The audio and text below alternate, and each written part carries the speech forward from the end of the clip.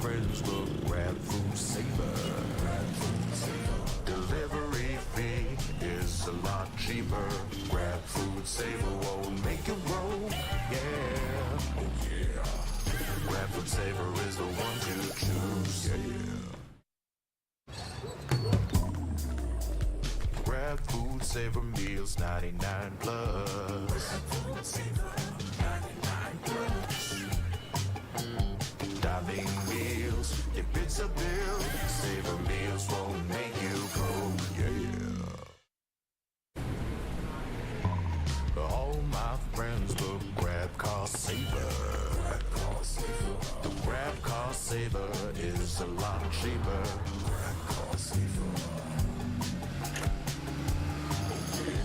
Grab car saver won't make it roll, yeah.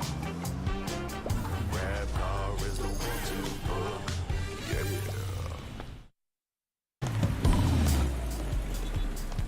All my friends will grab food saver. Delivery fee is a lot cheaper. Grab food saver won't make it roll, yeah. Oh yeah. Grab food saver is the one to choose, yeah. Grab food saver meals 99 plus. Dining meals, if it's a bill, saver meals won't make you go, yeah. All my friends will grab car saver. The grab car saver is a lot cheaper.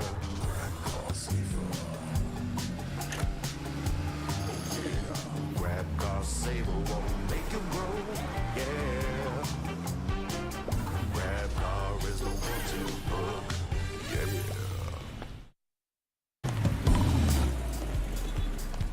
All my friends will grab food saver. Delivery fee is a lot cheaper.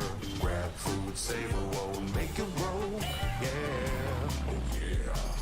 Grab food saver is the one to choose, yeah. Grab food saver meals 99 plus. Dining meals, if it's a bill, saver meals won't make you go, yeah. All my friends will grab car saver. The grab car saver is a lot cheaper.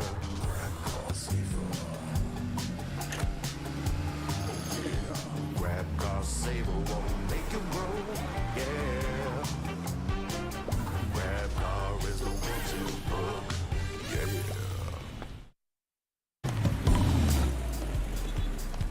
All my friends will grab food saver.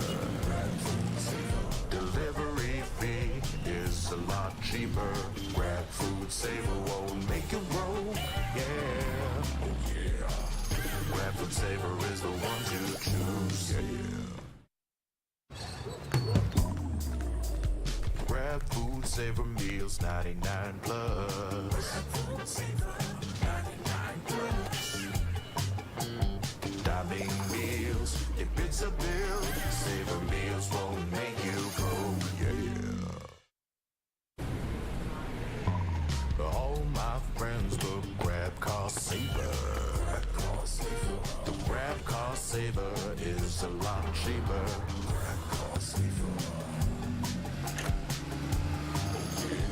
Grab car saver won't make it roll, yeah. Grab car is the one to book, yeah.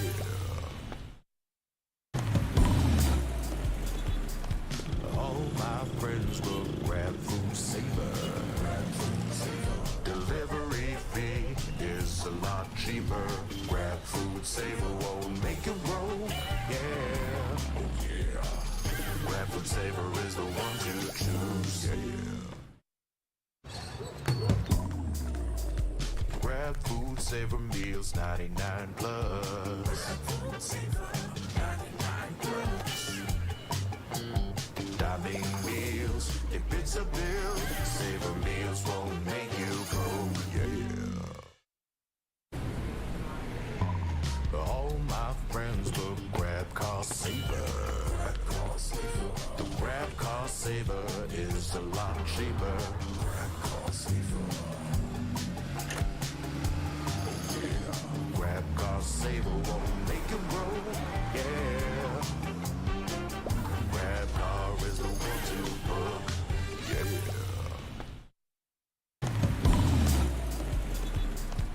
All my friends will grab food saver. Delivery fee is a lot cheaper. Grab food saver won't make you roll, yeah. Oh yeah. Grab food saver is the one to choose, yeah. Grab food saver meals 99 plus. Grab food saver 99 plus. Dining meals, if it's a bill, saver meals won't make you go, yeah. All my friends will grab car saver. The grab car saver is a lot cheaper. Grab car saver.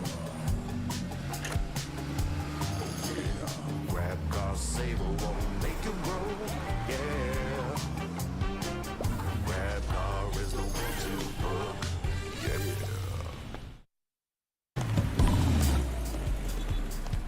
All my friends will grab food saver.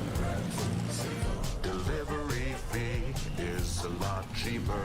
Grab food saver won't make you roll, yeah. Oh yeah. Grab food saver is the one to choose, yeah. Grab food saver meals 99 plus. Grab food saver 99 plus. Dining meals, if it's a bill, saver meals won't make you go, yeah. All my friends will grab car saver. The grab car saver is a lot cheaper. Grab car saver. Grab car saver won't make you roll, yeah. Grab car is the one to book, yeah.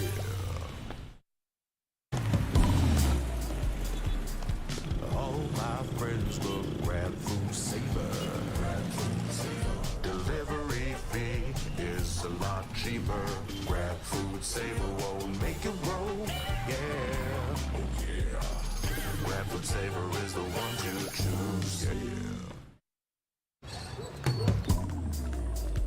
Grab food saver meals 99 plus. Grab food saver 99 plus. Dining meals, if it's a bill, saver meals won't make you go, yeah. All my friends will grab car saver. The grab car saver is a lot cheaper. Grab car saver. Grab car saver won't make you roll, yeah. Grab car is the one to book, yeah.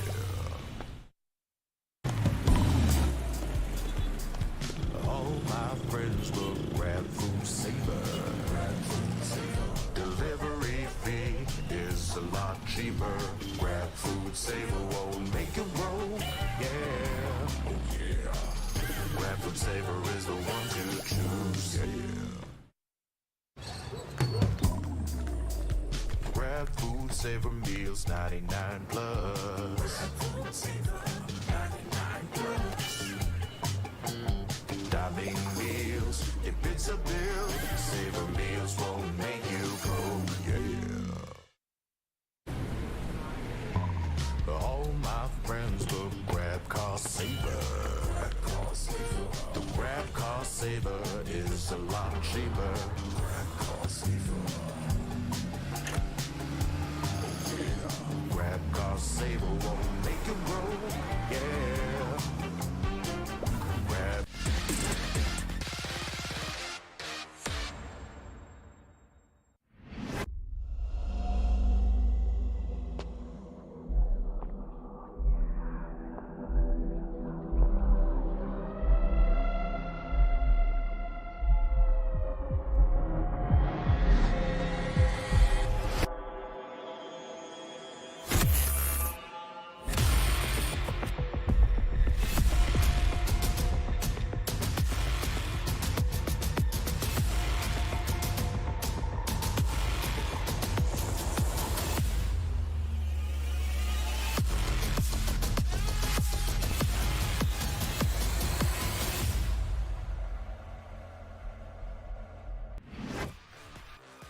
The road to Ascension starts here. This is the 2024 VALORANT Challengers Philippines Split 2 presented by PPGL. Brace yourselves for the ultimate showdown as the most ruthless teams in the Philippines battle it out for the lion's share of the 1.2 million pesos prize pool and seize the most confident spot to VCT Ascension Pacific Tokyo.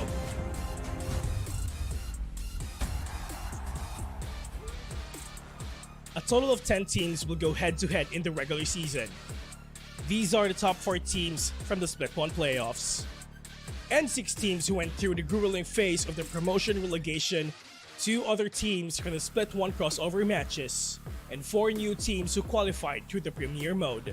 From here on, teams will go through a similar single round robin format where every game is a best of 3 matchup and every round counts. The regular season concludes with the top 2 teams advancing to the knockouts, while the 3rd to 6th place teams proceed to the crossover matches. Teams will need to give it their all as they defend their slot in a single elimination bracket where only the last 2 survivors will advance to the knockouts. The higher the stakes, the fiercer the competition gets, as the remaining teams in the knockouts test their might in a grueling double elimination bracket, all leading up to an intense best of 5 lower bracket finals. Witness history unfolds as the last 2 contenders take center stage in an unforgettable best of 5 series, where we will crown the champion of VCT Challengers Philippines 2024 and our country's representative to VCT Ascension Pacific Tokyo.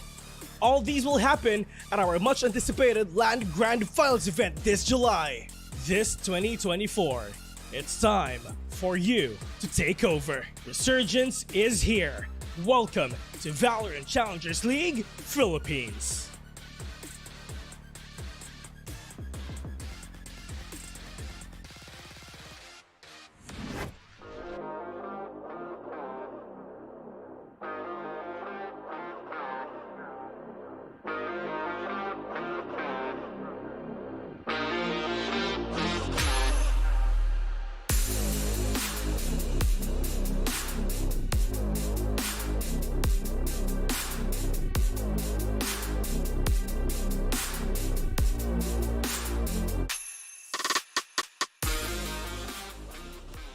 Ladies and gentlemen, boys and girls, presenting your host, we have Juicy Brucey!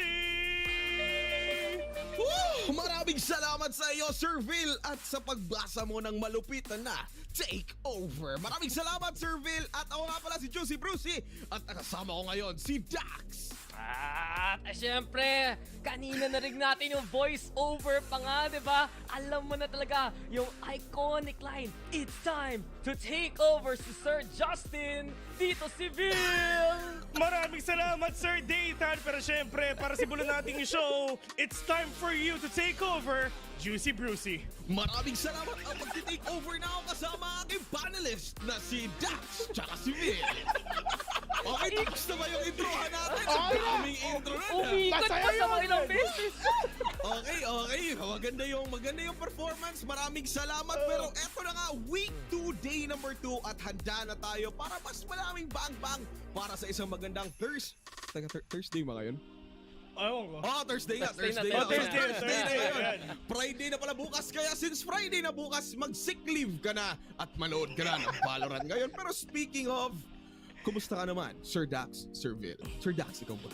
Ay, okay naman. Syempre, kasama ko si D, Juicy Brucey. Tapos kasama ko si Sir Vil, of course. Iba klase talaga itong magiging games natin dito ngayon kasi sobrang hype, umpisa pa lang.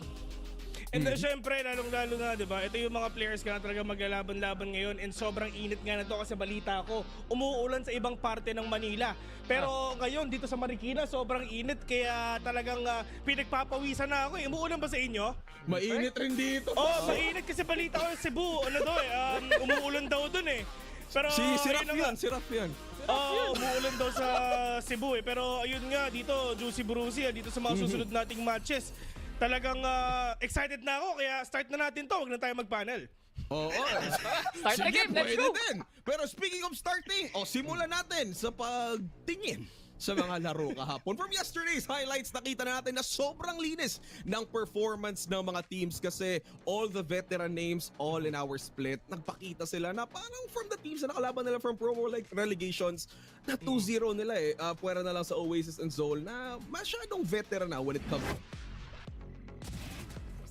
from yesterday's highlights. What stood out to you, Sir Dax? Ibang usapan talaga. Yesterday, pinaka-noticeable, wala si Aussie, wala si Ray Ray. So 2-0 talaga ang mga games natin. But you mentioned it, it's just really the fact na mga veterano natin na nag-jockey for that top spot. NAOS taking a clean 2-0 over Carti World. Pero dun talaga sa second match tayo lahat tumingin Oasis versus Zol. Zol ang defending champions. Pero hindi pa natalo yung Oasis ng split number 1. Oasis bumawi, pasok dito from relegations after loss of JustUs sa playoffs. At kita natin dito, Oasis, sobrang talino ng mga plays nila para doon sa panalo, di ba? Hindi lang talaga talino no? Talagang sobrang tindi rin talaga ng composition nito mga players to. Kasi isipin mo, yung mga seasoned veterans, of course, nagsama-sama nga for them to make a super team. At lalong-lalo na, talagang nag-pop off talaga yung lahat ng mga players dito ng Oasis Gaming. Pero pagdating nga sa Zol, this is a time for them na makakabawi na rin, no? I mean, dito sa mga next games nga natin ngayon, lalong-lalo sa araw na ito, pwede natin sabihin na this is the last time na makakalaban na nila yung mga nakasama nila sa promo relegation. And after that, yung mga mainstayers na sa VCT, yung mga next na makakalaban nila. So yun talaga yung pinaka-exciting kung ano ba yung mga capabilities na magagawa ng mga newer teams natin comparing sa mga matagal na talaga dito sa VCT. Pero pagdating naman dito sa side nga ng Meow at saka dito ng AVN, talagang andun yung experience sa pinakita dito ng OSC.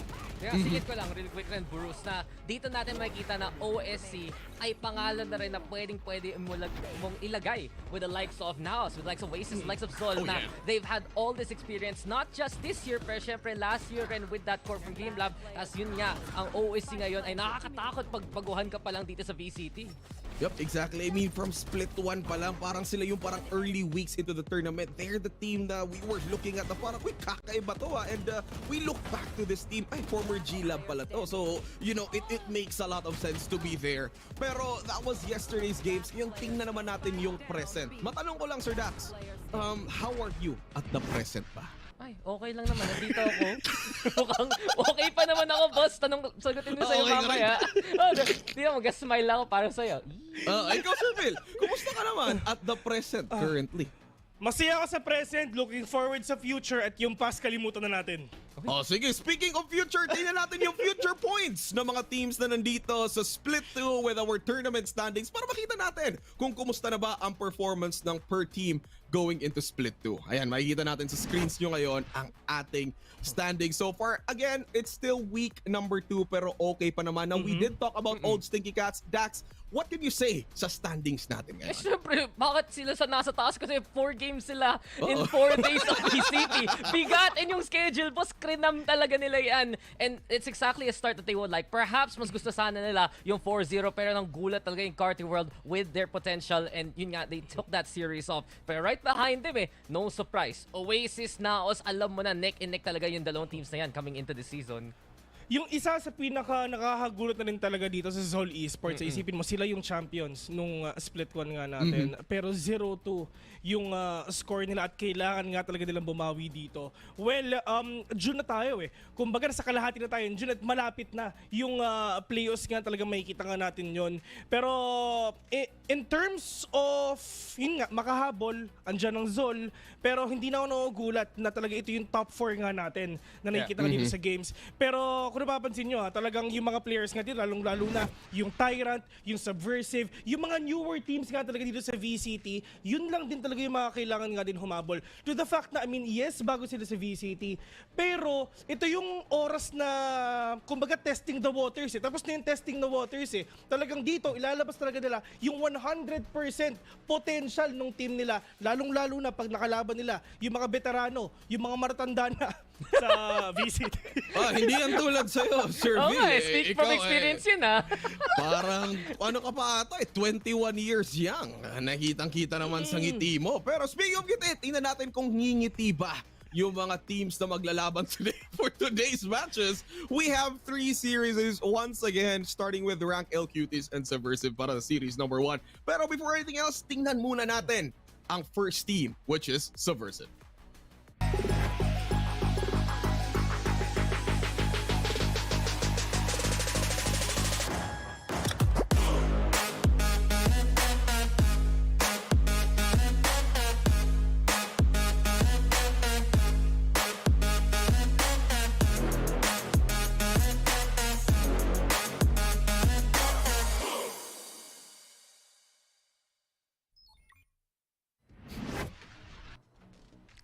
alam mo guys, ilang beses natin pinag-usapan yung mga veterano. Siyempre, marami ng pangalan talaga na pagdaanan ang VCT, including si Vil mismo. Pero itong Subversive, tong core na to, nung panahon pa lang ng First Strike, sila na ay naglalaro. CMS Foods, Young Sport, especially Sanji and Hiren, siyempre kailangan bantayan. Pero talaga ang pagbalik nila into the Valorant scene from inactivity. At first pa lang na pagpasok nilang VCT, umabot sila dito sa group stage na kagad natin. Pero talaga yung patanong natin, kailan ba mag-pick up yung performance ng Subversive? Kasi against Old Stinky Cat, we had one of the most incredible comebacks, no? Oh yeah. Ito lalong-lalo na dito kay Old Pork. For me talaga Old Pork na talaga pangalan niyan. Kasi nga talaga yung pinaka-veterano nga dito sa mga players ito. Pero like what you've said, Dax, talagang yun, for me, if ever tatanungin mo ang Subversive kung ano pa talaga yung pinaka-favorite game nila, yung JustUs, mabilis lang yan, 2-0 yun eh. Pero pagdating nga dito nga sa OSC, 3 games. Isipin mo, game number 1, dun pa lang sa Lotus, nakuha na agad niya ng mga players nga na Subversive dito. Game number 2, OT pa. So talagang iba yung iba yung potential dito. Baka so kayang-kaya nilang talunin dito ang OSC na nasa top nga ng leaderboards natin. And to the fact na sino ba yung mga nakakalaban ng OSC? Andiyan na Oasis, andiyan yung mga top dogs nga ng VCT. In terms of LAN tournament, sobrang lakas nga nila. Pero itong Subversive, kumbaga started from the bottom and we're getting there already, konti na lang. Work in progress, diba? Exactly. Pero, back then, if sabihin natin games 1 and 2, dumating sila sa mga overtimes. On game 3 naman, parang nawalan lang sila ng parang gasolina. Yeah. Kung baga sa kanila mga tangke. Pero it's still a work in progress sa sinabi nga ni Sir Phil, yung Subversive. Pero speaking of Subversive, tingnan natin kung magsasabit ba yung Rankl Cuties against them. With our next team, it's Rankl Cuties.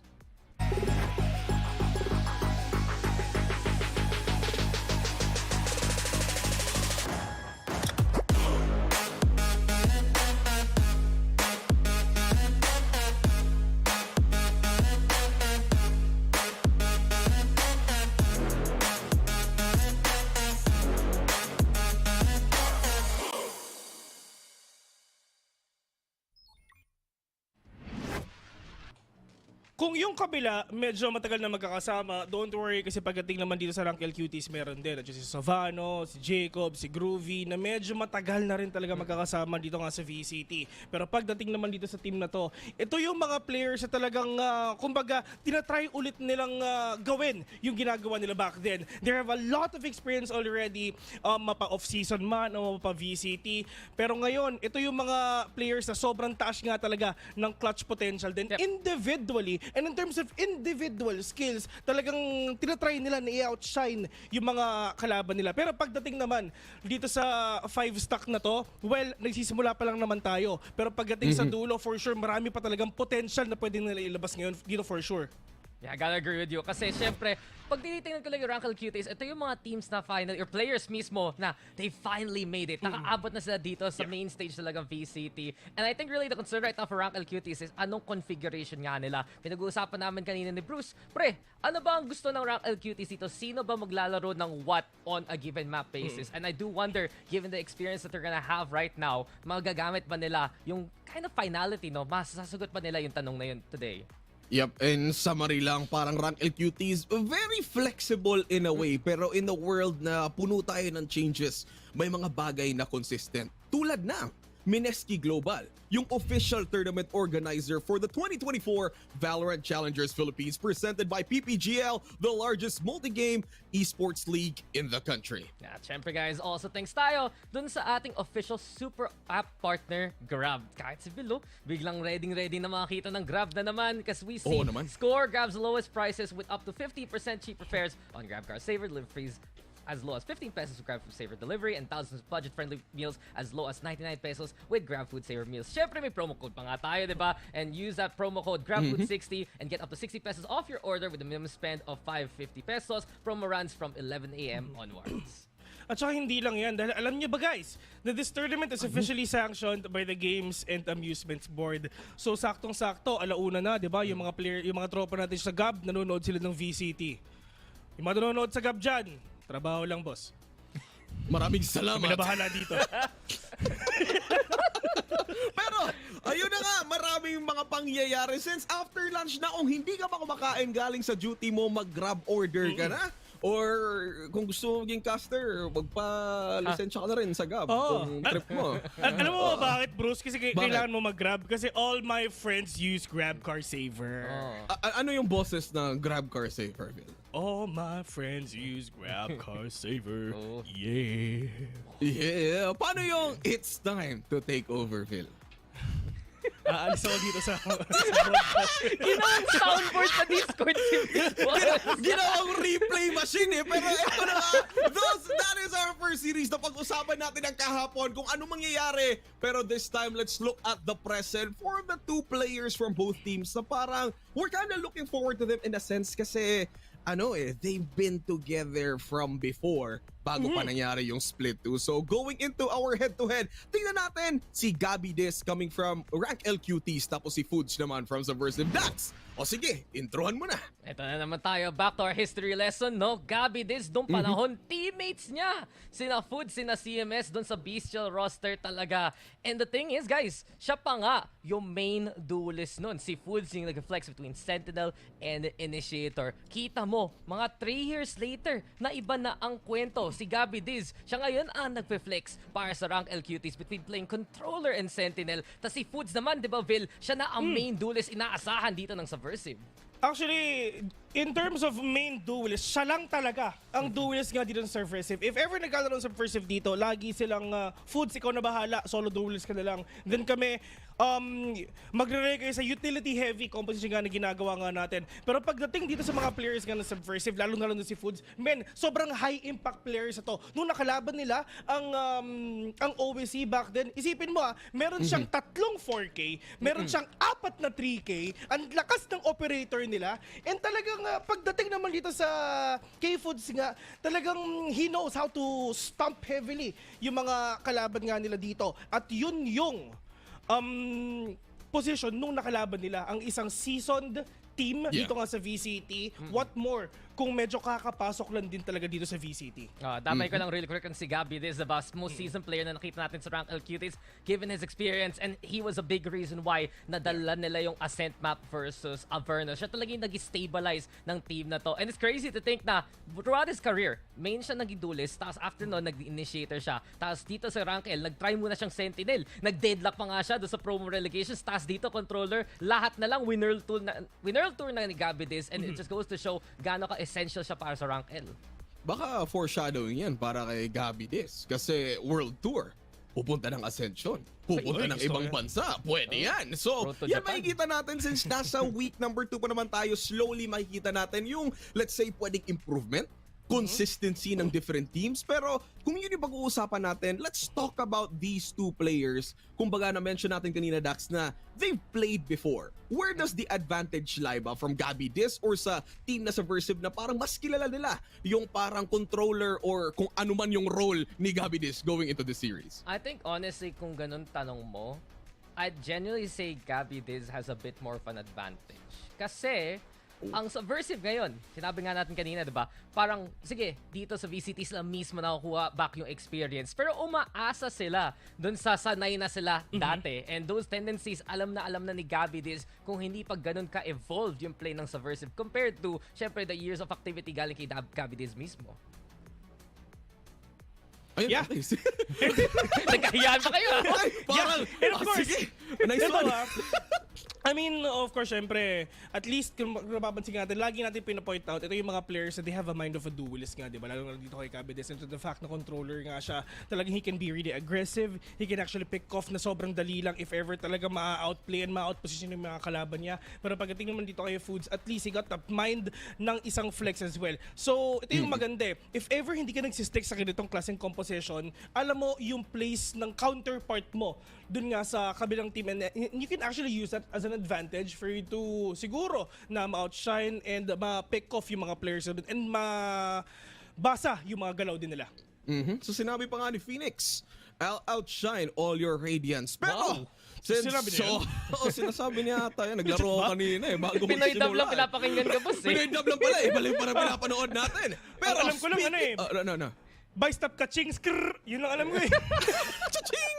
Okay, speaking of cha-ching, oras na para wala akong magandang segue dito, pero map veto na para magkakaalaman na kung ano yung lalaroin natin for the first series. We're looking at the map vetoes. Simulan natin with the team of Rankl Cuties. Ano ba yung pinaka-map na dapat nila gamitin going into the series? Hindi siya pinaka-map pool. Tingnan mo yung last 2 series ng Rankl Cuties. Pareho lang versus Avernus as well as dun sa first series na against Tyrant. Ascent, Icebox, Lotus. Yun ang magiging mapa kung gusto ng Rankl Cuties ng lahat. Isa pang other constant, I dare say Subversive permaban nila ang Breeze, and we're gonna see if that's gonna happen. Ayun na nga, wala na ang Breeze sa simula pa lang. So yung Breeze wala na dito sa mga players ito, pero syempre talaga napaka-interesting if ever lalabas din talaga yung Ascent or probably kung ano man, Lotus is open as well. Pero dito pagdating nga sa Rankl Cuties sobrang gusto ko yung ginawa nila sa Ascent back then. Kasi tinry nila yung composition ng Loud. Yung sobrang utility heavy. At dun sa composition ng Loud na yun, natalo nila ang Sentinels dun eh. Pero nung tinry ng Rankl Cuties yung ganong klaseng composition, natalo sila. So ibig sabihin parang it's all up to the execution rin talaga kung paano nga nila gagamitin yung mga ganong klaseng mga composition. Pero sobrang interesting nito kasi number one, if ever pinik ng Subversive itong Ascent, ito rin yung isa sa pinaka-solid na mapa din ng ng Rankl Cuties eh. Yeah, I agree with you. Diba? Parang Ascent, pipiliin ng Subversive muna. And this is gonna go in line with the map pool na gustong-gusto na Rankl. I think concern ko though, inuna dito ng Rankl yung Lotus rather than Icebox. At alam naman natin, dun nag-comeback yung Subversive sa OSC. So perhaps, sana prinayo na lang nila yung Icebox. Kasi may kita naman natin, sinabi ko sa inyo guys Ascent, Icebox, Lotus yan, pero naiba lang yung order ng map 2 at 3. Oh my God, grabe. I mean, Subversive grabe yung parang confidence level nila to go against Rankl Cuties na so far may 100% win rate in the 3 games that they played over at Ascent. So parang, is there like a strategy behind na dapat gawin dito ng Subversive Dax na makakalamang sila against Rankl Cuties in this map? I honestly think this is a fundamental check. Yung tipong kita nga nila si Gabby sa kabila, tipong, alala mo pa kung paano kami maglalaro ng Ascent, diba? It's just that familiarity, and coming into Ascent, it will immediately be a check of who is the better team dito sa dalawang teams natin. So grabe yung parang, I mean, surprising when it comes to map vetoes. I think it just boils down to parang confidence level from both teams trying to go against each other. Pero right now we've seen the map vetoes going into game number 1. Punta tayo sa ating mga predictions. Dax, simulan mo na. Sino man naroon? Ako, sinasabi ko na talaga guys na it's only a matter of time till Subversive takes that first series win. Kasi nga, sa nagawa nila against OSC, every single week sila ay gagaling, sila magiging familiar dito sa VCT ng 2024, hindi lang ng 2021, 2022. And I think that time is now. Mas sigurado dito ang Subversive, dun ako sa kanila 2-1. At saka syempre, lalong-lalo na dun sa Subversive nga na sinasabi niya, gusto-gusto ko talaga makakita nga sila ng isang matinding comeback. And yung mga potential ng mga players na to, kumbaga, ito yung mga pausbong eh. And if ever na nag-heat up na ang Subversive dito, for sure, dire-diretso na rin talaga yung win nila. Pero in terms of prediction, sa Rankl Cuties ako. The curveball. Layo na inikot ko na para ako nag-U-turn sa EDSA pero dumating ako sa Marikina. Pero with that being said, yung comeback potential na Subversive na ginawa nila ng OSC, super close na wala lang na gasolina, pero I think they've refueled for day number 2 on week number 2. I think this is going to Subversive 2-1 pa rin, and looks like we have locked in our predictions 2-1 on the side of Subversive. Civil naman dito sa Rankl Cuties. Maraming salamat sa ikot na yon. Pero before we head on over to our casters para makita na natin yung series na to, Dax, ano ba yung final thoughts mo going into this game? Ang final thoughts ko ay gusto ko malaman bakit yun yung thoughts ni Vil na manalo yung Rankl. Gusto ko ng rason galing kay Rankl, ng Rankl boss. Mamaya na. Kasi inisip ko yung rason na yun sa natawala sa Subversive, pero gusto ko talaga i-curveball dito sa Rankl eh. Pero ito pero lalong-lalo na dito sa 3 maps na to, if ever gustong manalo ng Subversive, they really need to win that map 1. Yun talaga yung pinaka-momentum builder nila pagdating nga dito sa best of 3 nga natin. Alright, speaking of momentums, bigay na natin yung momentum sa ating mga casters! Casters! Kayo na!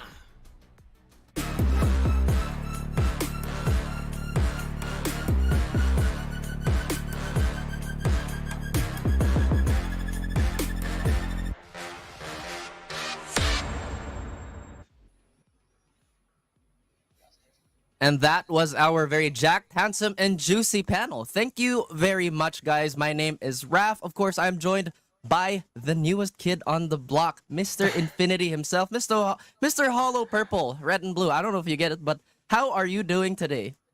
I'm doing amazing. I mean, this is going to be the new Bloods versus the Old Bloods. I'm really excited, honestly, coming down into the first series, especially to start us off with QT and SVR.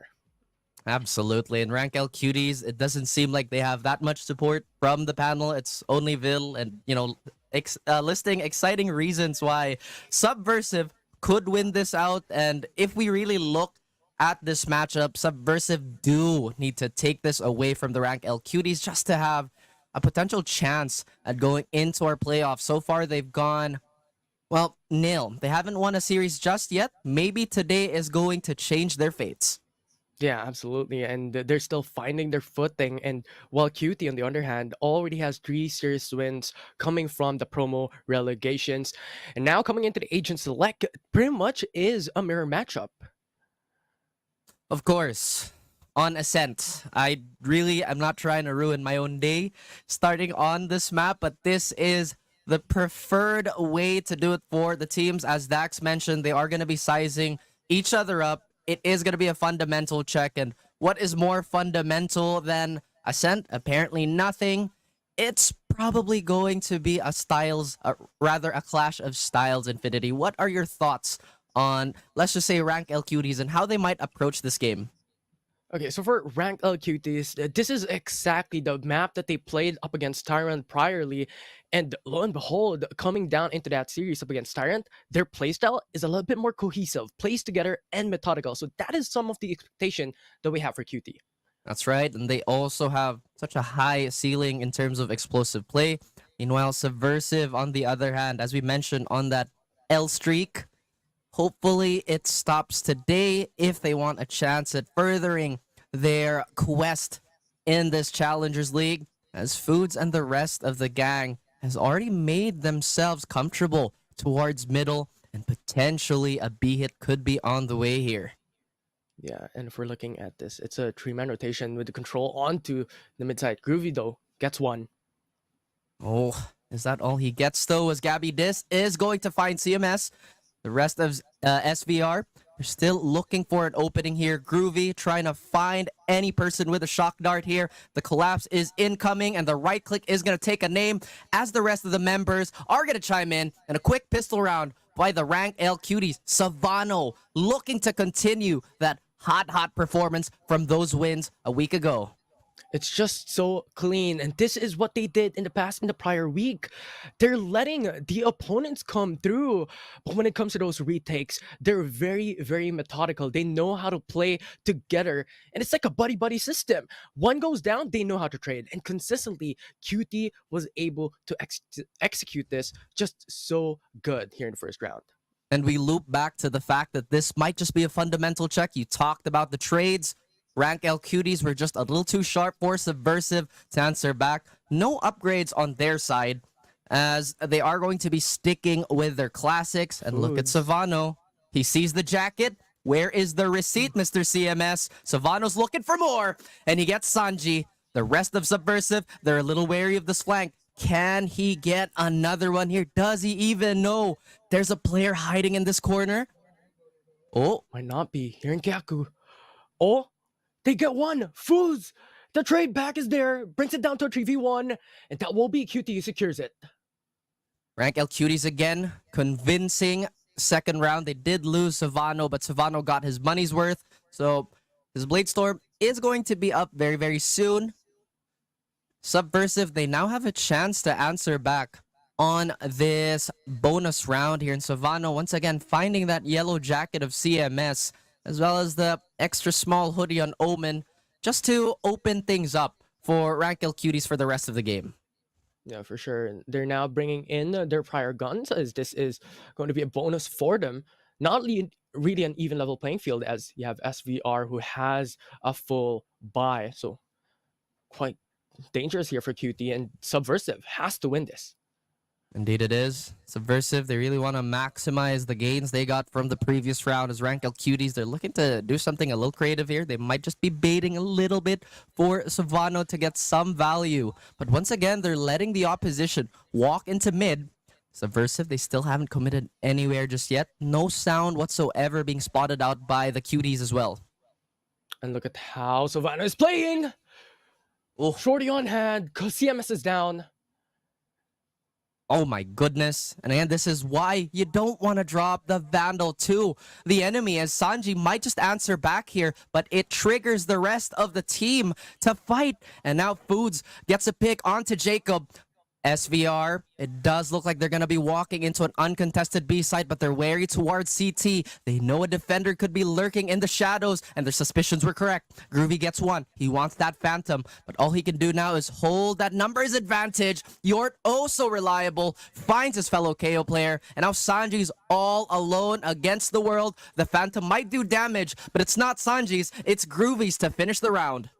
This is exactly what we're expecting. Rankl Cuties on their playstyle. They want, or they can leave the site open, let their opponents go in for the plants. But when it comes to the retakes, they go in and flood, retake the site. They know how to play these. And Sylvano always consistently getting those initial burst pickoffs, getting the mad advantage for the team. We're in all throughout that third round, they get 2 kills for Jet. I like this pause, or rather this tack pause by Subversive, just to kind of iron things out here. They had an idea on what to do, but I feel like it really did kind of crumble when they showed their hand spraying down that Killjoy turret. I wouldn't even expect Savano to go for something like that, but he did get to maximize that shorty, getting a Vandal.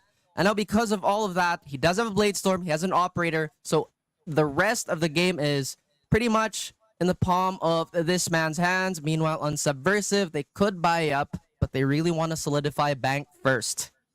Yeah, the eco difference right now, advantage so big and so huge for Rankl Cuties at this point in time. Going in for a bonus round, only with shorties and even stingers on hand, now having a full stack when it comes to Phantoms, Vandals, and as you have mentioned, the Operator in Savano's hand. And if there's anyone that can do it, that can optimize the Operator, it will be Savano here on the defense. That's right. I mean, we've seen crazier things happen. Honestly, we've seen a lot of Thrifties be stolen away yesterday. In fact, there were 2 games that were won off Thrifties. Or rather 2 maps. I can't remember which team it was, but Savano, again, you mentioned, very sharp with the Operator. And Young Pork, don't do that. The man has now been turned into meatloaf. Don't do it. Just don't peek. Cooked and fried, eaten alive. Absolutely. Here. Remember, advantage going to the side of QT. No info though, as you have Subversive having map mid control rather. But Rankl QT is not going for that hyper aggressive info found already. Oh dear. Foods wants to get something started here just to kind of minimize the losses, but Savano again chimes in on CMS. Groovy tries to dance around the Jet. He gets one. Yort and the rest of the crew, they scramble to finish off the members of SVR, but could this be a mistake? They're completely blind here. Savano gets a third, and now that's 4 on the board for Rankl Cuties. Subversive, still no answer, no eco damage, nothing. Such a strong powerhouse. The duelist for Rankl Cuties, time and time again, the performance is insane. One of the highest kill count so far right now here in Split 2. And that is showing why he is such a good player. Mechanically gifted individually as well. That aggressive play onto mid-top was a little bit too much, but he was still able to convert it. And that they take the 4th round in the game. Absolutely. I mean, I really love the confidence check. So far, they haven't stopped Savano from pushing up. And Subversive, now it looks like they're still not going to change anything with the primary directive here. They are going to flood through mid. This time around, they're lucky the Operator was not there. And now Savano has been found in a corner, but the Blade Storm is going to save him.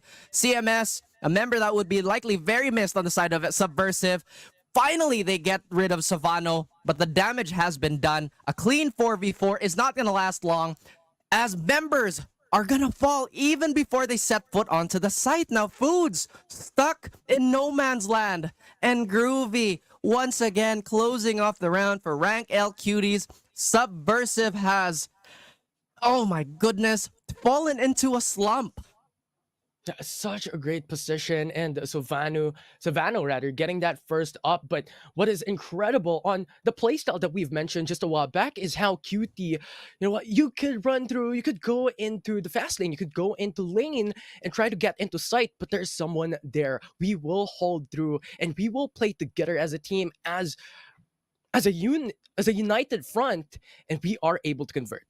That's true. Rankl Cuties, they have not been taking a lot of these 1v1s without a potential trade in mind. And now, despite all of that, Gabby Diz is going to fall. So that's going to be the controller out of the question. And everything is slowly crumbling all around Savano. But if anybody could make it, it should have been him. But Subversive looking to play the villains, at least for this round, as they fight for survival. Rankl Cuties, last two members of this team, they are very much allowed to go for the retake here, as they have a lot, and I mean a lot of credits in bank, and even have an extra kill thanks to Groovy. Now Sanji still looking to buy a little bit of time. A lot of noise being made by the last two members.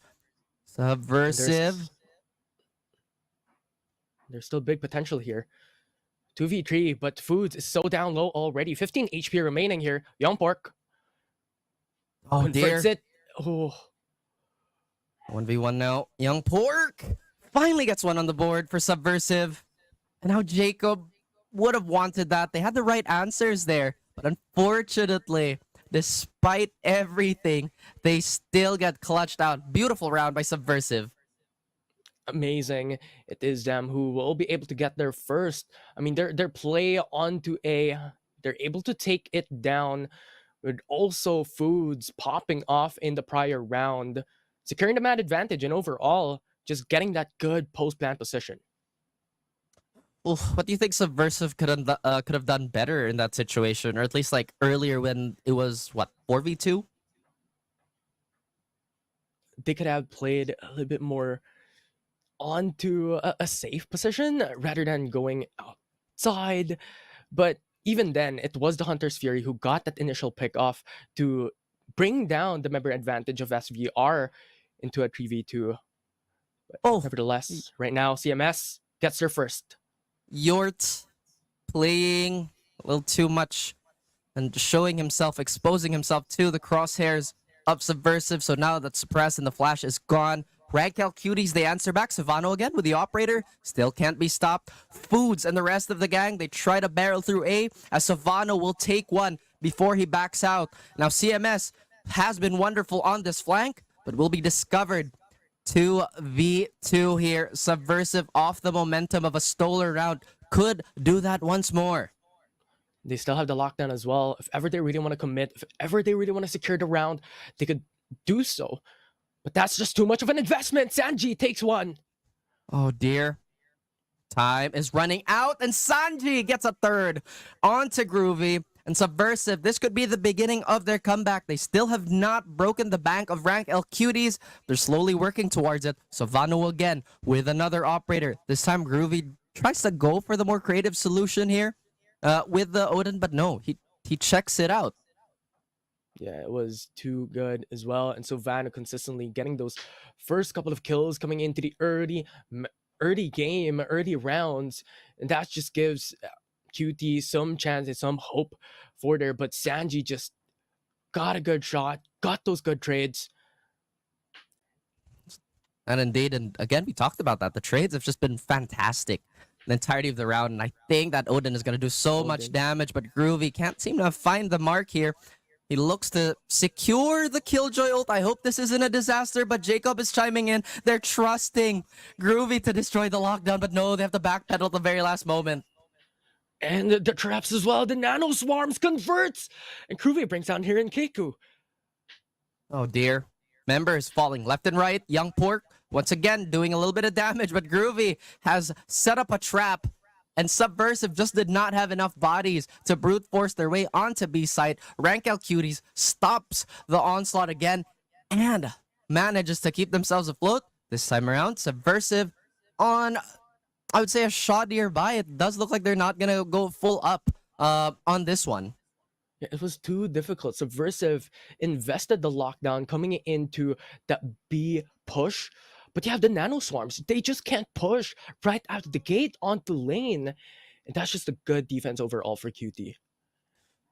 Indeed it is. And now Cuties looking to be a bit more aggressive again. They really want to play with their margin of error here, as it is quite large. Savano again with another big pick to start off the round. Yeah, brings it down to a 5v4 here. QT has the advantage, and Subversive has to get those trades up, but with only Sheriffs and Guardians and one Phantom on hand, I don't think that's going to be possible. Maybe not. A little hopeful here is Subversive. They just want to take that weapon away from Gabby, but Jacob again answers back. A straight up duel between Young Pork and Yort will not go the way of Subversive. And Sanji does have the option to save this lone Phantom. I mean, what choice does he have? Could definitely be as coming into the next round. If he doesn't save it, he's not going to have anything to go for, and Yort gets his third in the round. Oh my goodness. Subversive. This is your map pick. I feel like this is a recurring theme for them. I mean, I think the last time they had a well, never mind. They haven't won a match just yet. We were talking about the bearings of this match, and hopefully they can snap that streak. Yeah, definitely so. And SVR, very unfortunate, as you have mentioned, still not have won a series, but they won at least a map up against Old Stinky Cat onto Lotus, and it's just a outright miracle. If they can make that miracle happen once again here for QT, that could definitely be possible into them possibly just turning things around. They could be doing that, yes. Rankl Cuties still on the very patient defense here is Subversive. They try to switch it up. They don't put too many forces towards mid, but they have gathered themselves just outside of A. Playing it a bit more patient here. Not going for anything. It's a paranoia and the flash drive going through, denying that rush going into A, but a pickoff's there. Oh, and suddenly in the blink of an eye, people are disappearing. Groovy again, the menace with the Odin striking from above. Even though it's just a small elevation, Subversive, now they're hesitating. And this is why they do that, as Groovy is just gonna let it rip, holding down M1. And Subversive still are stumped. Yeah, hold down the left key on the Odin. Gets two immediately following suit, and this is going to be really difficult for SVR, especially coming down into this next round, as they're now down to eco once again. They're down into saving once more. Well, in comparison for QT, the operator is there. The Odin is there, full buy across the board, alongside with a Blade Storm, the Hunter's Fury, the locked, well, rather the null command, and even the ultimate coming in from Gabby. This would be such an impossible mission here. Again, it does look impossible with Groovy and Savano with the specialist weapons and the Blade Storm, shredding everybody to bits. But Sanji gets one, but that's all he gets. And Subversive, they're trying to create some sort of pivot point for themselves. They've really tried to force down their way through middle, but they haven't been successful at that. They've been walking into these dead zones just in front of the sites, and so far have not alleviated this type of pressure away from them. Yeah, it's just too much right now. And even then, into that point, the only thing that they have invested is pretty much the Blaze Storm right out of the gate for Sylvano to taking down every single bit, and one man down only for Rankl Cuties in the prior round. So far, they're pretty much on edge. Oh, Groovy! Everything is falling apart for Subversive. They can't even get themselves out of the spawn. And CMS is going to be the last member to fall, as Rankl Cuties, they are dominating this half. I mean, if they win pistol, realistically, the game could be over. Possibly as well, as they could go in for the anti-eco to follow suit and finish the game off. I mean, this is their playstyle. We've seen this happen up against Tyrant. They were so dominant, but still coming down into the switch insides. QT had a little bit more of a rough time up against Tyrant in the prior week when it comes to attack. But with this amount of performance, this amount of momentum, as you have mentioned, they could close it off. Oh man, Subversive have to do something about this. I mean, once again, if we're hearing that correctly. I guess we're slowly hearing the semblances of in-game sounds. I don't think the Sheriff is going to do too much damage here, but Savano again trying to get the first pick. Oh. And with this classic, he gets one, but look how low he is. Shock Dart avoided by the rest of the gang here, and Savano with 1 HP looking to get one more. How is he still alive? He's doing it, and that brings it down to a 3v1. Can Jacob convert this to a win? Subversive.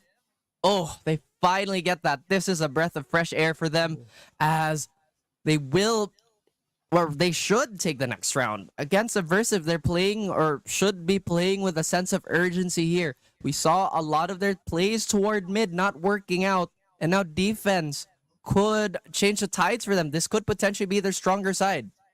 Could definitely be, especially if they want to grasp off their hopes into trying to make this to an even level playing field. In terms of round standings, they need to get every single round that they could possibly get. That's right. Slow and steady wins the race. Subversive, they're still trying to formulate what they can do here, but it does look like they're just willing to back off and bank on Indeed. these stronger weapons. On to the mid. Foods gets one. Oh dear. Fully blind is Foods, but still, the rest of the team is just too quick to answer back. And Cuties, now they can't find an opening. Gabby Diz with a classic, most likely will be found. And again, no surprise, Subversive is converting. It could possibly get the Spectre. I think this is what Gabby Diz wants. To have that chance, to have that hope. But this is a 4v1. Oh man. Again, he does get that upgrade. What can he really do with his Spectre? I mean, they really want to take as many bodies as they can to the grave, but Subversive win that round out with minimal losses. Now only Sanji losing his life coming into the prior round, but nevertheless, they could still take it down. And we're looking at an Odin pick up right here for Subversive. And coming through it, I think they definitely still can push this up and win the bonus. Having that half shield up across Groovy, but still, that weapon difference is going to be a headache. It is going to be a headache. It is almost going to be a migraine at this point, and it does look like Subversive, they're going to take one of the classic plays. Almost every Sova player in the world knows how to do that. And Foods may not be aware of the cross, but Savano taking him down. One thing we've noticed is that once the fighting starts, it just doesn't stop. They don't want to reset. Savano marching forward yet again as Youngport gets taken out. Oh! Sanji takes one. Gabby looking for that trade, but hides. Doesn't want to show himself. Sanji gets that pick, runs back, doesn't want to show himself, and now still going to be a 4v3, an advantage for QT, but still a lot of hope here for Subversive to convert this round into a win once again. Rankl Cuties, they also have to pay attention to the fact that they can't let this round lead go. I mean, they have a 6-round lead, yes, but that can swing in the favor of Subversive very, very quickly. Things slow down here, and Rankl Cuties, they look to crawl up towards A. You see that Jacob is dead a center. He's looking to pick off any would-be late rotators here. And the only defense, the only semblance of defense of Subversive is the sound spotting by Sanji. And it looks like he's already, receded out of the sight. Savano could find him on this hunt. Could definitely be. Sanji gets that pick, and now brings it to an even level playing field. It's a 3v3, but they still get the plant. And Sova and Killjoy, well, CMS and here in Kaku is still so far gone. Jacob essentially won the round here for Rankl Cuties and Subversive. They're trying to answer back, but like I said, that lurk was discovered way too late, and Subversive losing a little bit of momentum. Granted, that was the bonus, so now they will be full buying. Here in Kaku is going to play around with the Ares, and we are going to see what he can do. Savano again just providing so much heavy lifting when it comes to just bursting open this defense. Jacob with the patience, getting 2 with the Guardian. Yeah, and they were uninformed coming down to it. They want to quickly go into A and buy as much time as possible for their team to be able to go in for the retake. But unfortunately, as you have mentioned, CMS was just patiently waiting. Looks like they want to do that again. Savano going through market. It is free, no resistance whatsoever. They don't know there's one person on the site. Gabby Dis has been discovered, so the controller is going to be away from the rest of the team. No more paranoia, no more smokes. They do still have flashes to engage, and CMS tries to hold down the line, but he gets overwhelmed. Subversive trying to bust through this post plant before it could happen. Now Yort playing a lane here, readying the flash as the members of Subversive crawl up, but denied once again as the members of Rankl Cuties are a bunch of executioners and don't. Oh my goodness, Savano hit him with the disrespect. Oh dear. They're just in a butcher house at this point. 12-4, and consistently it is Savano who has that explosive start, who opens up the round for the team. It's just too good. Oh. Someone's feeling it when they decide to pop and swing you Pop like and that. swing, Just- yeah. Yeah. It must feel awful, but again, hey, it's part of the game. Subversive reeling back a little bit. We've seen them do crazy comebacks, or at least almost a crazy comeback, but the hopes of Lotus could hang in the balance here, but that's a good start. That definitely is an amazing start here for SVR. They're now playing a bit more aggressive here. Wants to play for pickoffs. They need those kills. They need those trades and pickoffs to come through to take an advantage. But Savannah once again opens up the round. Oh, he gets pulled down here. Foods will play the role of gravity. Yort wants that trade, but the smokes are in the way. He can't really push through. They have no idea that there are two players crawling up towards mid. There have been defensive measures added to the mix, but now Tree is very interesting to Rankl Cuties. They're slowly going by. Recon goes through. One info found. Still not enough. They don't have info on the other. That will be one down as Gabitis converts it. But Foods patiently waiting on the sidelines. And CMS, the only one left. A 2v1 situation.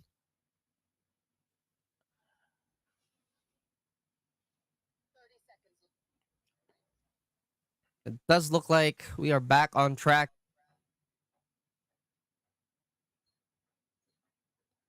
Pretty much CMS. What are you gonna do here? You have to do something, but something is no longer there as Rankl Cuties will secure the game out from the get-go. Ascent in their favor. I mean, I don't think too many of us were in doubt of Rankl Cuties taking this. I feel like everybody was just hoping for Subversive to kind of come back, but maybe this is a slow start. Some teams, they're kind of like diesel engines. They'll need a map to warm up. And like we mentioned, right, although this might not help with the round differential, if that's ever going to come into play later on, they need to win this series. They don't want to be 2 weeks in a row where they struggle. I mean, no team wants that. Definitely. And once again, I think this is what we have mentioned time and time again. They're still finding their footing. And these are old bloods coming through once again here in Split 2. But unfortunately, the macro game coming through up against like Rankl Cuties on that performance, on how they're constantly playing together. And we saw one of the rounds coming through from Ascent in their attacking side. They play it so slowly, wants to really just secure those trades and have a lot of that safety net. You've mentioned this. Slow wins the race, pretty much. Yeah. And slow is smooth, and smooth is fast is a saying that a lot of people tend to abide by. And we saw a lot of that. I mean, I just feel like Subversive gave up so much space in that first half. That's why they kind of got ran over by Rankl Cuties. And sometimes there are teams where if you give them a full head of steam, they just don't come down from that. I think Savano was one of those players today. He is cooking. And everybody else just kind of got infected by this type of energy. Now, Rankl Cuties, obviously, they're probably looking to continue this success into that second map. And Subversive, hopefully they can change their fates. For sure. It's just very explosive consistently for Rankl Cuties as well. I mean, just look at that. 25 kills, 11 deaths only for the MVP for Rankl Cuties. And this has been the running pattern here for Rankl Cuties. Savano on those opening and those starters onto the take on sites. Groovy was really, really smooth too in this game. I mean, I feel like there was a hiccup, especially when he couldn't get the lockdown out of the way, but it didn't seem to hamper the progress of his team. His Odin was just a bit too destructive for the likings of Subversive, and this is probably one of the favorite stats I like to bring up. Rankl Cuties with 11 kills, 11 first kills to be more specific. And Subversive, they just kind of crumbled every single time that would happen. Yeah, it was just too good and very consistent as well. I mean, if you're looking at the positioning time and time again, like, there's no point in time or in Oh my rank gosh. LQTs aside from Savannah has split apart. Yeah, exactly that. I mean, Savano does have the jet dash, and you know, him just kind of tearing up the rest of the team allowed him to just have a green light, basically. At the same time, it was on Subversive to stop this type of confidence. I mean, realistically, you would want to punish any type of overextension like that. Jacob's patience, again, is a hallmark of a good player here. Well played. I think the last time we saw him too, he was on that Reyna, so there's a little bit more flexibility being shown here. Now, Mhm. again, Subversive, we are just hoping they come back on the second map. Definitely, it's going to be very dangerous as well. It is Rank LQT who picked the map coming into the next game. So we'll see if this will be Subversive's time. If we can recall up against OSC, it was the map wherein they were able to take their first map win in the split. I feel like the panel made a good point too. Maybe Subversive should have prioed Icebox and just kind of get themselves going with, you know, just the mental things, the intangibles. Where again, you mentioned OSC, they nearly came back from that game. So Vano had a wonderful individual performance there, but we still need to see that kind of bleed into the rest of the team here. Subversive, there's a lot of things to fix. Hopefully, this was more of we are giving Ascent as a sacrifice pick, and we're gonna go the long game. But Mhm. you know, anything can happen. It is just the start of the day, after all. Yeah, definitely. I mean, last week, I believe it was Friday, like OSC already won 11 lead onto Lotus, and then all of a sudden, Subversive just came out of nowhere and just brought it to the Absolutely. overtime, 14-12, won that map.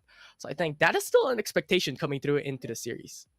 Yeah, I mean, you know, Lotus is one of those maps that can be incredibly fragile in terms of the score. So a 6-6 on either half or at the half is great to, you know, to do. But I think we are going to be jumping into the break very soon, guys. So stay tuned.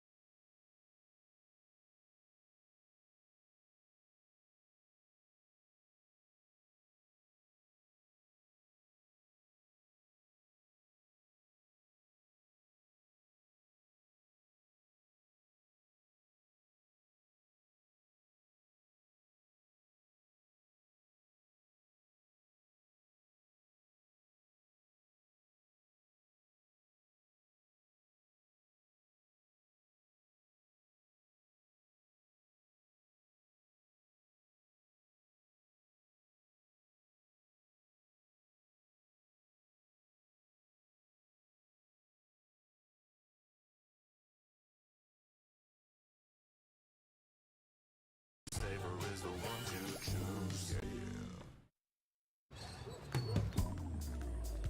Grab food, savor meals, 99 plus. Diving meals, if it's a bill, savor meals won't make you broke. All my friends look grab cost saver. The grab cost saver is a lot cheaper.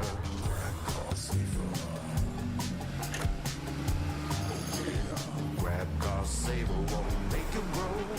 Yeah. Grab car is the one to book. Yeah.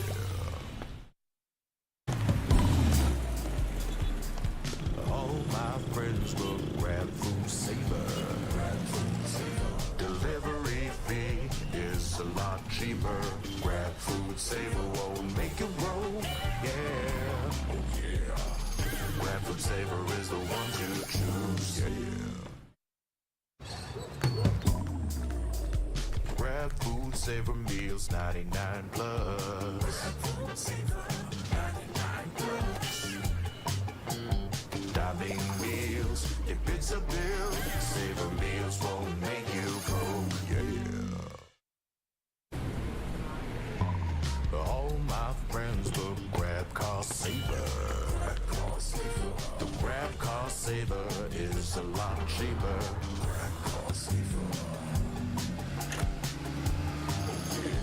Grab cost saver won't make you broke.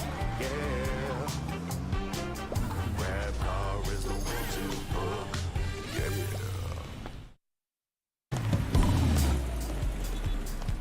All my friends look grab food saver. Delivery fee is a lot cheaper. Grab food saver won't make you broke. Yeah. Oh yeah. Grab food saver is the one to choose. Yeah. Grab food saver meals 99 plus.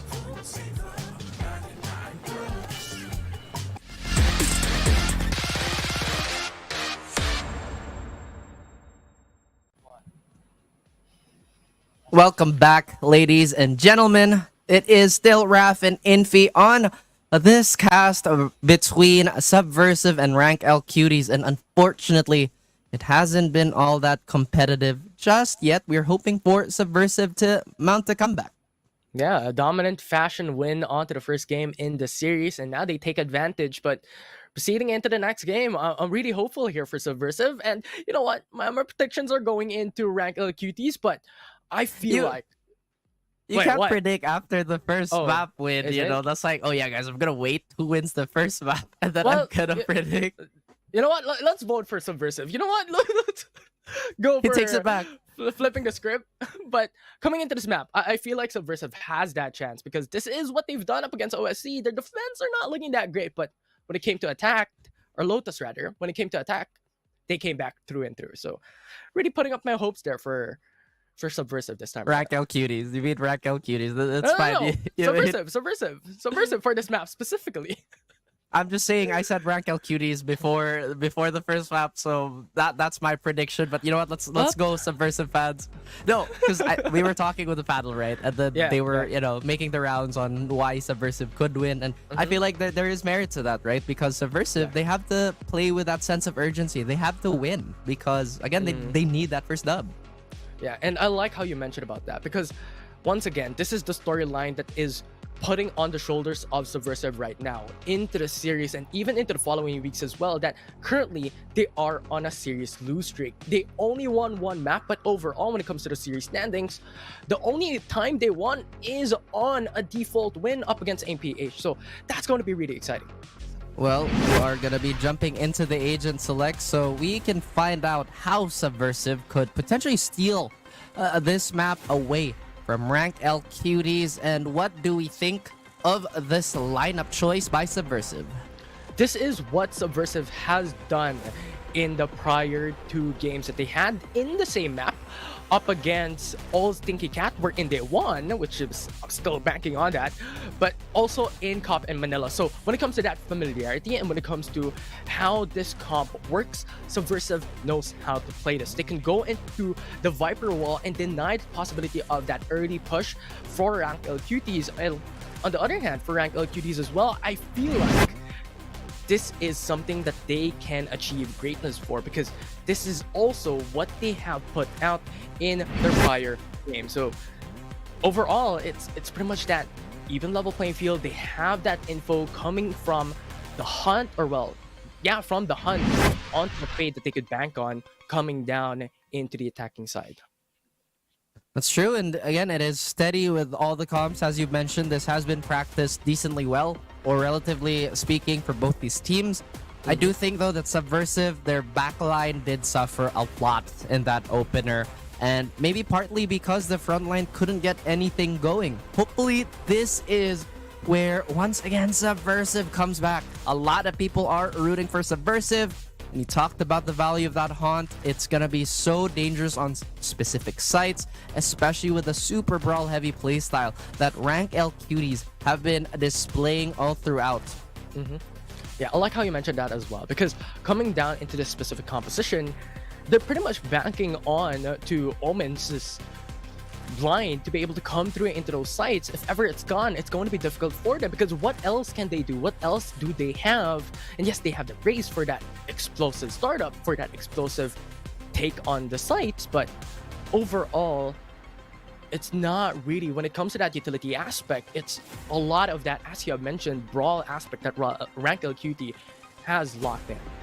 There's going to be a lot more value put into that paranoia, as it's really going to be one of the only direct quote-unquote supporting tools to get into a straight fight. Whereas on the other hand, we have, I mean, they only also have Dizzy, but I feel like Dizzy does have a generally wider area in comparison to that paranoia. Subversive too might just have an easier time going for those post-plant situations, knowing that they have a 6th man with the wingman. Yeah, definitely so. Much more easier time to get those plans up, and also, as you have mentioned, that Dizzy as well. I mean, aside from that possibility for that extra support in comparison to only the paranoia, but it also gives him that information later down the road, if ever coming down into a site. They know where these people are going to be.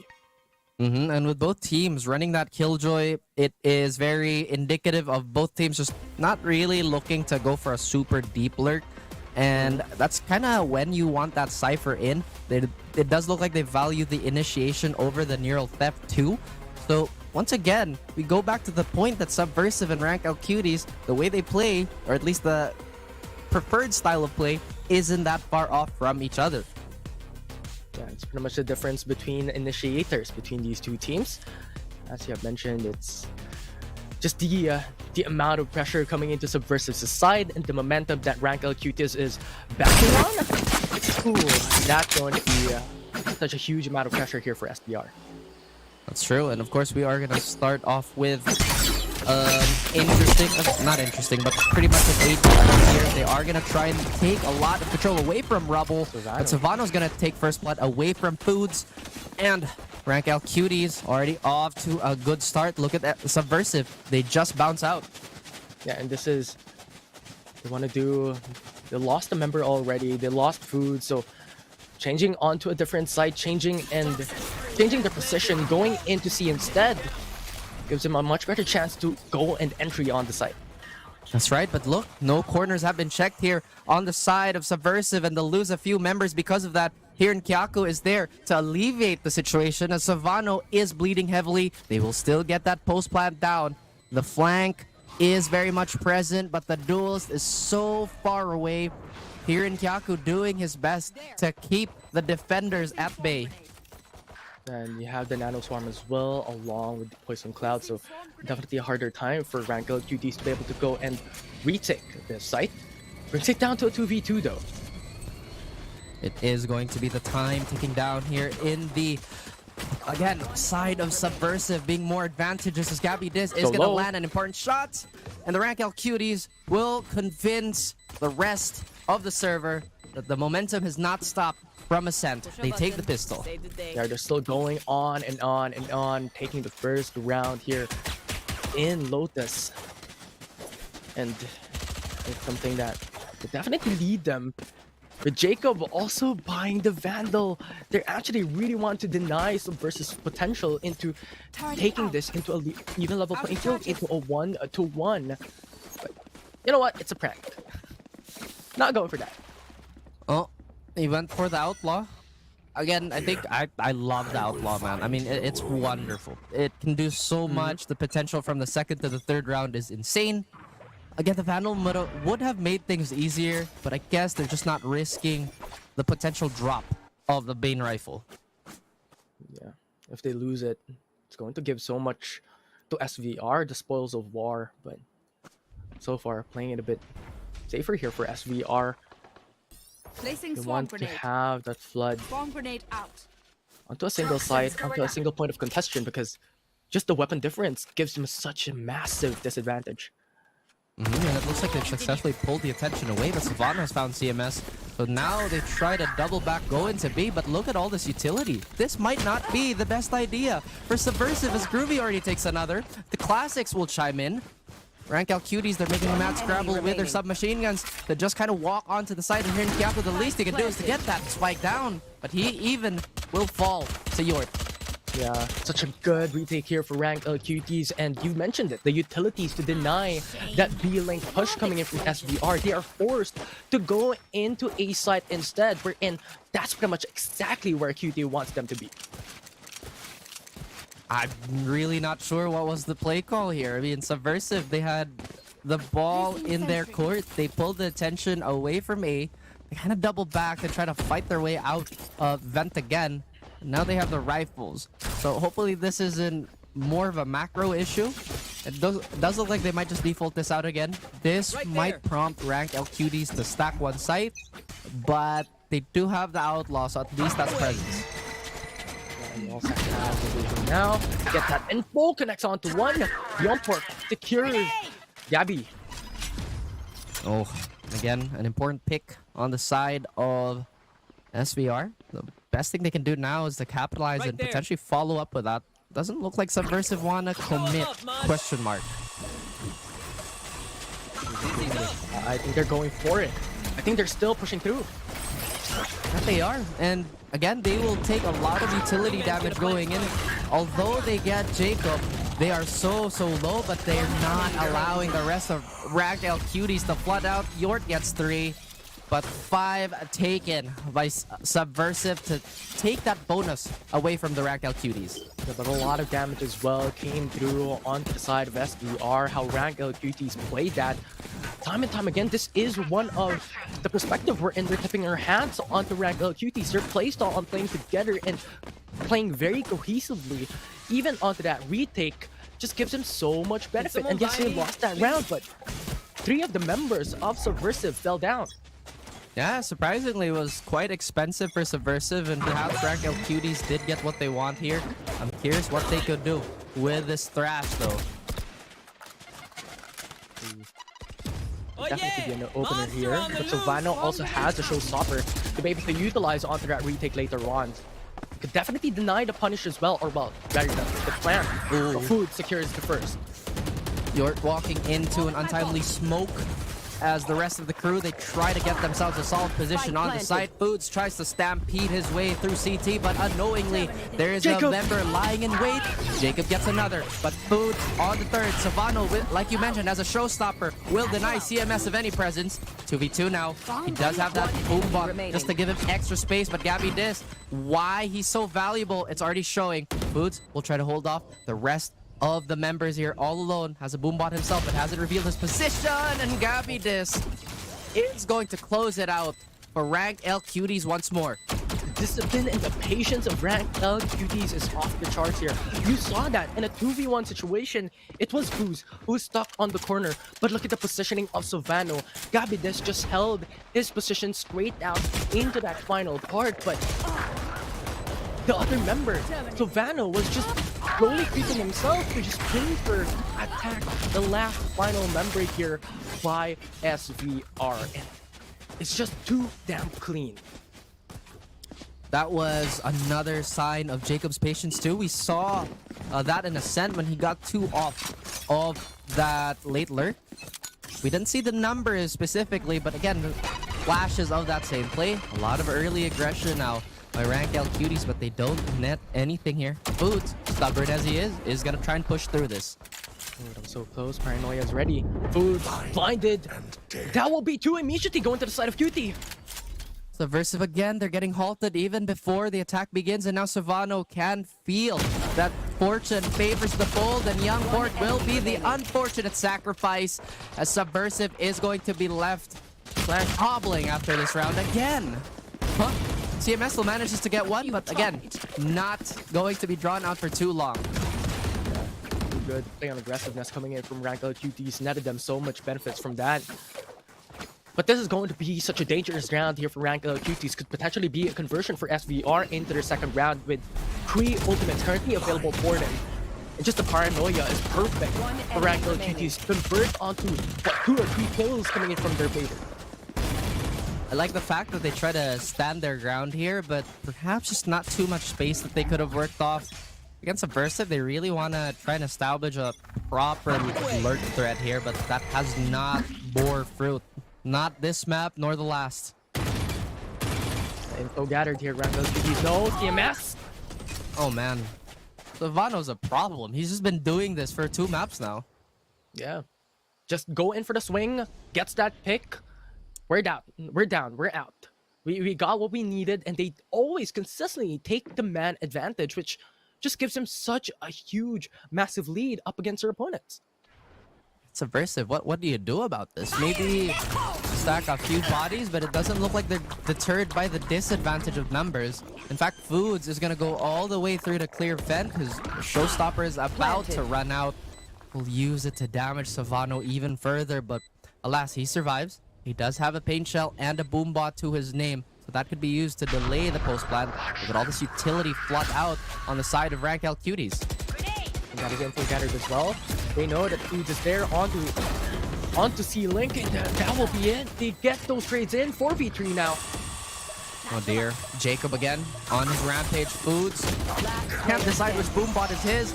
And now they played too long with the toys of Raze. And now that's going to be yet another no-no zone. Put them in a timeout. Rankl Cuties dominate once again the opener of this map.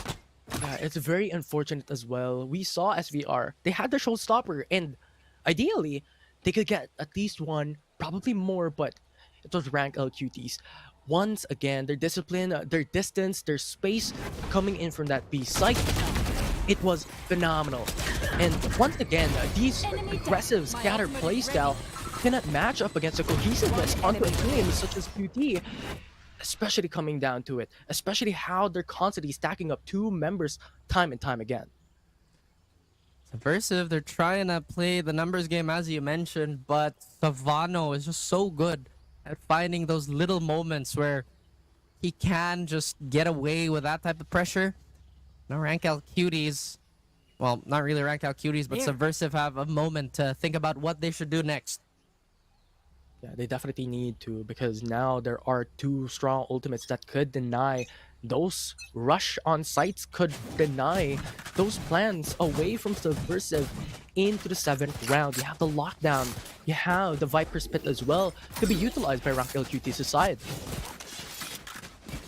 Yeah, they're gonna have a lot for a retake. I mean, York could realistically pop this early and funnel Subversive somewhere else. Subversive, though, they have been trying to barrel their way through a lot of this utility, but more times than not, it hasn't been working out. Now with weaker weapons, much less so.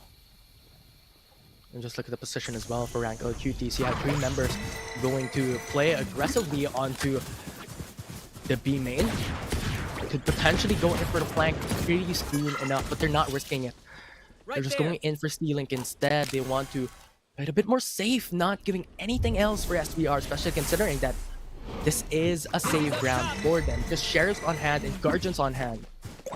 Yeah, eco damage is going to be the name of the game here, and Savano and the rest of the crew, they know that this could be coming. They backpedal just a little bit to maximize the range of the Vandals, but Groovy could walk into a firing squad, and that he does. With the Vandal, they want it so bad, but instead they read on the re-aggression, and they hopefully don't get themselves stuck here. So much people, Jacob's waiting! down A. The conversion is there! Brings it to a 3v3 though, even level playing field. This is exactly what we were afraid of. They lingered a little too long on stairs. Now Yort Spike planted. has to You deal should run. with that lockdown on top of the Viper's Pit. Now, Subversive, they really want to do this. They get rid of the Viper's Pit. Savano could nade out. A few players do damage before he gets erased from existence, but he is defiant. He gets one more. He doesn't know what's behind him. And wow, what a clean retake by Rankl Cuties, and an expensive endeavor on the side of Subversive. Definitely is. Might not be on the cash flow coming in for the side of Subversive, but they extended 2 ultimates to get into the slide. But here in Yaku, immediately gone. So Vanu consistently just being the game changers for the team. So much conversion, and despite that, Rankl Cuties still on full buy. They're still having 3 ultimates going for the retake later down the road. How does this road look like is the question. It is looking incredibly bumpy for Subversive. They could have done so well with those high impact ultimates that they did burn as a bit of a band-aid solution, really. But it now looks like they want to take their chances elsewhere. And Rankl Cuties, they're still doing this B action. Yeah, they're consistently doing this. Rankl Cuties stacking up quite aggressively into B main, as they don't want to give it away. The Boombot will spot them and get that info. So SVR knows of their positioning. Subversive, what do they do with this though? I mean, they saw that aggression. This time they don't wait around, and Rankl Cuties showing a lot of discipline by just not letting Savano loose. Again, Subversive, they're still wrestling a lot of map control away from Rankl Cuties. Want to play on default, want to play on pickoffs because they cannot win onto those rush on sites. It's Rankl Cuties who always just back off first. Yes, you may plant, but come right after. What will you do next? Rankl Cuties know how to flood retake onto each and every single site, and SVR has to take note on what they have to do here. Try to get those pickoffs first, but Nanoswarm deals so much damage. Subversive may not have future-proofed this as much as they would have loved, but Jacob will answer back. And again, this Sentinel is stalwart. He still has not fallen. Rankl Cuties looking strong. HP advantage is definitely theirs. And now reply after reply. Young Pork gets the message. Yort with the Viper Spit has a little bit of time here. He crawled up. He gets the first. He knows the plant has been committed. And now he still has that Viper Spit. He has the choice to do so. Young Pork, he's hitting him with the moves. Oh, but decides to stay stationary here while Yort still goes around. He doubles back. My goodness, this could be the worst timing known to man. And Young Pork, they're just playing Ring Around the Rosie. Oh. He knows he's on it. And Young Pork plays the clutch so well. The patience game from him. He waited for that perfect time. The expectation was he was gonna wrap around, but he played it so late that it was unexpected. One enemy remaining. And it was Yort who suffered that loss. Yeah, I mean, Yort just looked so uncomfortable here. I love the patience by Young Pork, but evidently it could have been 50-50. Could have gone either way. Viper Spit still very much intact here. That's the saving grace of Rankl Cuties. And now they do the same aggressive play towards A. Yeah, but can they do it? Can they convert? Yeah, Savano wants to play aggressively. Here in Yaku's gone. How many times does Subversive have to lose members behind this Viper's wall for them to understand that this has been the playing ground of Rankl Cuties? But Foods is not deterred. He tries to barrel in, and Gabby Dis gets one before he adjusts. And Subversive will now crawl back to hiding. Oh. Angie as well. Now getting in on 2, but Savano finishes the round with that elimination. And that's how we Oh my word, Savano is doing it time and time again, from moment to moment. And this is what I love. The positioning for Rankl Cuties, they know that they are on an advantage, and when their playstyle is aggressive on A, but if Viper's wall allows them to push in, and then you have the paranoia, whenever they have that information that can follow suit immediately, and Savannah will follow. And Rankl Cuties, out from all that 9 rounds, they have done it so consistently well. I mean, if they want to play into the utility, then perhaps they could change the timing of it so they can wait for the Viper wall to go down, maybe the Omen smoke to dissipate. And if the second one does come, then you know the enemy Omen has invested both of his smokes here. Gabby Dis has been just doing so well, holding it down for the rest of the squad. And now Subversive trying to force the issue again towards A. Lord, Jacob is done already. That trades are coming in for Rankl Cuties, but still a member advantage here for SVR. The plant is already down. So this is a lot to take in, but Rankl Cuties already on post plant. Has to be wary off their flanks, on their backs. Oh man. And can't do much with the classic. A Savannah will tear through with a 7-6-2. Goes and swings onto the head of Booze. He had 20 health, but he still got his money's worth. And Subversive slowly drowning under the pressure of the Cuties. They are folding. Push a button. Save the day. These aggressive flanks coming in from Rankl Cuties just is the thorn on the side of Subversive. They can't get rid of it. And across Goodness. all the round that we came through, it was their aggressive positioning. We saw it time and time again happen, but it was SVR who was unaware, and that flick onto the left side. This time around, Subversive, the woes have spread out through the rest of the team. Still waiting for that miracle comeback, and now they add a layer to that pressure towards A. Okay, good coming from Yort. Right there. They understood that there is a potential push here by SVR, as they have consistently taken the C site, and this is where most of their rounds had gone from. Having that Viper's Pit funnels SVR to take a different position, take a different pathway. Might just be A, might just be B. But still a very dangerous position here. And Savannah taking the brunt of that early damage despite everything. Now, Subversive, they have a maybe better chance at taking this, but as I say that, Gabby this is just too quick. On with that Phantom. And now Sanji is finally going to take down his Omen brethren. Subversive, they look like they are ready to commit towards the A site. Fast and methodical, they're going in swift. You have the Wingman as well going for the plant here. Groovy on Heaven, on top. Not be able to convert, but nevertheless, SVR already in a good position here. They have the plant already. They have eyes on pretty much every single angle. Eyes, and now things are breathing just a little bit here. We don't know that CMS is on a very long flank, and Jacob doing his damage yet again will snuff out every single player. And now Rankl Cuties, they are showing their horns, and it is impaling every single member of Subversive.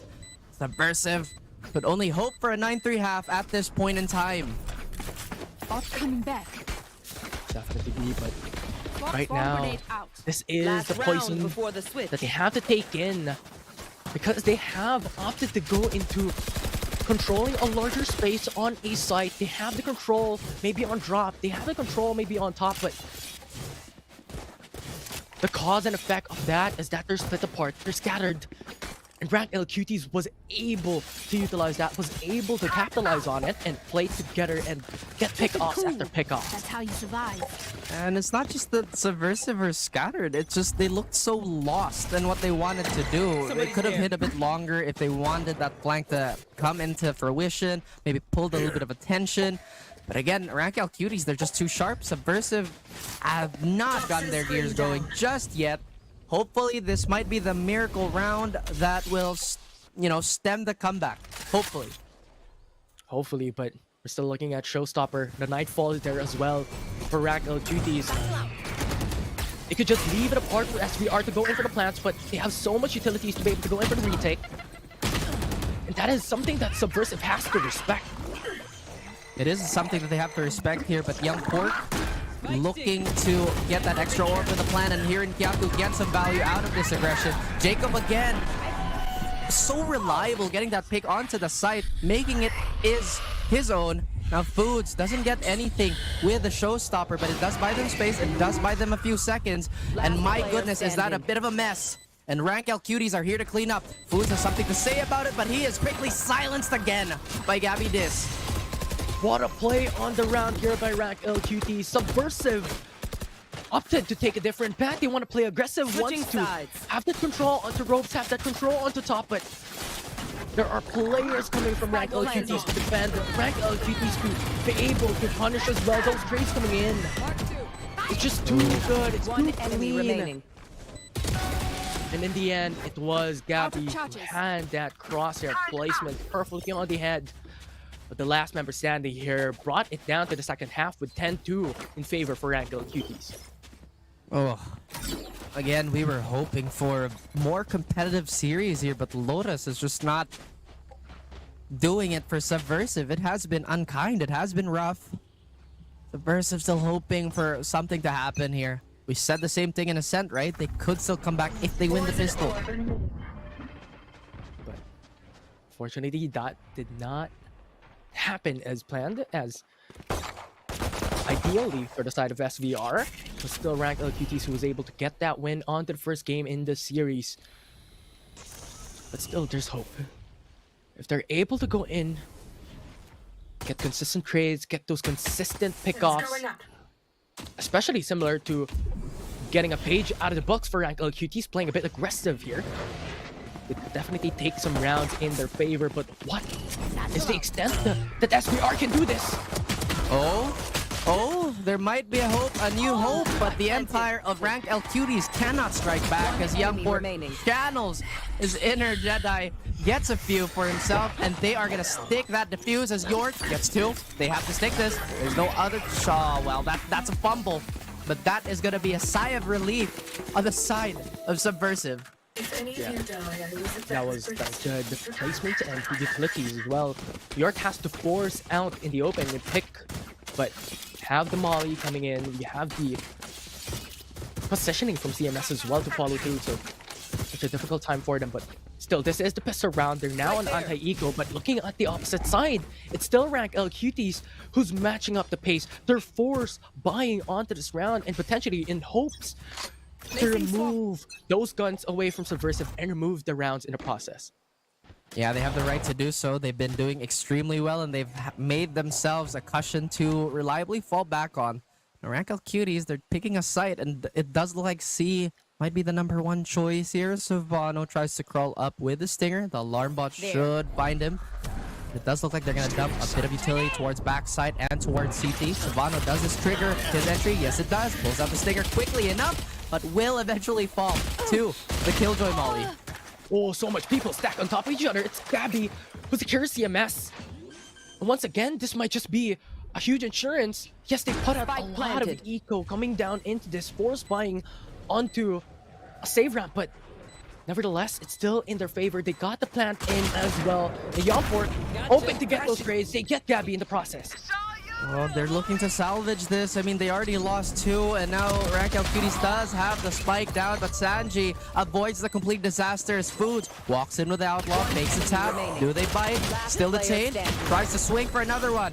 Young Pork will finish off Groovy, who tanked so much, and Young Pork himself was also at the brink of death here.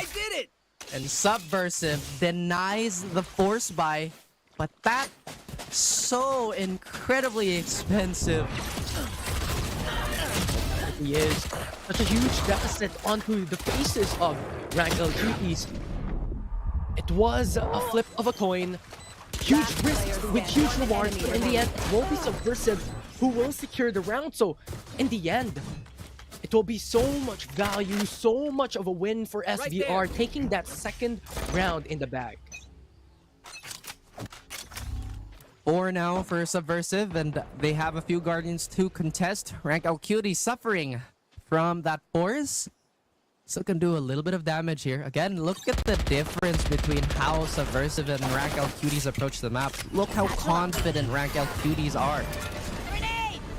Now they have the site already in their favor. SVR still steady and waiting. Hirikaku along with CMS takes 2 each. 4v1 now. Jacob will not be able to make it. And Youngport denies Sorry, the round buddy, it's once over. more.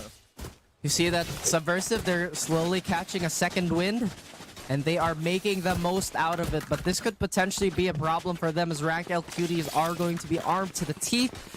Savano will have that Vandal with full armor and a full belt of utility. Only Gabby is going to have a weaker weapon. Thorn has decided to go for the half armor here as Rankl Cuties this time around look to Right there. lean towards A just a little bit more. Yeah, possibly be. They have the Nightfall as well, so if ever it comes down to it, they could definitely bank onto that ultimate coming in from Groovy and capitalize onto that information and possibility of that vulnerability to the side of SVR. But so far, they're playing it so safe. But not safe enough as Food secures the first coming into this round.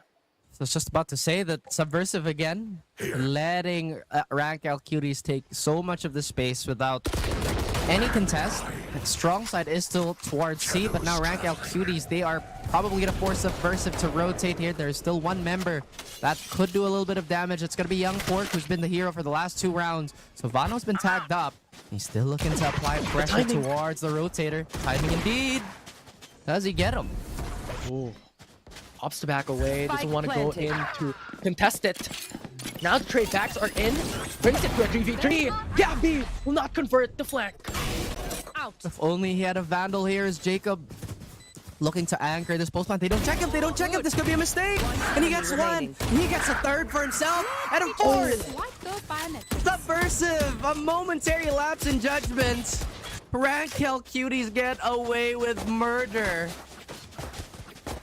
Outright criminal. Jacob was just standing on the sidelines, not showing himself up. The discipline as well. And Subversive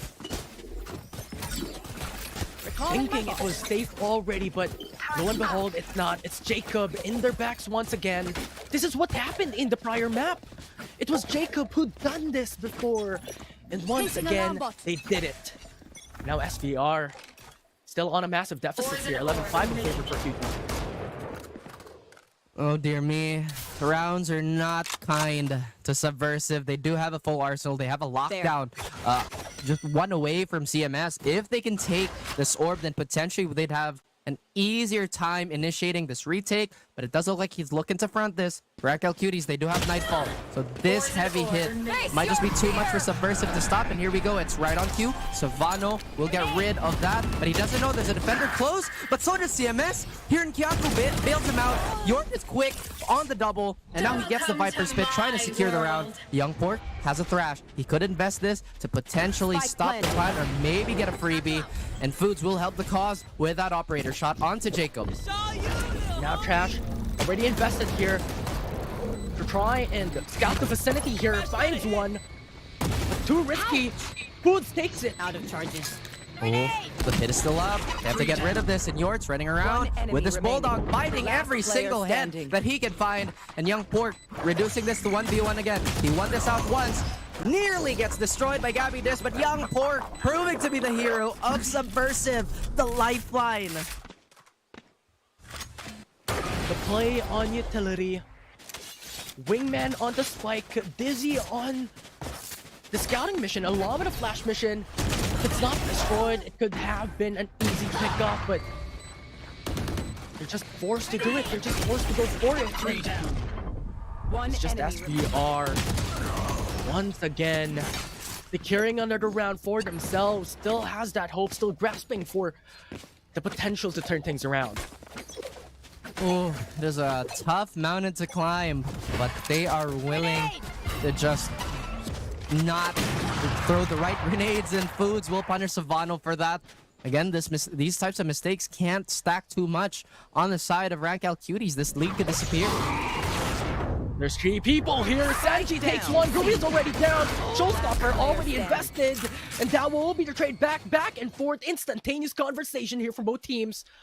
As this will become a 5v1. York, the lone wolf coming in from Rankl Cuties. A conversation was made, but no debate to who won that exchange. York trying to do so much with the Sheriff. Can't land the shots. And Subversive using that Subversive magic to try and close the gap between them and Rankl Cuties. Now this time, Rankl Cuties have a lot more tools on their belt. And they have the finish line realistically in their sights. Now they just have to play calm and collected. So it was good. Rankl Cuties' potential to go into that potential push with the paranoia, with the dizzy, along with the prowler, but just the gun difference made it so much more easier for SVR to take that punish up against Rankl Cuties, along with the showstopper investment. That's right, and again, Rankl Cuties, if they really wanna brute force the site here, then they have every single option to do so. Like you mentioned, a showstopper is already in hand for Savano. Jacob has been probably the star of the show, at least for this map. Has that lockdown available, and there's really nothing Subversive can do other than maybe invest their own lockdown. Young Pork, the shining hope of the squad, is 2 away from the Thrash. And with that being said, we are now on your first technical pause. Congratulations. Yeah, it's how do you guys do this? The technical. I mean, I think we've glossed over most of the game already. So how's your first day been so far, Infinity? How have your first 2 games been? You know what? It's a little bit nerve-wracking, but you know what?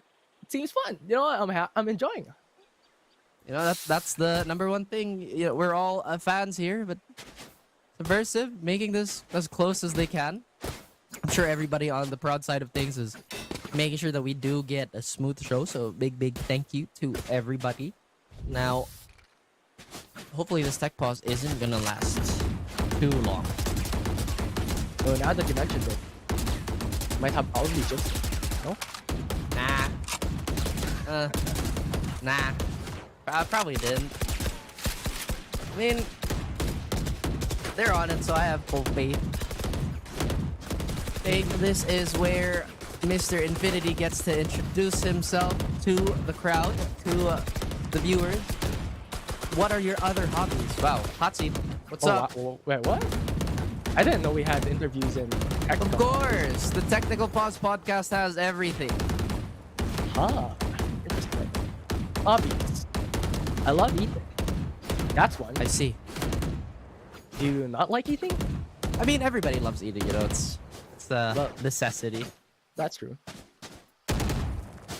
I love sleeping, but I don't sleep. How much do you love sleeping if you don't sleep is the thing here. It's a love and hate relationship. I see. Like, a lot of people are going to be chasing the day here. Subversive and Cutie, they are still, again, chasing that series win here. Subversive, still not catching that break. Rankl Cuties is looking to run that even deeper onto the ground. As everybody's kind of chilling. I don't know who's not moving. Seems to be here in Hyaku. Just still like a statue on spawn. No one sees me. Oh, as soon as we said Okay, that, never mind. He moved. Okay, now we're going. Now things are going. Yep, we are. At the very least, you know what? The technical pause interview has concluded. Very short, to be honest with you. I'm not asking for more, obviously, but you know. You have an that interview was, that's longer? I mean, I feel like the tech pause is essentially where we talk about almost everything, you know. We gloss over the game just a little bit, but now look at this, Subversive. They have a good idea of what to do on this retake, but Savano wants to commit to this. Does even find here in Kyaku. And now Viper, not going to be a factor here. Foods presents himself on the platter for Savano as this onslaught is still not over. And a big 2-man advantage on the side of Rankl Cuties. Make that a 3-man, 2-man advantage still. Good utilization here. Vano, once again, goes in for the another. Might just be the ace, but denies it, Young Pork. How could you? But this is still a 1v3. Oh boy. Young Pork at the door of the clutch yet again. Subversive are giving all his energy to him. He will be spotted out. He does have a thrash, so he can isolate one of these fights. Doable. Groovy is super low. And the only real problem is Yort. If he can get rid of one of the mollies, then this could be easier said than done still. Yort hiding, waiting, executing Young Pork. Point. so good. Yord is just waiting patiently on the sidelines, Man, waiting for someone to show up and just investing. And right now, Rankl Cuties once again just cleanly close off the books once more. Yep, it looks like this could be the last page, although we could be in for a thriller if Subversive managed to win five rounds in a row. Exactly what they have in mind. And now a quick hit towards B is what's on the plate for Rankl Cuties, and you see the lockdown being invested.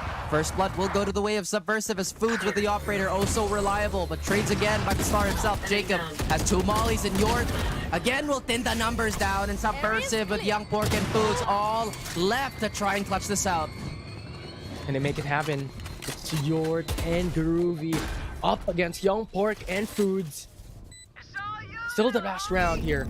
Match point already for QT. Everything comes by. It's SVR who has to convert, who has to do something about it. Oh, they don't confirm the presence towards tree.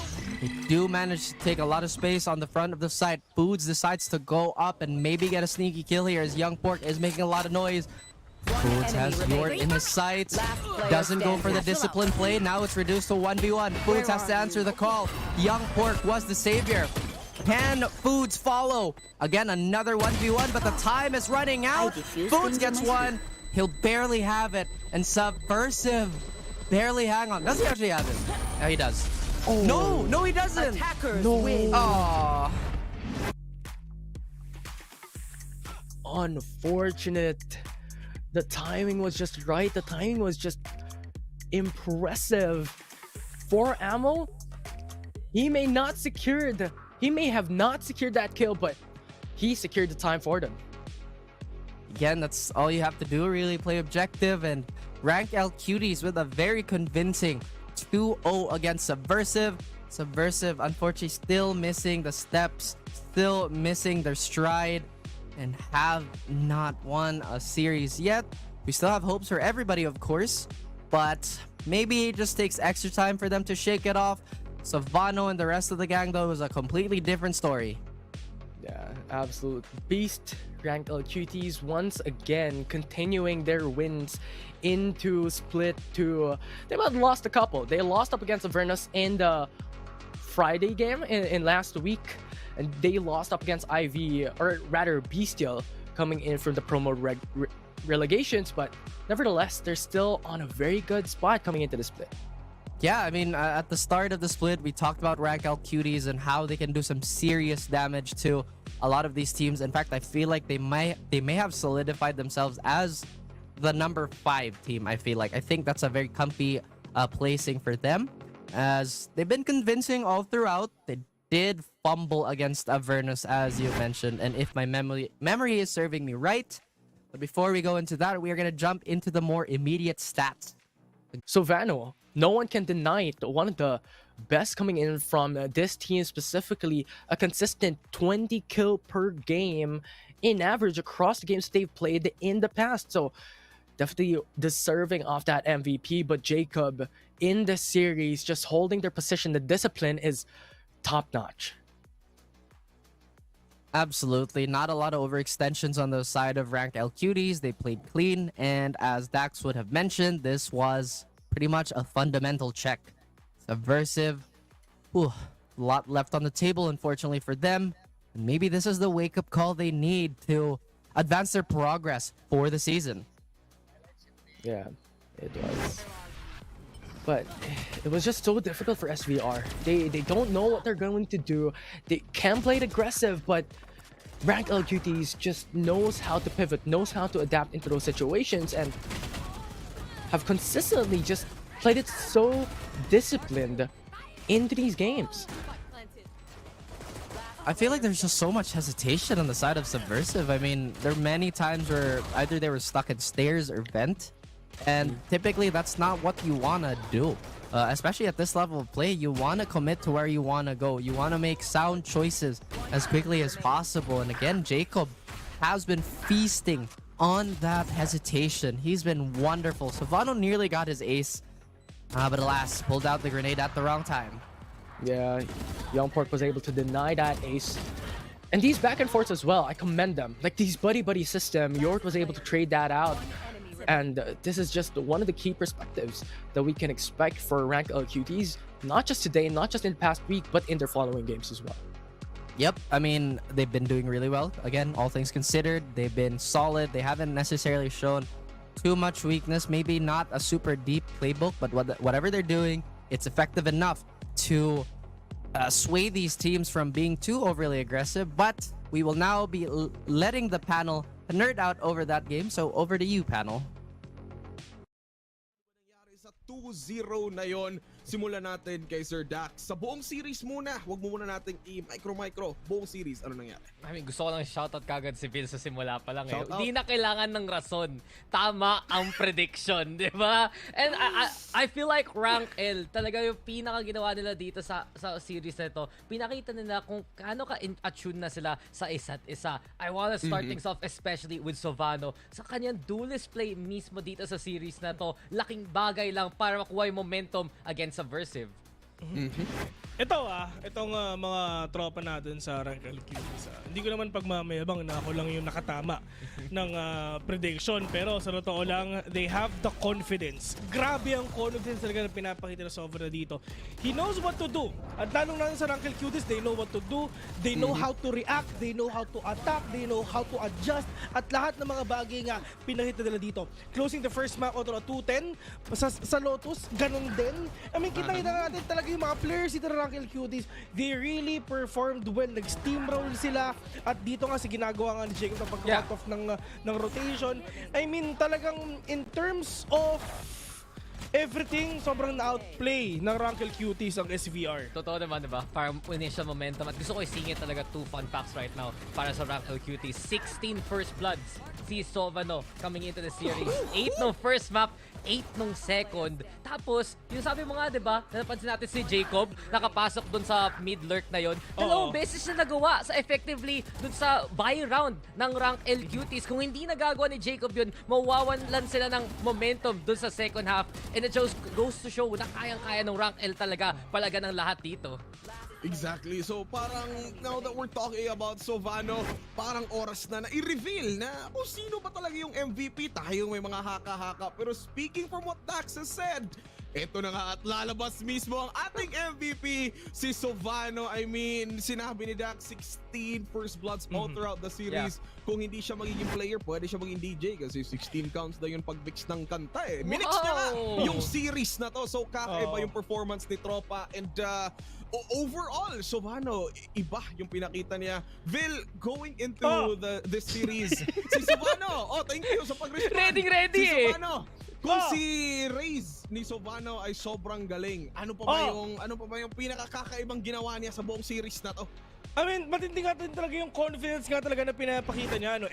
I mean, if ever you are a Raze, if ever you are a Jet, number one factor talaga ipapakita mo dyan is yung all you do is dash in. Kasi you're confident as well na merong 4 na players na magbaback up sa'yo. At lalong na sa utility play, talaga nasusuportahan nga nila yung kada pag-entry nga ng Sovano dito kasi hindi magagawa ng Sovano to without the utility play din na ginagawa nga nung 4 dito.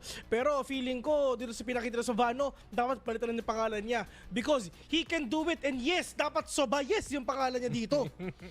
Okay, thank Don't you. Galit, Don't galit, tol. Yes sa'yo, and sana naman ay masaya ka. Speaking of masaya ako na i-introduce ang ating MVP dito sa panel. Makakasama natin siya ngayon, the God himself, Sovano. Uy, si Professor lumabas na. Sovano, hello! Welcome Hello sa po. panel. Good afternoon po.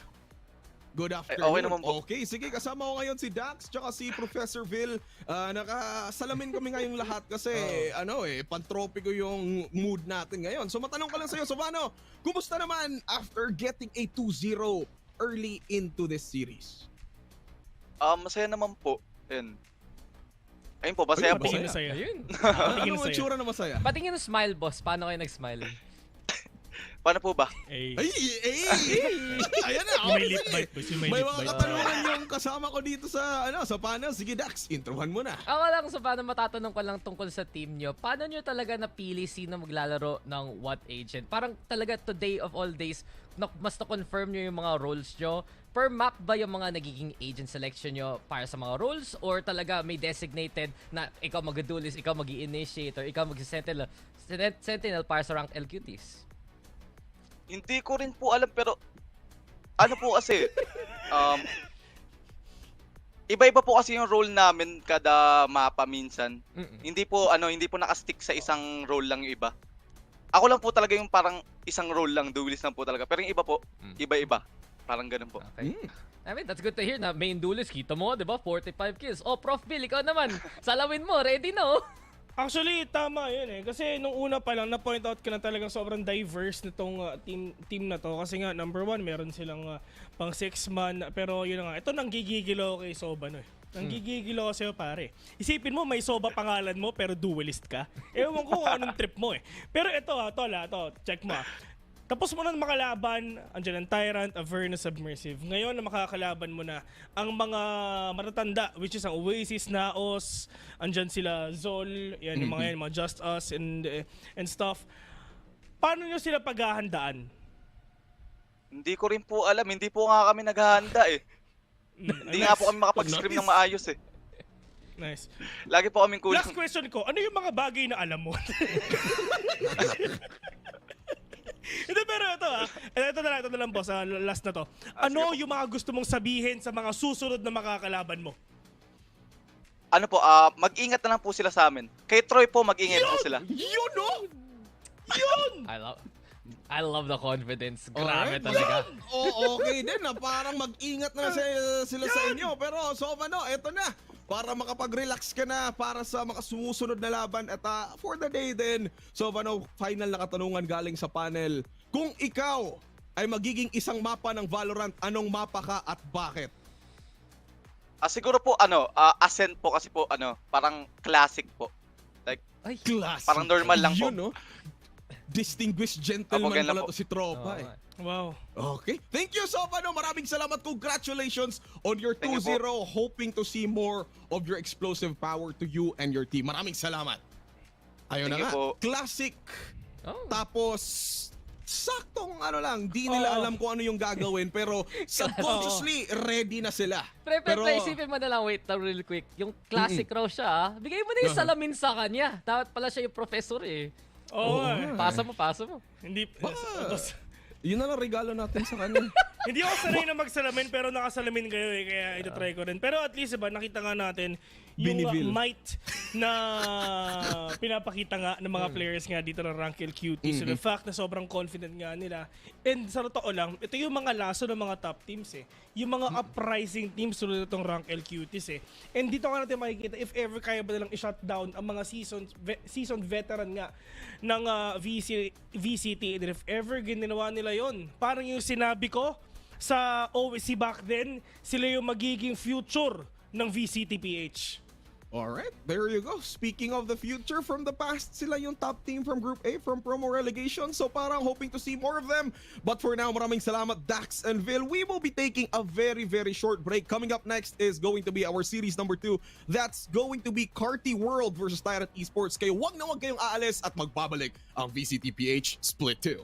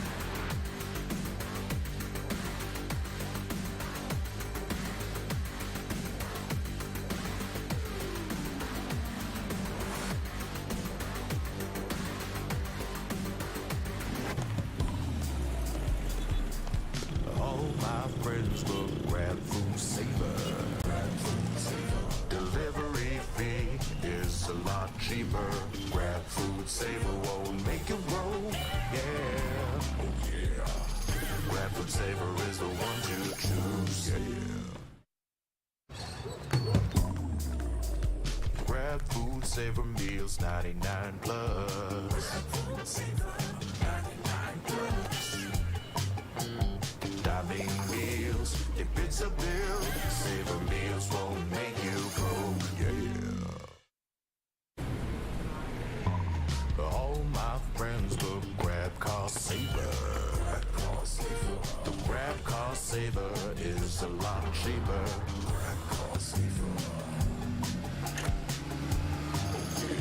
Grab Car Saver won't make you broke, yeah. Grab Car is the one to book, yeah.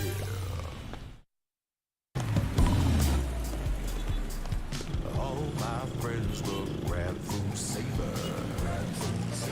Delivery fee is a lot cheaper. Grab Food Saver won't make you broke, yeah. Oh yeah. Grab Food Saver is the one to choose, yeah. Grab Food Saver meals, 99 plus. Dining meals, if it's a bill, Saver meals won't make you broke, yeah. All my friends look Grab Car Saver. The Grab Car Saver is a lot cheaper.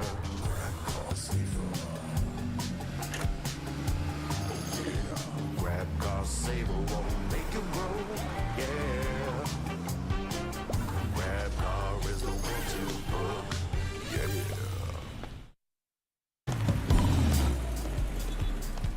All my friends look Grab Food Saver.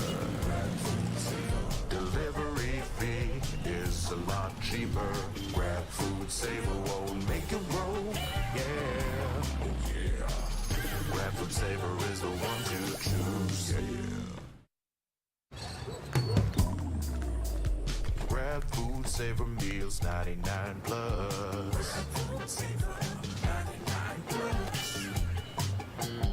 Dining meals, if it's a bill, Saver meals won't make you broke, yeah.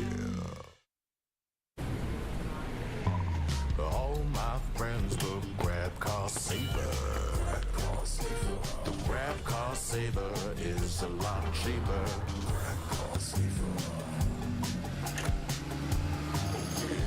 Grab Car Saver won't make you broke, yeah. Grab Car is the one to book, yeah.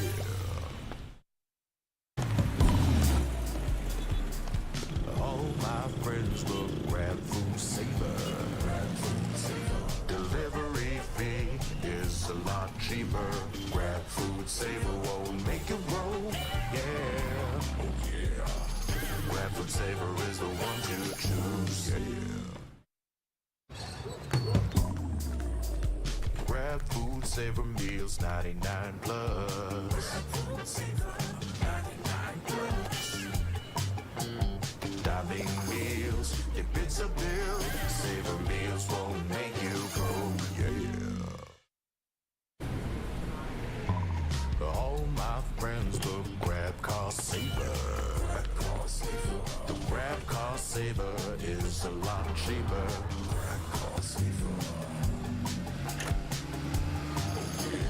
Grab Car Saver won't make you broke, yeah. Grab Car is the one to book, yeah.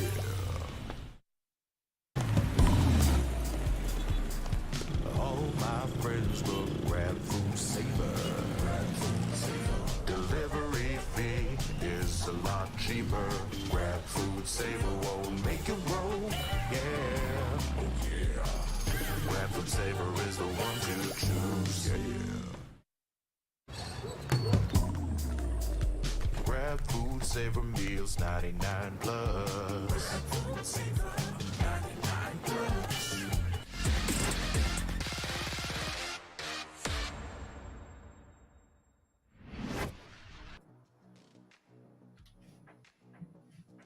And we are back for series number 2 on our week 2, day number 2 dito sa VCT PH Split 2. Kasama ko ngayon si Infinity, tsaka si Osiris. Hello guys, kumusta? Ikaw naman Infinity, how was series number 1? Kumakas ka kanina sa English Ooh. panel, sa English na kasama si Raf. Kumusta naman yung series 1 natin? It was speed. Napakabilis na naganap kanina. So Vano was insane coming in from those games rather. It was very, very quick.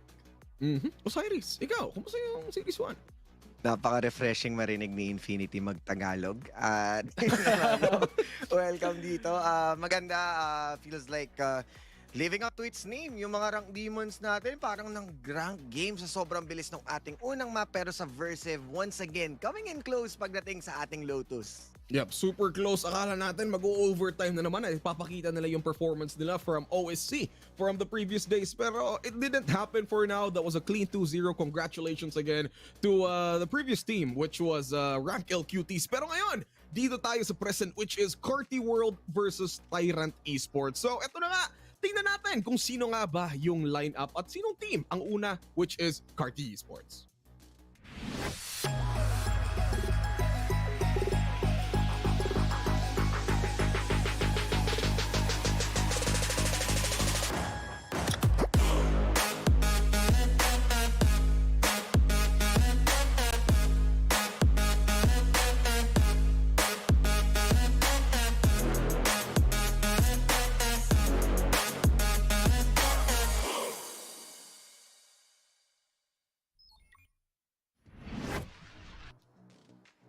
And Carti World, this is the team we're in.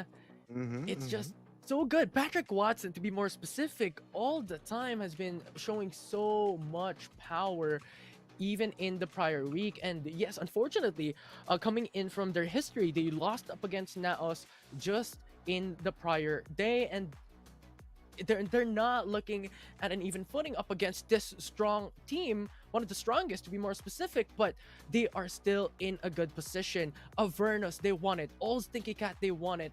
And Bestial, they won it as well, all throughout Split 2. So this team needs to be respected. Multiple background as well when it comes to history, coming in from the Vice to the first Mega Saver, and then Astroworld, then now Carti World here in Split 2. Alright, Yeah, so there it is. So parang Osiris, alam ko naman na excited ka na. And again, as what Infinity has said, yung Carti World is a mixture of different players na na-merge Yes. na going into becoming Carti World. So yan yung first team natin. And they're going to be up against yung second team natin, which is going to be Tyrant Esports.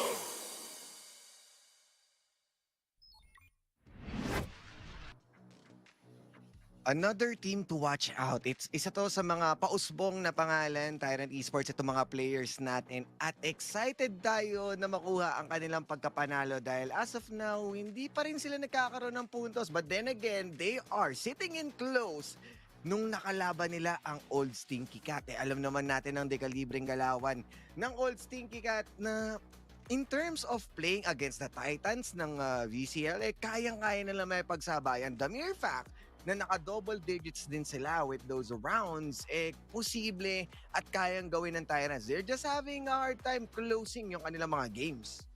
Exactly. So parang ito na nga, Tyrant Esports, again, they're a team na parang relatively new in the scene of here dito sa VCT PH. Pero off-season wise, marami na sila mga tournaments na sinalihan. And again, sa point out nga ni Osiris kanina, double digits against one of the veteran teams dito sa VCT PH, which is Old Stinky Cats na alam mo naman, every early week, meron silang explosive at sobrang bilis at fast-paced na laro. So parang Infinity, Tyrant Esports, ano ba masasabi mo sa team na to? Yeah, I think Tyrant Esports, even coming into the last week, their first game up against Rankl Cuties, medyo aggressive yung kanilang galawan doon sa larong yon, and their positioning, even if nakuha na nila yung site, medyo aggressive pa rin. Gusto na lang ma-throw off yung kalaban nila. And even then, you mentioned it, Osiris, na their game up against Old Stinky Cat, double digits yung kanilang score. And Yeah. similarly, up against Rankl Cuties, alam naman natin yung galawan nila from the prior series, napakalakas din. And even then, nakakuha sila ng double digits dun sa larong yun. So, a lot of expectations still from this team to play aggressive and still hit those huge punches. Yeah, and yung sinasabi ni Infi na double digits, that's Ascent pa mismo, which is kung saan nakita natin yung Rankl Cuties kanina na nagwala. So kung makikita natin yung per rounds nila, they are really looking strong sa half na kung saan attacker-sided itong Tyrant. So I think the same as how Subversive also approach nga itong game na to, no, kailangan nilang makuha yung kanilang momentum as an attacker and then try to play it around by trying to chill pagdating sa defensive stance.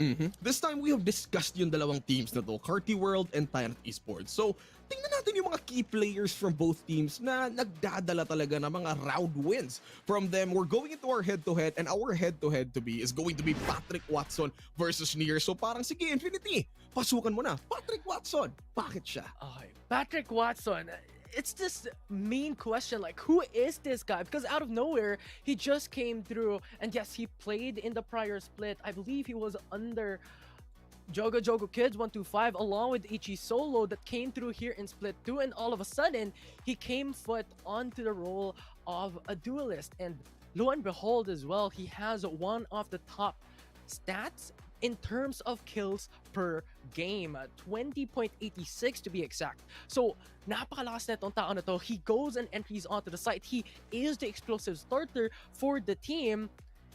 And this is just a huge dependency of Carti World overall. Yeah, man. Do you naman yung difference pagdating dito kay Nier, no? In terms of ACS, this isn't really high as much, pero yung average assist niya, may kita mo dito 4.7. Na nakikita natin, he is leaning towards Arena at hindi man natin nakikita into top frag. That assist really speaks a lot, giving a lot of prior information, and playing on Arena, kind of punishable talaga whenever you don't get that kills, kaya they're having a hard time getting those transition on having those big snowball for an easy round to win. So medyo mas napapunish lang onto the side itong Tyrant compared to how Patrick Watson has been explosive and getting good results out of it. Yeah, that's it. I mean, to be fair, dalawang duelist sila, magkaiba yung playstyle, pero from the previous days na nakita natin, whenever may call out yung caster, it's always Patrick Watson. May raise na biglang naga-updraft kahit hindi siya jet. Ganon siya kabilis. Pero going into this game, bilasin na natin at pumunta tayo sa map veto at ngayon i-discuss natin kung ano ba yung mga dapat na maps na laruin ng bawat teams against sa isa't isa. Sige, let's start with Carti World this time. Ano ba yung dapat nilang i-ban against a team like Tyrant Esports? In terms of Tyrant, ang pinaka-possible lang din talaga na convenient sila dito would be playing around an Ascent. And hindi yun yung gusto mong iban bilang as Carti World dahil they really know how to be flexible din sa mapang ito, starting things off with a sunset na ayaw ng Tyrant. Tyrant, minsan binabandi nila yung Icebox, so I was expecting na yun yung pwedeng possible na decider map natin. Yeah, and napakagusto ko to from Tyrant because if we're looking at it, Sunset isa sa pinaka nilalarong mapa ng Carti World. It's 3 times that they've already played onto the specific map, so banning it away just removes yung comfortability ng team when it comes to these map plays. But as Osiris has mentioned, very comfortable pa rin sila into adapting into every situation. Now Carti World bans away Bind. This is one of the maps wherein Tyrant Esports won. So this is just so perfect when it comes to respecting each other's comfortability. The possible first pick on that Ascent na pinaka-opener nga nating lahat dito ngayon, no? And let's see if Carti World might be eyeing on banning Breeze. Okay, Lotus. So, medyo kakaiba to. Carti World, isa rin sila sa mga veterano na in terms of playing a 3-map site, utilizing a Gecko. Pero, Lotus pa nga yung napili nila ngayon. Kaya talaga looking comfortable sila. Ascent for Tyrant, Carti on that Lotus. Expected na natin yan. And no Breeze might be a no split pa nga. And for a decider, might be a nice box. Which is weird from Tyrant Esports, ha? Kasi pumili sila ng Ascent. Pero so far, on the side of Tyrant Esports, hindi maganda yung performance nila sa Ascent in the previous game. So what is this? Parang gusto lang ba nilang atakihin to head-on yung kalaban nila, which is Carti World? Paningin mo dito, Infinity. Definitely so, and I think we're just running it back from what we had in to the prior series as well. Ascent, Lotus, and Icebox. Although unfortunately enough, looking at the wins coming in from Tyrant Esports, wala silang panalo so far in Icebox. So if it goes the distance, it's not looking that good. Yeah, and yun yung pinaka-delikado, Infinity, no? Knowing na second map would be a Lotus into a well-meshed team. Nakita na rin natin yung possibilities nitong mapang ito nung napanood natin sa Rankl Cuties on how they adapt and even in Subversive, no? And Tyrant having no wins, yes, they are playing on a double digit but playing on a 3-site map against Carti World na talagang solido-pulido na. They're going to have a hard time. We are eyeing for a 2-0 para lang manalo agad dito ang Tyrant. Pero once umabot sa Icebox, definitely swinging sa Carti World. Ay, medyo shaky yung mga going into the map vetoes ng dalawang teams. Hindi tayo makapiniwala mismo na parang, okay, picking that, sure. Why would you pick that? Pero yan, makikita natin sa series na to. Pero bago tayo pumunta sa ating mga casters, ibigay muna natin ang ating mga predictions going into the series. Infinity, Tyrant Esports versus Carti World, sino sa paningin mo ang mananalo? Oh, I'm banking on Carti World to win it actually coming into the series. I mean, the performance just coming into the past 2 weeks have been phenomenal, right? They have won so much series as well, and yes, they lost up against NAOS, but still, the performance of Patrick Watson along with the rest of the team has been great. So I'm still looking at Carti World to take the series down. Osiris? Ako, Carti World din. No questions asked. Tyrant, as much as I want them to win, the same as how Subversive really trying to do it. At lalo pat gusto natin yung mga new bloods na umusbong din. But then again, in terms of numbers, in terms of experience, talagang lamang na lamang ang Carti World. Tyrant needs a huge improvement and a big leap para lang matalo itong team na to. Well, speaking of leaps, I put my trust all in all kay Patrick Watson. He's the type to leap forward in every side para lang i-deliver yung win. Like, grab for the side of of Carti World. So parang my prediction goes to Carti World as well. And eto na nga, looks like we're going 3-0 all in for Carti World. So maraming salamat sa aking panel, Infinity and Osiris. At ngayon, ibibigay na natin to sa ating mga casters. Casters, series number 2, kayo nang bahala.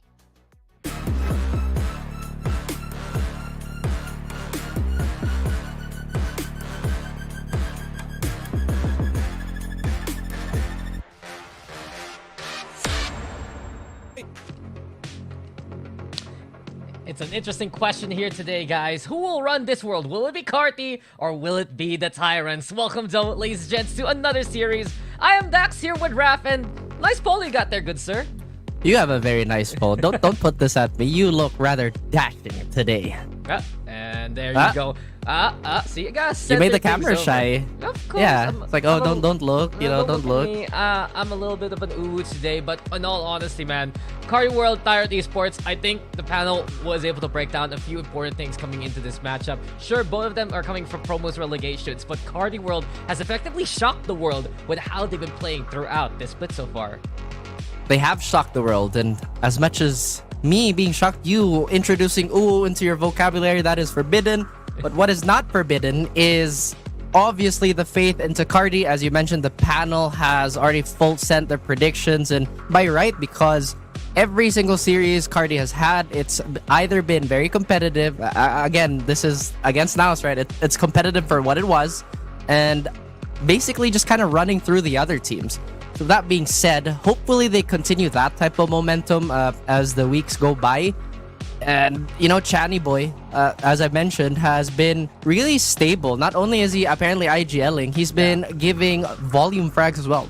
Yeah, man can confirm within the chat itself. So honestly, we've seen Carti World be pretty much having that community presence with, of course, them always being inclined to talk around the community itself. But on the other side though here, Raph, I do want to tackle Tyrant Esports here. I look at this roster and there are always these bright spots that I'm very interested to see perform. Nier has been one of the duos we want to see if the rotation will allow it. I remember Chase back from the Game Lab days. I remember Chowdy, really, a name we have seen for quite a while, especially I believe back in the NXP Aether Esports rosters. And finally, you have a player like Ash as well, who did run a few ringer games under old Stinky Cat. So with that being said, is that enough to form up versus a team that's looking pretty stable like Carti? I mean, that's always been the question, right? When you form a team, are we enough to challenge the Giants, to maybe take a few names here and there? The upside of the team that you did mention, Ash, Chowdy, and again, the rest of the squad, their ceiling is really, really high. I think it's a matter of how they develop as the weeks pass. Ash, I think, is the main caller for Tyrant, so for him to take charge and be the literal head of the spear as well, being the entry frag, is a lot of responsibility, and hopefully it's not gonna dampen his dueling ability as we mentioned. So enough of the speculation. We're gonna be jumping right into the agent comps here for Ascent. Yeah, I mean, Tyrant's been looking for a win here. Losses against Rankl, Cuties, as well as Old Stinky Cat. But we were talking about this backstage draft. This is a map that Tyrant is very accustomed to. They've been playing this map ever since promo relegations. And you can see that they have adjusted away from the Reyna composition to go to something more standard. It's a mirror matchup here between Tyrant and Carti. And you know, I'm so glad that they fielded Yuki or Yuk into the play, as he did have a few bright spots on that Icebox map they played, and he was playing the KO. This might be the stability they need. This is not a knock against Nier, but they need that extra utility. They just need to bail themselves out, not just with a raw brute force, but again, to a thinking capacity, especially against a team like Carti World, who, despite their young age as a core, are already very good at that utility shuffle. Yeah, it's not a knock on the players. I do gotta agree, when you run Jet Reyna, it has to be you outclassing the opposition round for round. And here at VCT PH, rarely can we get a team that can do that, especially if they come in from promo relegations. We go off, though, to an immediate start here, courtesy of Tyrant. Aggression from the get-go. Chowdy, Yukes on the board. Yukes good for 2. Uyen will trade evenly. In a 2v2, Carti World will hobble their way towards a critical HP for both. And even worse now, Chase as a flank. The timing here, Raph. The sheriff in hand for Iris. Ooh. He just needs a single bullet for each player. And Shani, oh no. Okay, nice shot. Spike down. Next one on the list. No escape. Iris will take pistol. Quick and clean is Tyrant. They saw that they were trading evenly, and Carti World had nowhere else to go. You saw how confident that flank was on the side of Tyrant, and as you mentioned, despite them barely making it onto the site, it was short-lived. It was basically a hi, hello. Now we leave our mortal toil. I mean, it was a good reaction though from Carti World. Astro enemy remaining. loving the paranoia in response. But Tyrant a step ahead during the first round alone, and immediately eyes wide open here for Carti World. They need to be prepped for Tyrant's aggression here. If they didn't scout that out, then they have to now, as Itchy Solo does actually find the duelist, but a few reply kills here and there, Dax, to make this opener interesting. Oh, but with that being said, immediately it's a gun in hand here for Patrick Watson. And Chase on the opposite end here. Aries, maybe for a few wall bangs in this occasion. We're very interested to see, ooh, that's gotta hurt, how Tyrant forms up, especially with now Chase, Ukes, and Chowdy. And those utility rolls, dash out here. Carti World trying to prod their way in, but to no avail. Did this dude get dinked by an Ares? Yep. He's actually strafed into that, but now he's going into his power position. He shooed them off. And look at this, Dax. He resets. Beautiful movement on the side of Tyrant. This is a lot more discipline here from Tyrant. And perhaps not what Carti World expected after seeing the tape from their previous Ascent game. Such a big difference when you're playing Jet Reyna to the more utility-based competition. Here we go, fragment lob by Chowdy, isolates Itchy Solo effectively, and Chase takes advantage. Nice shot from Patrick Watson, but that one is all he gets. Chase will get 3 of his own. Tyrant will take the second round here. Entry denied once more by Tyrant Esports. And again, Chase to get that passive position into a much more forward one. Allowing that crossfire to happen is, once again, a thing of beauty by Tyrant. We did not see this type of discipline, nor did we see this type of, I guess, logic coming into play in their previous outings. And one thing to note, Carti World, you know that teams have scouted that they just love to walk onto that site on that pistol round. Tyrant met it head on and out snowballed to this. Standing ahead. So far, so good here for Tyrant. Into the bonus. This where it gets a little bit dangerous. Carti World, though, again, losing A main control, but this time, a lot safer. Astro, the one who backs away from spawn. Patrick Watson playing the entry, but Chase's spam is good for the one. Shandy Boy makes the trade, but Carti World still a few hobbles onto the site. They're taking damage along the way here. That was expensive. They only have maybe one more flash on Shani Boy, and Astro has a paranoia in hand. But look at Shouty. He's pieing this. He does get spotted. Aldon there. Nice shot from near. Shani Boy has been shut down instantaneously. And Tyrant Esports gonna suss a way in. Cloudburst will provide cover from stairs. Immediately near on it like a bullet. Yuke's on the board too. Chowdy fighting into the front line. Watch Chase make this Aries sing. God of War is going to be happy about that one as Tyrant keep the Dominion going 3-0 now. Sing to the gods and they will give you the blessing. Tyrant, they put an iron fist on the first 3 rounds and they even get the free upgrades. Now Carti World might just feel a little suppressed, maybe oppressed here as they're going to have to work with Sheriffs again, Dax. That was supposed to be their snowball. Carti should be good at that. The Tyrant, they have been doing some bot work. I'm just impressed right now with Tyrant. But then again, Carti World have shown some struggles on the attacking side of Ascent, even back in promo relegation. It was their weaker side against, I believe, Ivy League Gaming then. This is only the 3rd time we're gonna see them play Ascent, including their days as Astro World. In any case, though, Tyrant is in control here, and you were telling me, Raph, that perhaps Tyrant very prepared for this map. Absolutely, and it's been showing right now. One thing that they have to take note is that Patrick Watson is a player that's capable of just being a monster, a raid boss at any given time. And look at this, Dax. They're not going into silly positions. They have trades set up everywhere. Oh, look at that. What a sharp shot. Here's on it, but Shani Boy again. It's like he's always on bodyguard duty for Patrick Watson, if you notice. If Patrick dies, Shani Boy's there, instant with the trade. Here we go again, though. Carti World is making these picks as costly as can be. This is a net positive for Carti World, even if they get picked off at this very moment. The Sheriffs have done so much for the squad, and you mentioned the bodyguarding of Chani Boy, and not just him. You see the trading for Carti World be as sharp as ever. Now Tyrant, they look to move in on this. They don't want this side to be pierced as Chowdy is all alone. Yeah, Chowdy now 30 seconds is under left. threat. Goes for the flash, fast dice. He's not blinded at all by his own flash there. Well placed to put himself in a good position to work off it. He has to deal though with Astro and Itchy. And Itchy solo. 1-for-1 again. Chowdy on the board. Iris here with the flank. And Tyrants, they take damage, but it's not enough for the round to take for Carti. The world might be crumbling on the shoulders of Carti as they look stumped. That should have been an easy kill. That should have been a util clear.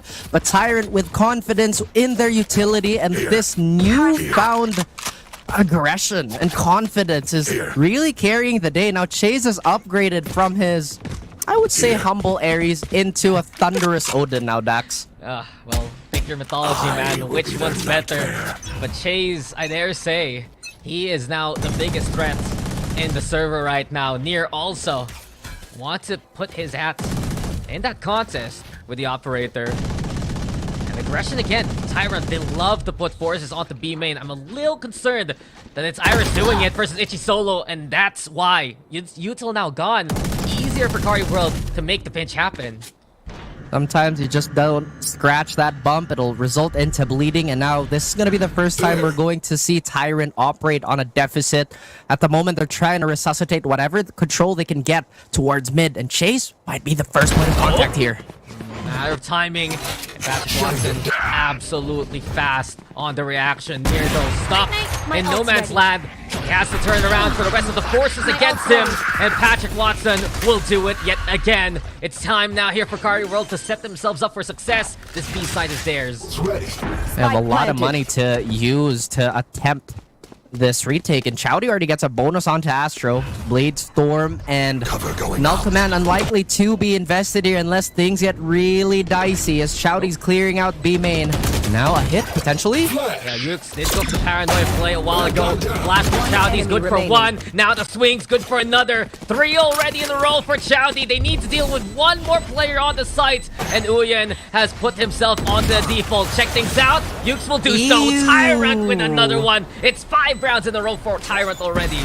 Tyrant is playing like a team possessed, Dax. We have not seen this type of tidiness again. I can't stop highlighting this. It just seemed like in over a week, they went from a super raw prospect to now a well-oiled machine that's ready to dominate this first map.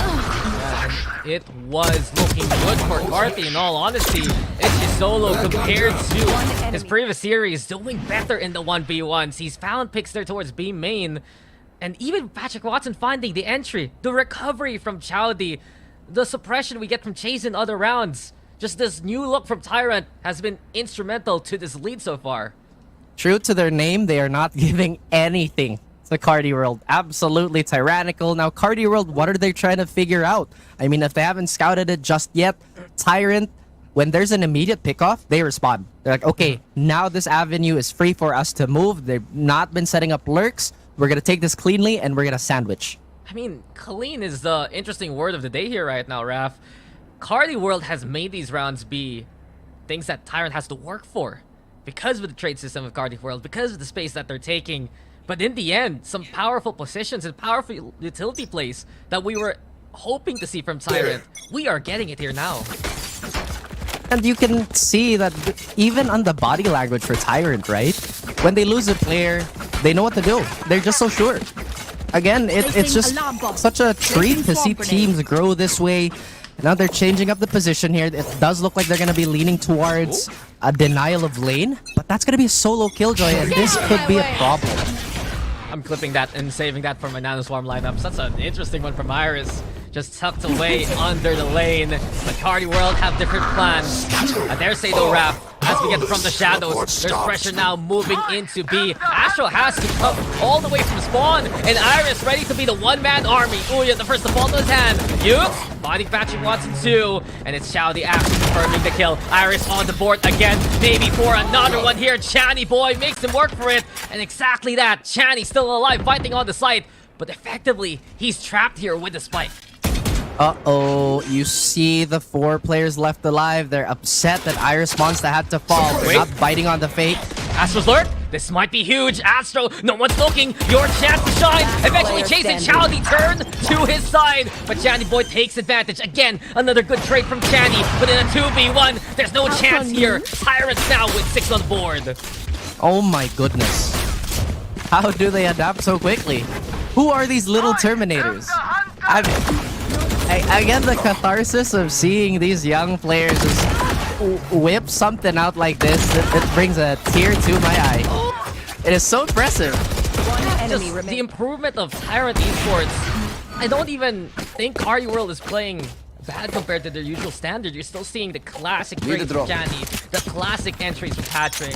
Itchy Solo stepping up to these 1v1s right now. But Tyrant has just had an answer all throughout. And here we go again with 2 from Yukes. Oh my god, they nearly caught him on the transition, but Yuke says, you know what? I don't like being interrupted. You, sir, can go back to your side of the map. Carti World stumped yet again. Stuck in no man's land. Yeah. And with the up in the middle, Itchy Solo might have a good chance there, but Patrick Watson always happy to be the hero. Here goes the lurk though. This is easy pickings for Chowdy perhaps. Never mind, it's Chase instead who steps up to the plate. But with the big gun and the Owl drone, the threat is there for Patrick Watson. He's stuck here in the middle of all this action. The spike away from his hand. They're trying to go for the wall banks. They're chipping away against his HP. And with a Cloudburst play, now Near wants to confirm the kill. Iris Monster from afar says it's his. Tyrant, completely perfect in this half so far. Lucky number 7, perhaps that's where Tyrant stops, is Carti World. They are reassessing what they can do, and Patrick Watson, who's usually on top of things, has been cut down a notch.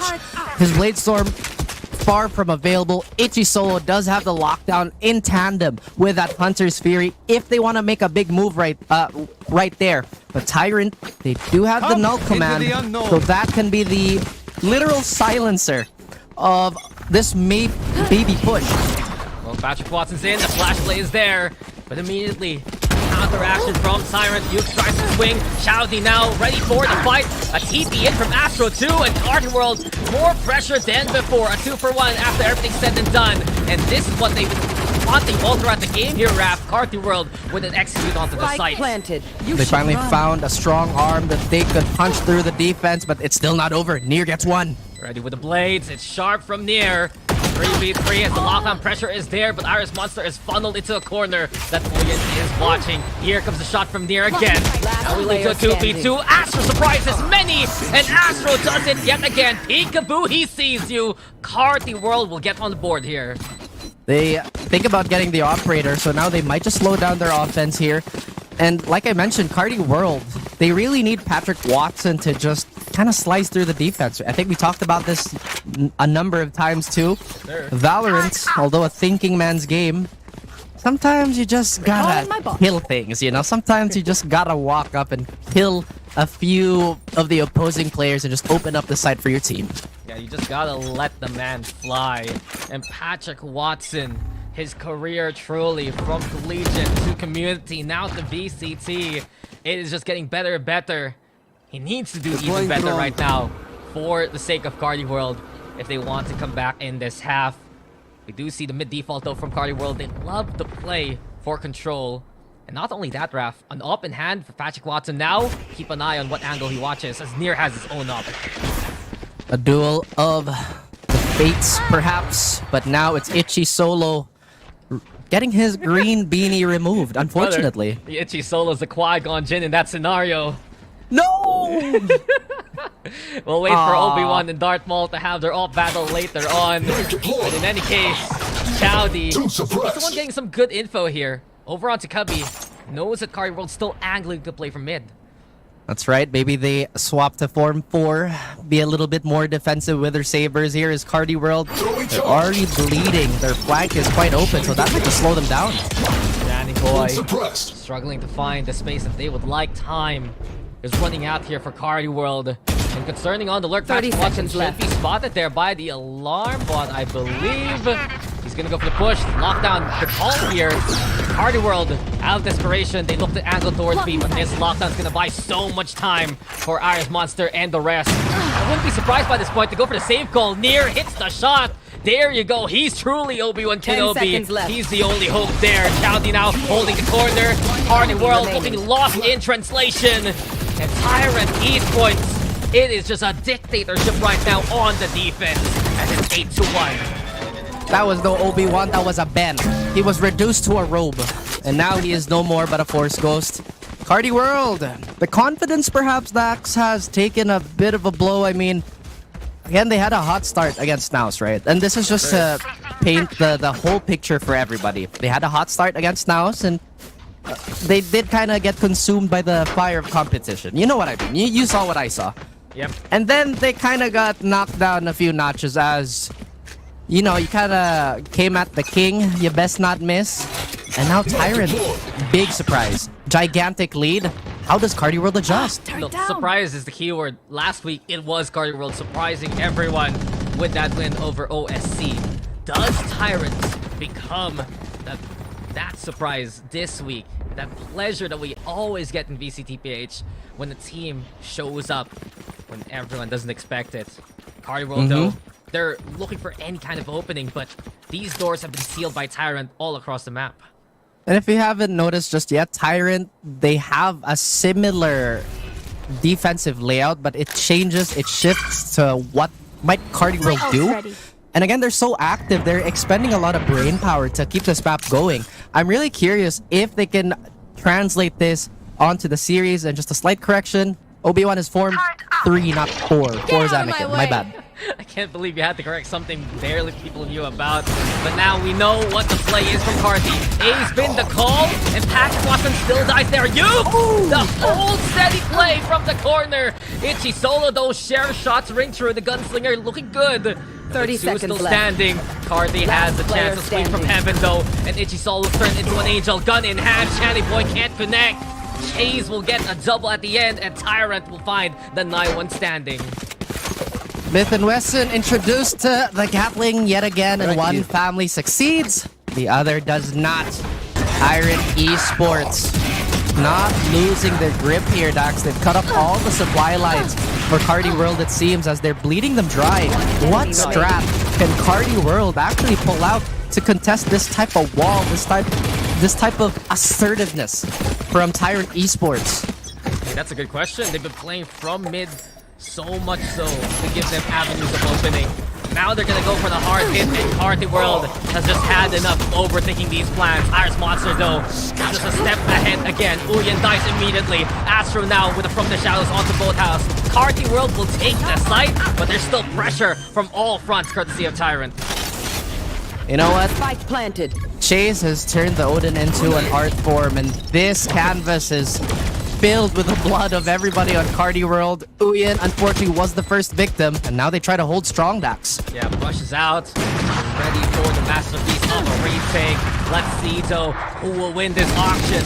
As Itchy Solo plays from main. A flash on that. Paranoise there. Hits Shandy Boy. Patrick Fox first of all. Itchy Solo makes a trade happen. But Yuke's catching out any kind of lurk. Astro tries to lead by example. A 1v2 now. Yuke's isolated there, but there's just no chance. Yuke's is on fire. 10-1. This half is all Tyrant here.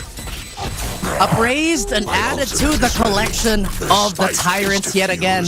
The art room grows and Carti World shrinks. 10-1, Dax. We've never seen Carti World be dominated this way. Yeah, manhandled, honestly.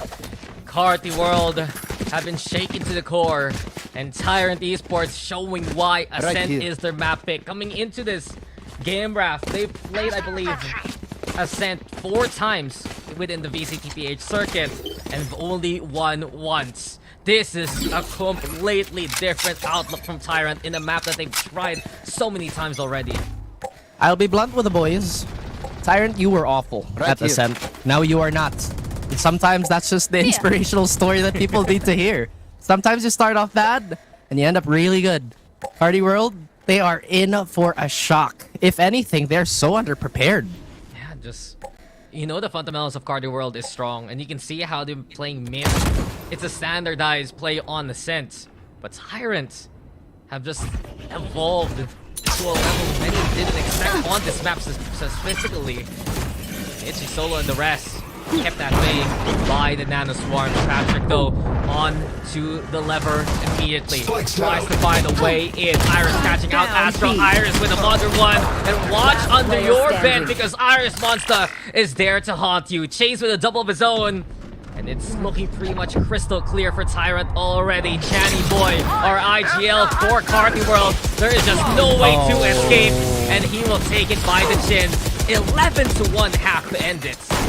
You know how the Tyrants love to run the Palace, Dax. There is a very short VIP list, and Carti World is not on it. B completely shut off. Carti World, they tried their luck on A. They kept getting decimated at the gates. They tried their luck mid. They kept meeting near.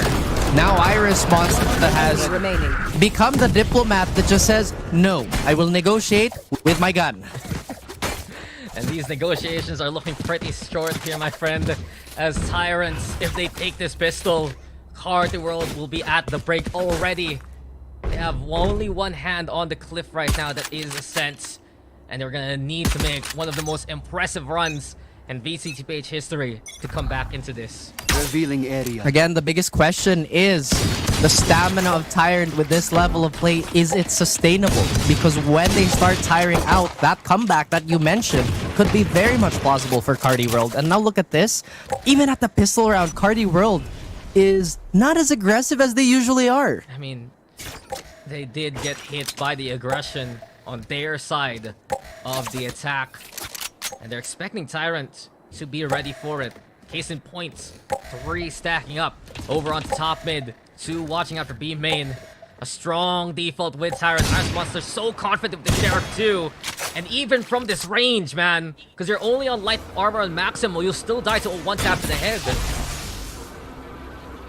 I mean, those are the numbers, you know, unforgiving as it is. The 6-shooter is still a heavy caliber. But now Carti World, they look to be a bit more spread out. Tyrant, they're waiting for the pinch that might happen, but it doesn't look like it is. Yeah, Paranoia to try and dissuade the push. But Tyrant will still force the issue onto A side. Astro now and Shanny Boy looking to defend their claim. And Shanny Boy on the board. Patrick Watson gets in position. And Astro 2 with the helping hand. Carti World this time around. They need a round like this to instill confidence. We're getting it in spades. With another 1v1. Looks like Chase will have Itchy Solo's number. Beyond that though, Patrick Watson, Mr. Drive-By, looking for a shy guy to shoot. Carti World gets on the board for their second pistol. He had 2 number 9s and a number 9 large. And nice order. a cup full of sick of Tyrant. They now get around on the board. Now, you know, defensive mastery is something that we all love. But we all agree that the attacking side is that much more difficult on, I feel like, any map really, because it really shows how well coordinated you are and whatnot. Right here. Does Tyrant have that same type of shine on the offensive side? Well, they've been sparkling on the first half, but we've seen teams falter I have the spike. when it comes to the attack. And given that they're on an eco situation, Carti World will look for this chance to really rally here. Kind of begs the question, how does Carti World look to recover from a slate like this, Raf? That is true too. And Tyrant, yes, they have, you know, they dropped the first round, but they're gonna have a gigantic safety net to gather all this data, adjust accordingly if they can. And Carti World, they might just have to do the same thing Tyrant did to them. Keep the offense honest. Win your gunfights when they try to front you. And again, just be cheeky every now and then. It's all about rhythm. I mean, the rhythm Patrick Watson has been, I'd also say, a little bit more hit or miss than usual. Last round, we saw him dominate with the swings. A few other rounds back in the first half, just the time to kill to take down anchors there, not as quick as he is accustomed to. But here you go, the Patrick Watson show. Passes to Uyen on the board with a double of his own. Someone's gonna need to pick up the gun that he's left behind. Itchy Solo just waiting for Near to come his way. And that is one for chip 30 damage. seconds left. 37 HP with 30 seconds left. Time is not on their side, and he just discards the Vandal. A small consolation to the round here. It's those little details that you really get to appreciate when, you know, players get to be a bit older. Beautiful stuff just to deny the Vandal return. And Near looking to cause a bit more damage.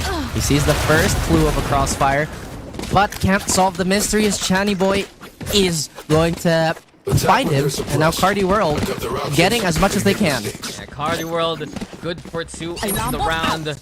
But I'm not too surprised with the investment that they're doing here into their bonus Raf. An operator to try and change their fate. They lose this round, the pressure is onto them because Tyrant will be on match points. And the rebuy with a single Vandal too. It's a lot more firepower from Carti World coming into this round here. That is a lot of firepower, and how you navigate it is really up to how you anti-strat a certain team, right? I mean, that's also how you kind of formulate a good offense, is to just find the gaps in that armor. Now, Carti World will get an opener by Patrick Watson. That's why you give him the op. Good for the first kill coming into the round. A few more first bloods here into the second half would be so helpful for Carti World and their chances. Watching here. A one-way too, making it difficult. Tyrant, they don't know as much as they would like. Checking out why the Channy Boy swing is good for the kill. In and out so very quickly during the duration of the blind. The smart plays here from Carti. Another one courtesy of Uyen. This is looking good for Carti World. They're back into form coming into the round so far. Yukes though, other plans, pitches on. Uyen trying to save the day. A 1v3 though, and Yukes will run into the crosshairs of Uyen again. You gotta love it from Uyen. 3 for the kills, and now Carti World 4 on the board. Patrick Watson, again, anchoring this defense with that operator, getting that, honestly, kill that rippled and was felt by Tyrant. And losing a member like that early, not really something that they may be accustomed. And once again, we circle back that. How long can Tyrant keep up this cleanliness? It seems that there's a little bit of fuzz and a little bit of mud in their play now. I mean, I gotta agree with you. Tyrant Esports, we saw the best and brightest from them just in that first half alone. But is it sustainable when Carti World is heating on up, when you get players like Uyen and Patrick Watson to the next level? of what they have here. And if you guys aren't too familiar with who they were before VCT PH, Patrick Watson, I believe formerly known as Yokam, you got Uyen, formerly known as Ayap. These guys have been building a career within the community circuit, found by the likes of Ichisolo, Chani Boy, and Astro to form up this Carti World squad. So there's still a chance for Carti World, 3 in a row. They have the gun advantage, but Tyrant, they force Carti World to make a few mistakes. They're gonna take this map here. Here. A few revolutions at the gate. It might look a little French for Tyrant.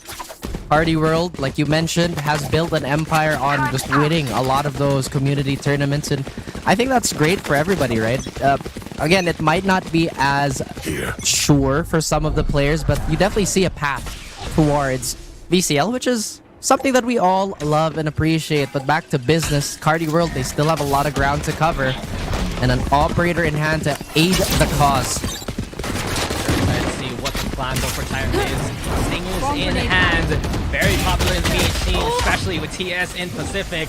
But in a 2-for-1 trade, it's Tyrants who's hurting here. Patrick Watson though, in this corner, we get pushed inside the smoke. He has to disengage. We are now holding things off by the boathouse. He's the captain of the ship right now, but Iris Monster will capsize him at least. 2v1, Yuke survives the initial burst of the fragments. But as soon as he peeks, it is danger afoot. Beautiful. Make some noise. Here's the knife. And Chani Boy, 1 bullet is all you need, my friend. There you go. Carti World with a handful now. It is spilling. Carti, they are slowly getting a grasp of the situation, as you mentioned, and the biggest thing is they keep this operator in the hands of Patrick Watson. It's been monumental in them holding down the fort as Tyrant tries to march on. Although we are going to enter a gun round, we do have null command on the side of Tyrant, as well as a Hunter's Fury that's not too far off from Chase. Iris Monza is a trio, or a 3-piece away from the lockdown if that ever needs. But they're hitting the strong side here, Dax. Oh, this is dangerous, Patrick Watson. Punished immensely by the missed shots. It is even trades for the time being, but Uyen will get scanned by the Aldron, and this is now going to be him trying to hustle his way out. No escape, no Tyrant pushing everything to the limit. Astro falls in the hands of Iris Monster, and with the 3-piece that you said, lockdown's available, and he's going to use it here. Res for Chowdy, just baited now in the fight. Time is ticking though for Chani Boy. A countdown of destruction, and he's the one found by Iris Monster there. 4 for the Killjoy, and Tyrant making the map points. Did you think the side swap would change the fate of a person challenging Iris Monster on B? He is the bouncer. He is not let anybody going through him. And again, Tyrant, they now have the added pressure of being at match point. Carti World, they're slowly recovering. But is it quick enough to tally enough rounds? Just what a chaotic round. Tyrant aggressing early on, and they just never let go of the gas pedal there, Raph. Maybe one more try with nitrous in their engines. Looking to burst into A, but the first knife will say no. Looking like a Godzilla in the straights here is Carti World having a hard time catching up apparently. Tyrant, they reassess their situation. They know they burnt both smokes, so the rest of the map is open. And this is a sound choice to back out. Now Carti World, they're forced to commit a little bit when it comes to holding down these angles because of the committing of smokes. This rotation is effectively a good call here for Tyrant. They knew immediately the KO pressure was there towards A. Smokes also should be in that station. The lesser reinforced side here for Carti World. And a chance now for Yukes and the rest to go for the burst. Also watch out, Ari Wansa on work duty this time around. Smoke will cover the cross. Easy in for Tyrant to take B.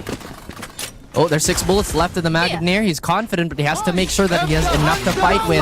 Now, Carti World, they're using the Hunter's Fury to at least deny the plant, but Uyen might just be the sacrifice. He's found, struck by lightning, and Tyrant now are in command of 4v2. Patrick Watson will decide to say no, and he has the chance to bring Chani Boy back to life. Beautiful plays in the ballet that is Patrick Watson. Here he comes yet again to take the lead of this dance.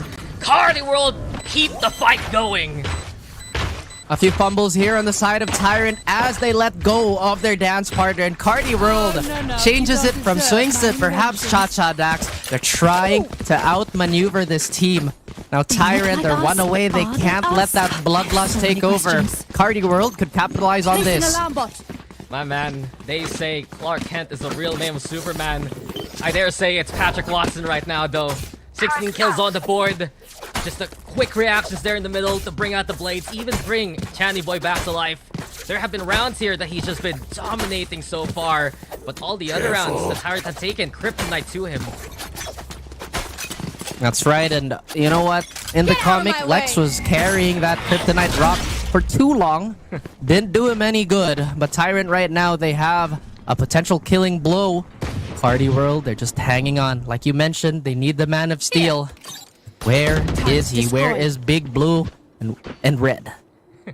I mean, it's more blue and white when you're on the jet, man, but you said it. Patrick Watson, here he goes again. And our sponsor has a good angle. The swing, though, dangerous. Patrick Watson might be walking to his own demise. You can see it. Our sponsor expects it. Oh, he knows he wants it. But it's not gonna happen. They back off at the... That could have been nasty on the side of Carti World. If they lost Patrick Watson, then I don't know. It could have snowballed. I mean, that's the op gone in that case. But let's not forget Tyrant back to an eco, given the situation. Right here.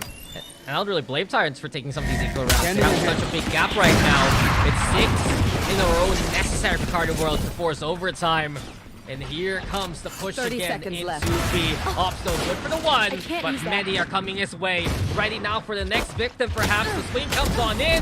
Chowdy wide. The shorty's good for the double instead. And Carti World will keep their cool. Near will try to fight on back. Sure, it was an eco, but it looked good for Patrick Watson anyway. Hey, it's the shots that land that count the most. And that's what exactly Patrick Watson did. Another one for the highlight reel, and more importantly, another round on the board for Carti World. Now, you see Tyrants, they're not really overcomplicating their play on these missile rounds, which is good. They just want to take as much guns away from Carti World. At the same time, they're letting Carti catch up. I know they only need one more round, but look at this economy that Carti's slowly building up. They're gonna have a gun round, no matter how many, well, 3 at most rounds they lose. They've taken 6 so far. Coming into the round, the operator's still in the hands of Patrick Watson too. And Tyrant Esports, they need to find a way to cause that chaos again. So I think a quick little technical pause right now. Get everything set and ready for these two teams to move on forward. But I gotta ask you, Raf, coming into the second half, Tyrants, if they are immediately caught by Carti, once we see them unable to cause that chaos that I said a while ago, they just struggle to fight back against Carti World and the dynamic system that is Patrick as well as Channy Boy.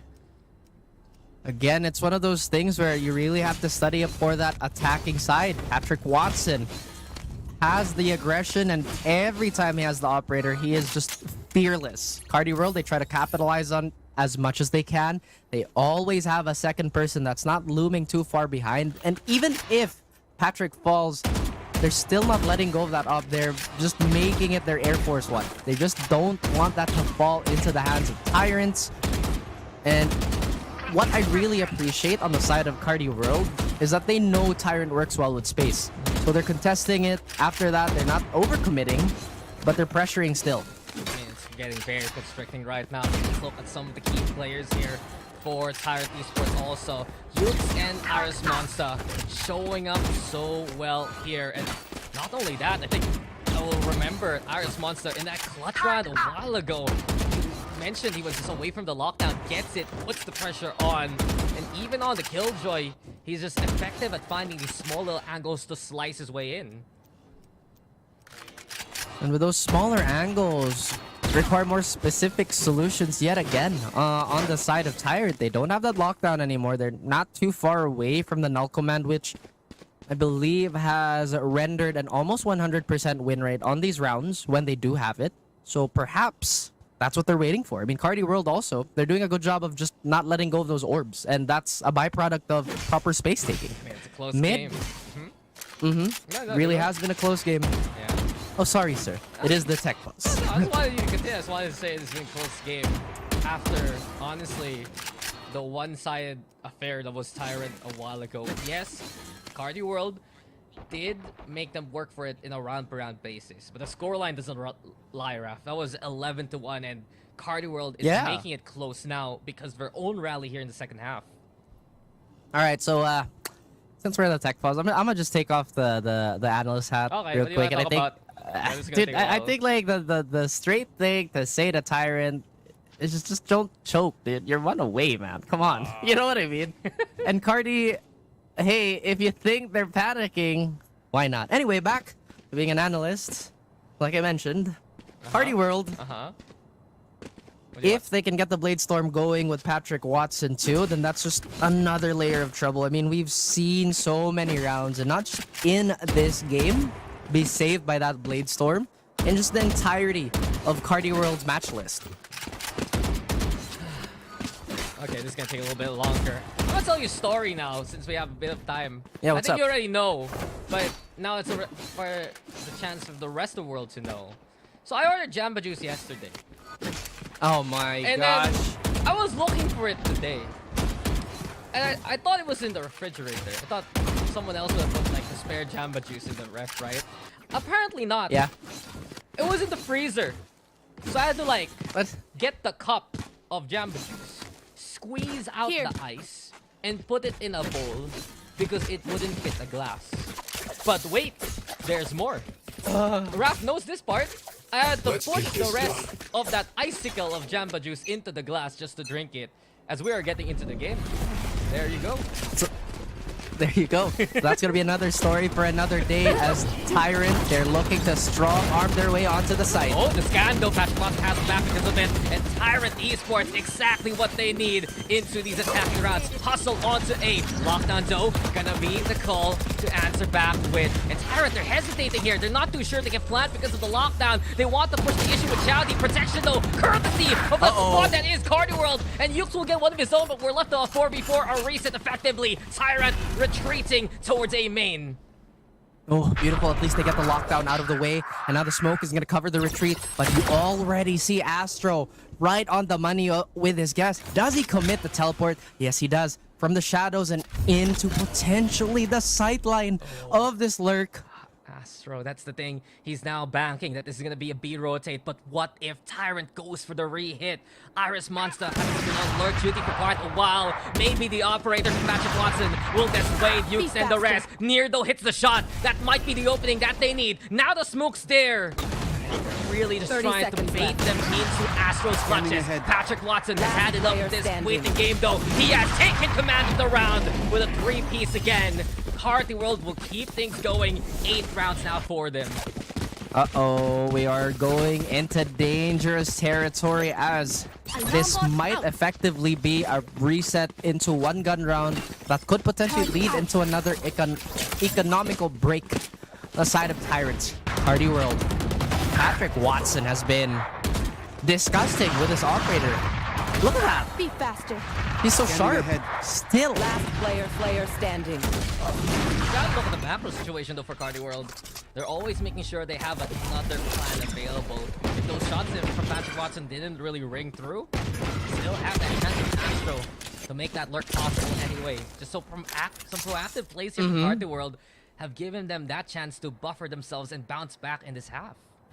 I feel like that could have gone the other way too, because if Iris Monster would have killed Astro, then that could have been easily a true mix-up that Carti World would have to deal with. Do they just kind of play into tree, or do they go for the full rotate? And if the full rotate did go into effect, we all know how the story is with an operator on the retake. It's really just not the easiest time. At the moment, Tyrant doing a good job of scouting who's where and what's what. I mean, that's the win condition right here for Tyrant. Make it the post plant. They were so close a while ago. But with that lockdown, it was still enough for Carti World to rally behind. And given the situation here for Tyrant, much more difficulty on the eco state. Carti World stationed again. And who is the tip of the spear, the sharpest shot of the server right now? 30 Watson seconds left. awaiting any contact. They have to run into him by this point. With 25 seconds left, A push into mid might just be near suicide. And honestly, Tyrant running out of time here, Raph. I don't think they can really hustle any way they want to here. Grenade out. That's right, so this might be a full commit on B. Like you mentioned, the scope glint is the call of the void here, and Patrick Watson has been hit. 5 more seconds, they just have to get a few kills here. Round's done. That's done. B. And that is unfortunate for Tyrant, to say the least. This is just moppability for the rest of the Carti world. Build up some ultimates perhaps. Get Itchy solo more closer and closer to the lockdown, as he will be credited for 4 of those kills. Tyrant looks so lost on the attacking side. They just can't find any place of confidence for them. Push where and when does push come to shove for Tyrant Esports? They were at the cusp. And maybe that burnout from playing so well is in full swing. Carti world, Patrick Watson. This is his show. He's essentially been winning round after round for this team. Near will try and assist, and now the null command is out. Remember what I said, when they have the null command out, it's an almost auto win. Yeah, this is their chance now to just keep rushing in, and Chowdy is that first tackle, so in front of these wheels. Near has made his way into the sights. All of Tyrant playing onto the objective. Yux realized the situation. He's the one away from the rest. Where is the rest is a good question. Look how far back the rest of Carti World were, and now look where they are. They positioned themselves towards market. Time is ticking down, and what does Tyrant have in their pockets to stop this? On the retake, the operator a struggle, and Patrick Watson with that first hand. Now the push comes to shove again. Yuke's Aris Monster just overrunning the staircase there, and Carti World are sent packing now. Tyrant took a while, but they still take the map. 13-9 to take their map pick. Again, just a trip to the lobby of the Tyrant Palace. Immediately kicking them out, by the way, right afterwards. Congratulations on that map 1 win. But now the game is on, Dax. You saw how competitive that Ascent was. The question is, have Tyrant evolved in the rest of the map pool? Like we said, once they get the post plant, that was their win condition. But that's a really good question right now, Raph. There's a lot of constant confidence for Tyrant coming into the rest of the series. They take map 1, they have the advantage. But the next map, that is Carti World's map pick. And you can see the preparation for Ascent was instrumental for Tyrant Esports. Does that apply for all the other maps we're going to get later on into the day? I do have to give big props to Tyrant, especially some key players, Yux and Aris Monster, just role players as well as impact fraggers, giving chances here to Tyrant to force their way into these sites. I think the same thing could be said about Near too, because when Near had that operator and when he did get a pick, it was an almost instant conversion on the side of Tyrant. But at the same time, we just didn't see that often enough. All things considered though, Tyrant, as we mentioned, operated like a well-oiled machine. The frag distribution is almost completely equal on the side of Tyrant. There's nothing really crazy here, as Chowdy was playing a little far back, but again, the impact of those kills, those frags, was felt. Yeah, and I love that Chowdy play towards Dice, that flash, just to change his fate in that effective 1v3. But on the other side, Carti World, some bright spots. Itchy solo, again, the improvement from yesterday to today, it doesn't go unnoticed. You also have Patrick Watson racking up some immense number of kills. Most of his first bloods on the Carti World side probably had to do with him. But I dare say, I guess there was just that struggle from that first half. The gap was a little too wide for Carti World to hurdle over. And Tyrant just needed 2 rounds there. Make Carti World make a few of those mistakes to get the dub. And despite the impressive macro on the side of Tyrant, this did not take away into individual highlights. It just kind of played into each other. And that's one thing that we, once again, appreciate seeing. I feel like the pathing has just gotten so much better in terms of their defensive rotation and just, I guess, presence of mind. I mean, again, when there was a pick, when there was an educated guess on what might be open, they took it. Just incredible anchors from Tyrant all throughout. Near's operator was one. Yux's positions towards rafters, another. Carti World, they just couldn't handle the scoreline that was established. So it was a great series, or a great map rather, overall, and it begs the question, can Carti World rally back moving into the second map here, Raph? That's gonna be Lotus for their map pick. So one thing that I think a lot of teams have to pay attention on how Carti World likes to play their Lotus is that they don't actually use Patrick Watson as an entry for majority of their plays. They kind of hide him behind a lot of their players. Like you mentioned, there's a lot of bodyguarding. But then again, when you have that kind of firepower, you need it to bail you out. Yeah, well, they're gonna need a bailout here soon as they are the ones down a map here. Tyrant Esports in the lead, in control, and I'm very excited to see what comes next into the rest of this series. But I do believe we have a chance right now to go for that break. When we return, it's gonna be more so of the same, more of a matchup between Tyrant as well as Carti World. We'll see you guys in a bit.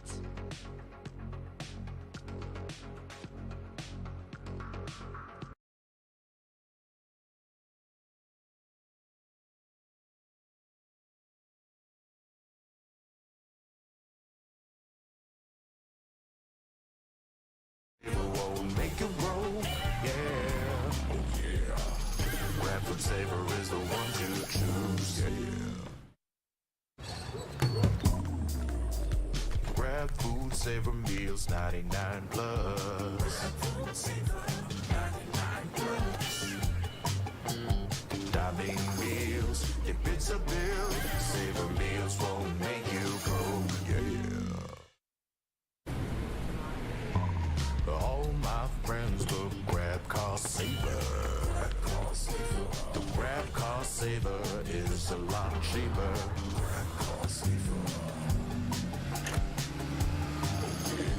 Grab car saver won't make it roll, yeah. Grab car is the one to book, yeah.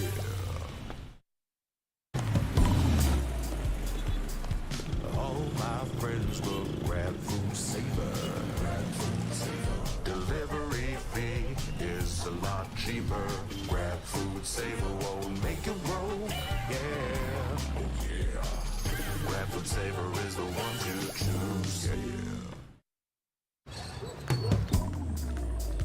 Grab food saver meals, 99 plus. Diving meals, if it's a bill, savor meals won't make you go, yeah. All my friends will grab car saver. The grab car saver is a lot cheaper.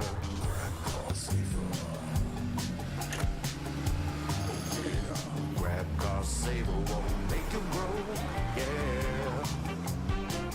Grab car is the one to book, yeah.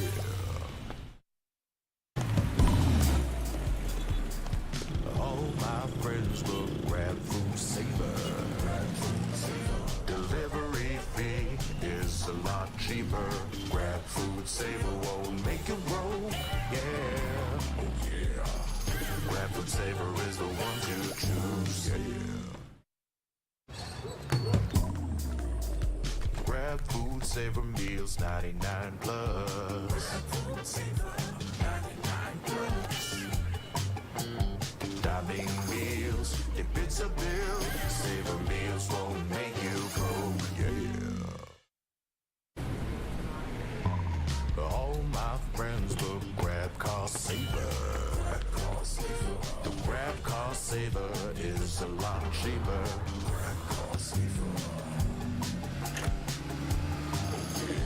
Grab car saver won't make it roll, yeah. Grab car is the one to book, yeah.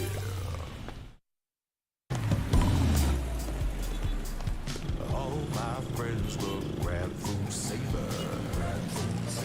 Delivery fee is a lot cheaper. Grab food saver won't make it roll, yeah. Oh yeah. Grab food saver is the one to choose, yeah. Grab food saver meals, 99 plus.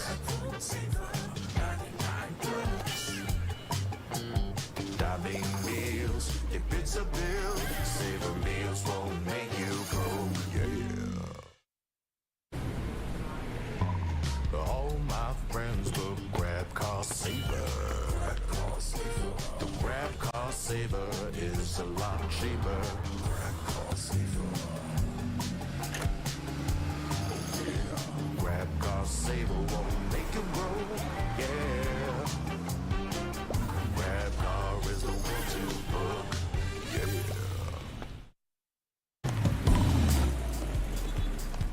All my friends will grab food saver.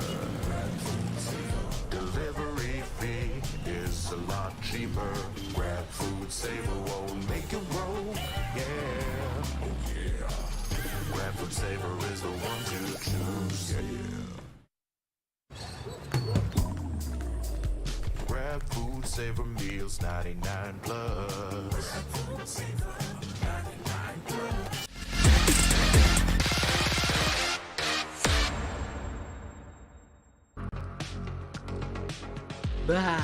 We can breathe a sigh of relief there while Raph is busy with her little doggo. I do have to say, that Manju? was quite an incredible matchup. Say hi, what's the name again of your dog?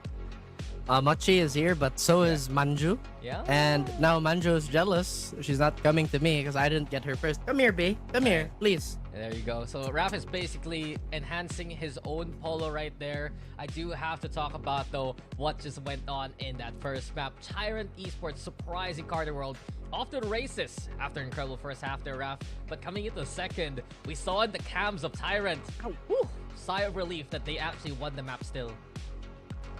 Sigh of relief, and I feel like it does kind of come down to body language. I mean, we see a lot of teams, even after a win, they're just like, oh, okay, we're done. Let's move on to the next map. And to see the youngins be very excited, I think it's normal. But I think they're missing the core component of this is a long series. It's not over just yet. Don't celebrate too early. And I would wager that last few, 10 rounds was incredibly stressful, as you mentioned. They needed to go to the post plant, right? And Yeah. I'm honestly a little surprised that there for Tyrant Esports, they did feel that stress near the tail end. But that first half, so dominant. Chase, Ukes, Aris Monster doing all they can to anchor down those sites. And you're going to love to see more of that from Tyrant Esports. I do have to ask, though, what's the plan now moving forward here for Carti World, right? They lose that first map, but there should still be that confidence because it is their map pick of Lotus. Problem is, I go back to the stats here of Carti World, and from what I've seen so far, that loss against Averna's very fresh for them, and a mixed bag between Beastel and Ivy League. Not really the best statistics for Carti World as a whole. Yeah, but then we kind of have to isolate it, right? Just a little bit that they've been doing well against the VCT teams, the VCL teams. And I kind of want to go circle back on the mental side of things, you know what I mean? Although I am a very big fan of this Chamber pick. Yes, let's play Chamber. Anyway, going back. What does Carti World have to do? Play smart. Don't let Tyrant do what Tyrant did. And that was just play super textbook. Don't let him take space. Yeah, and this is exciting because I haven't really seen Tyrant play this map as of yet. And you said it, Ukes now moving over to that chamber. You got Chowdy playing the Omen. Chase has the Sky under his belt. And with double control and the chamber, there are a bunch of nooks and crannies that can get away with a pick here and there, especially with that Sentinel, and get out with an immediate rendezvous. It's up to Carti World to flush that out, catch the chamber off guard, and look to see where they can put themselves into the map. Now, I'm curious. Since they have the chamber, does this mean that they wanna take a lot of these fights early? Because if we look at how Ascent went, right? Those early fights really went in the way of Carti. When Tyrant played their numbers game, when they played clean, it looked incredible. When Carti was allowed to take these 1v1s, Tyrant crumbled just a little bit. It was a matter of priority. We saw from Tyrant, when they play aggressive, it works. And with that chamber, it should be enabled here, Raph. One look though at Carti World. It's the tried and tested composition for them. Double control between the Omen and the Viper. Raise and the Fade too. And if you're playing solo initiator on a map like Lotus, common consensus has become might as well play the Fade in these kind of scenarios. So let's see if that's enough for Carti World to make the entry happen. You also pointed out a while ago, it's less of the entry here for Patrick Watson on the raise, more so a coordinated effort to push into these sites. Exactly, and again, they're really emphasizing the fact that Tyrant has grown as a unit. Individually, they are still really good, but a straight-up gunfight against Carti World did not yield the best results, as you mentioned. and them leaning into the chamber, I'm really not too sure about it. Again, I'm a gigantic fan of chamber picks because free operator, free headhunter, click heads, click people, they disappear from the server. But what do you provide aside from that direct pressure? What can you really do to halt the heavy push on the side of Carti World, especially when Patrick Watson is alive and running? Yeah, how do you slow things down? Because Patrick Watson, we've said it before and said it again, probably the gem that Carti World has found from the community scene. We're getting into the game though, but I do want to point this out from the first map. 4 triple kills for Patrick Watson. That is the amount of impact he can have coming into a round. Let's see though, as Tyrant going to play aggressive defense again here, Rap, but it's the wrong call as it's a stack towards C, where Carti World is moving towards A instead. You know what? I'm really surprised no team has scouted this. This is literally what Carti World does on round 1. If they have no resistance, they'll run through tree. But this time they changed it just a little bit. But here we have Tyrants. They try to encompass them again. This is reminiscent of what they did on that defensive side on Ascent. I mean, they know how Tyrant loves to hustle, but some great utility there from Astro, as well as Itchy Solo opens up the sights for Carti World to play from into the post plant. Upper also taken. Now Carti World taking a page out of the Tyrant playbook. It's effectively a high-low here with quick little orb set up too. That smoke in the way of any kind of Tyrant retake. Ukes has to push in with the rest. Carti World not seen, eventually found with Uyan. Ukes gonna get pulled to find Itchy Solo in response. And Chowdy's already on defuse. Carti World, they need to rush in. Chowdy protected, but Patrick Watson and Channy Boy collect the kills, and Carti World will take the first round. The record of excellence on the pistol continues for Carti World, and Lotus is already on a good start for them. They're looking to shut out Tyrant the way Tyrant did to them. Come back into the series, hopefully. Yuki nearly had that kill onto the player exiting stairs, but again, those 2 shots just could not find their mark. Channy Boy collects 3. That helps his Nightfall effort by quite a bit. So if they get orb control on really either of these extremities, then Tyrant will have big problem at hand. Yeah, and Carti World, okay. I've seen this a bunch of times coming into Lotus. When your opponent's playing the eco, take a while in spawn. Just bring in the sights, you know. Appreciate the map. Just because they could rush down from B. But given the stack now from Tyrant is actually at A, Carti World away from that stack. They go towards that slow C control, and they're gonna look to hit Iron Monster yet again. This is where the lack of a traditional Sentinel comes into play, because since Chamber isn't fronting this, they might just have to play retake. Granted, they don't necessarily have a choice here.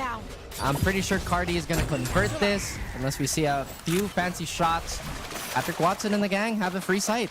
And this is just real estate taken again by Carti World. They're building a subdivision from these kind of takes, man. Spike planted. Carti World, they're willing to actually still play onto the site. Iris wants to rest. Ready now to burst from the halls. Haunt gonna get thrown over at the waterfall. Doesn't see anything yet. A slower play from Ukes. Maybe a chance to go for the surprise. Tyrant. They're just gonna go in now. The Prowler says no. I don't think they're gonna go for it. Yeah. I think they're just waiting for Spike to pop and let that rip, and they have planted a subdivision back. So hopefully it's not that environmentally unfriendly. So they tried and, you know, cherry pick. But wait, okay, never mind. It's planted for Mound. Carti World had an angle. And as we always say, Carti World, there's always a backup plan. They lose Astro along the way, but they still have some good guns moving into the bonus.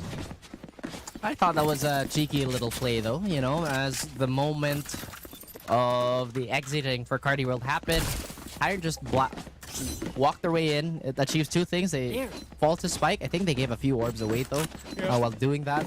But now they have Vandals abound for the most part. It's Chase suffering the notorious initiator attacks as Carti World look to try and steal a few of these upgrades for themselves. Chowdy too. Patrick Watson though on board. Patrick Watson with another one. The beautiful beginning on the bonus. Carti World looking for more. The Prowler already harassing Chase to near in existence.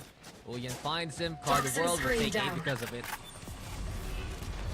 Ooh, and the lack of a hard stop again, plaguing Tyrant. Granted, this is the strong side. Carti World, they're going to be happy, but not too happy losing Channy Boy. Our response dips in. Given the scenario, can Tyrant even find any more footing? A pick might give them a chance.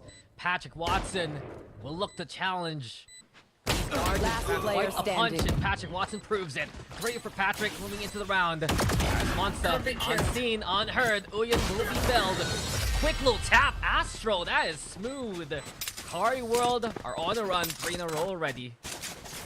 Again, this could be a mirror of what Tyrant did, and Carti World welcomes all guests, apparently. Insane opening here by Patrick Watson. Understood that Tyrant wanted to go for the direct gunfight because why not, right? Vandals to Guardians, it's a reasonable risk to take. But then you add Patrick Watson and how sharp Carti World is to the mix. They get 33 3/4 chance. I don't know the math, honestly. But Patrick Watson is 6-0. That's obvious. Yeah, Patrick Watson is rampaging right now. 1 away from the showstopper. And just still happy to play the front for Carti World. This team made it left uncontested for too much already. Carti World have taken advantage on a round-for-round basis here. Oh! Okay, let's spoke too soon there, Raph. Chase surprises many with it too. Big help already on their end as Tyrant do have the chance to pick up the Vandals, but wary are the players on Carti World as they try to use this as an outpost. They have not moved from rubble one bit. Maybe this is the play call. Tyrant's so patient either. They're just not moving. Yeah, Tyrant has effectively trapped Carti World right now. Opening that door, looking to see if anyone's gonna bite at it. Carti World, they're stuck in this corner. They have the Nightfall available to open up a push perhaps. They need to watch their flanks also. Nier, his contact could be the burst that Tyrant is looking for. Toxic screen gonna be set on up. Don't blame Carti World for playing this way. They might go at the stairs, but no one checks the corner. And effectively, Nier executes 2. Big shots from Nier and Chase into the round. The rest of the team looking to finish off the job onto Uyen. It's a 1v3. In danger now, Raph. Vandal picked up by Ukes. Even if Uyen gets the plant, that can be Tyrant scrounging for guns here. He's waiting it out. He knows he has time to work with. Not too much anymore, though, but it's the shots that you don't expect that hurt the most. And look at this. Tyrant have sprung into action. They could get sprayed down by Uyen here. Utility narrowly misses him. Triple swing, it's too much to handle. I was a little surprised Tyrant didn't even bother with the guns, but there's just a hustle from Tyrant to take their first round. So well played, and I dare to say playing against the assumptions of Carti World there. I would have to 100% agree. I mean, if you looked at the mini-map, everybody was just so stable. They knew they had everything going and really no reason to try and chase the momentum. Tyrant Esports, again, being much more intelligent in their approach as Carti World. Some of these curveballs, and I would dare say curve sheriffs, have soiled their plan. Patrick Watson, the first death on the board for him. He does have a showstopper with a Nightfall and a potential Viper's Pit if Uyen does get the plan down. No, the TP there. Seems like it's safe for Astro still. Ukes also will be back on the way. And we're getting more confidence now from Tyrant. Yet again, active on map control. Nightfall though, gonna get lobbed. The showstopper too. And Ukes is in danger. His rendezvous setup is in place for the site itself. Nice swing to Fire's Monster. Shuts down the showstopper. It's solo in the back line. But he's only good for the 1. A 3v3 after everything's said and done. And Carti World will make the place and the play on the A. Spike planted. Oh, I think they should have let Uyen plant that. They would have had Pit. But instead, it's Channy trying to get his numbers back up, or at least to get that Nightfall back in order. Remaining. But Nier. What a great protective play from Tyrant. The re-rotation to play into B, catching out the push over onto Ukes. And now the Seeker is also confirming the location of the final target. Another well-placed round here by Tyrant. That's just it, right? It's just been placement and positioning. Tyrant know that they are capable of winning these fights through sheer willpower alone, but they're not falling into that trap, Vax. I see a lot of mechanical teams just forget that they too are intelligent at this game. And how we have Carti World scrambling a little bit. I think that was an overextension. I'm not entirely sure why they would want to hunt the timing there when it think they didn't have a flash threat, right? It's the assumption again, I want to say. Most people realize, okay, if you're going for the flank from T-spawn, you're going to be going into tree, right? Make that pinch play happen onto the sites. Rarely do you get a team run into upper, but Tyrant just the know-how right now to rotate around the map and catch Carti World off guard. Patrick Watson though, good for the one as per usual, but one is all he gets. Chase has to back away, healing Chowdy too as they retreat. So a first dip leads to a trade. Tour de Force is up and running too, so Ichi Solo, I know he likes to lurk, but maybe this is not the fight he wants to take.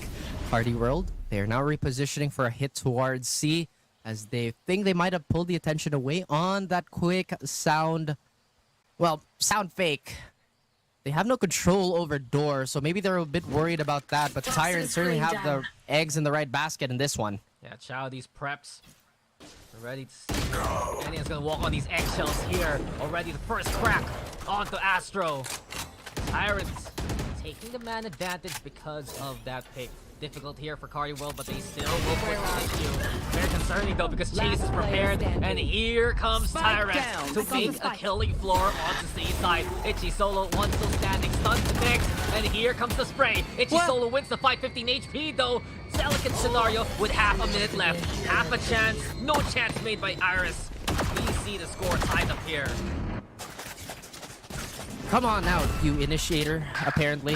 Or was that the Sentinel? I can't make out of what's going on here, as, again, there's a lot of chaos, but most of it has been incredibly calculated. We saw Ichi Solo try to destroy the reinforcements coming in through his path, but then was a little bit too late, trying to march his way towards C.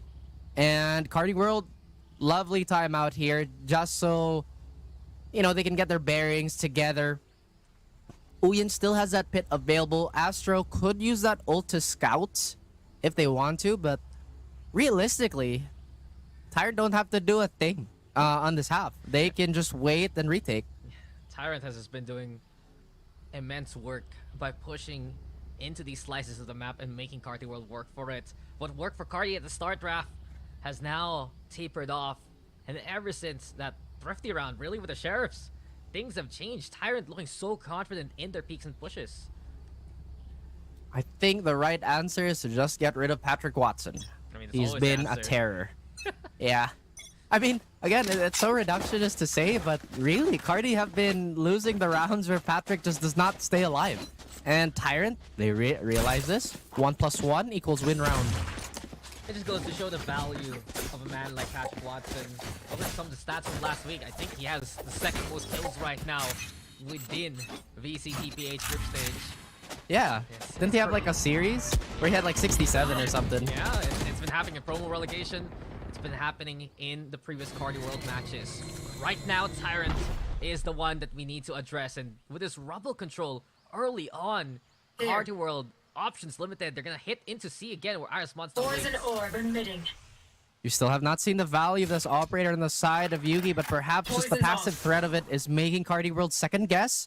The weaker weapon still can do a lot of damage, as we've seen before, and Iris Monster has a lot, and I mean a lot on his plate. Prowler, too busy with it, but still hits the shot onto Patrick anyway. Showstopper now available. Near will send it, flying towards Ichi Solo, and that clears too much for Carti World to look at. Iris Monster good for the trade around. Johnny boy, not these shots, but with a single bullet, it's enough to still get a kill. A chance maybe in a 1v2. This C site is open for business. Chani, the IGL calling that he may save the day. You're asking for a Man of Steel, but you get the first Avenger instead. The shield is with him.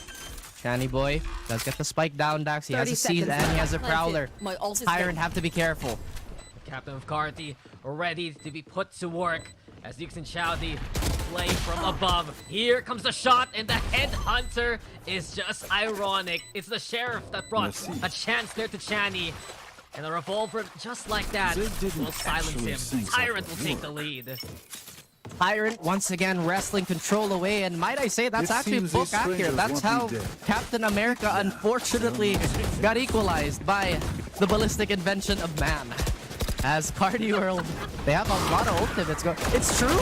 Crossbone did it. Then I think it was a Civil War or something. Yeah, then he turned into a ghost. And then he turned into Captain Hydra. We don't talk about that one. That was awful, by the way. Just don't get me started on that. I enjoy the one where he becomes an icicle cube and then he goes back in time. Okay, I like that one. Huh? Carti World looking to hit us with the Orb of Confusion, but instead they will make a lot of certainty with all this ult. Doesn't know the MCU ready. But Channy Boy with the plant. This is perfect here for Astro and the rest though, as Channy Boy has been fended off. Carti World waiting for this Viper Split to be set on up. They do so now, but there's a counter, a play. Iris wants as well. Now with a swing, that's wild, it's good! And Nier also with a pitch in that fight. A flurry of spam, but the lockdown's there. Countdown again. Pressure's on for Tyrant, who have to retreat for the time being. Look at the patience again. They're waiting for everything to bloom. Oh. The flash does not confirm anything, and pit-to-pit action here. Channy Boy looking to hold it down. It's dangerous for Chase, but he still sprays the corner anyway. Time running out. Itchy Solo catching Iris Monster. Advantage here perhaps for Carti World, but Channy Boy is looking to fight for his life. The big 1v1. Itchy Solo, name says it all. We are tied up again. Haymaker upon haymaker. Tyrant and Carti World, they refuse to give up. And this has been a war of attrition. Both teams now at the brink of a shaky economy. They still put the operator in the hands of one of their players. Chowdy's currently holding it, but most likely it will go to Yuki. Carti World also not in great shape. They still have a Guardian in the hands of Patrick Watson. Oh, and by the way, Dax, don't get me started on the comics. You said travel back in time. He went forward. And then back. And then... You're right. Yeah. I guess so. But you know what? Game Valorant in front. Look, I just skipped the end game, okay? Straight up. Because we got 4 of this close fight. And beyond our geek out moment there, I do have to say, you're right here, Raph. This economy has not stabilized, honestly, for either team. With a loss on Ukes like that, it's going to be even worse for Tyrant. A Spectre in hands of Nier. Chowdy's the one. The operator most interesting. Bring them down.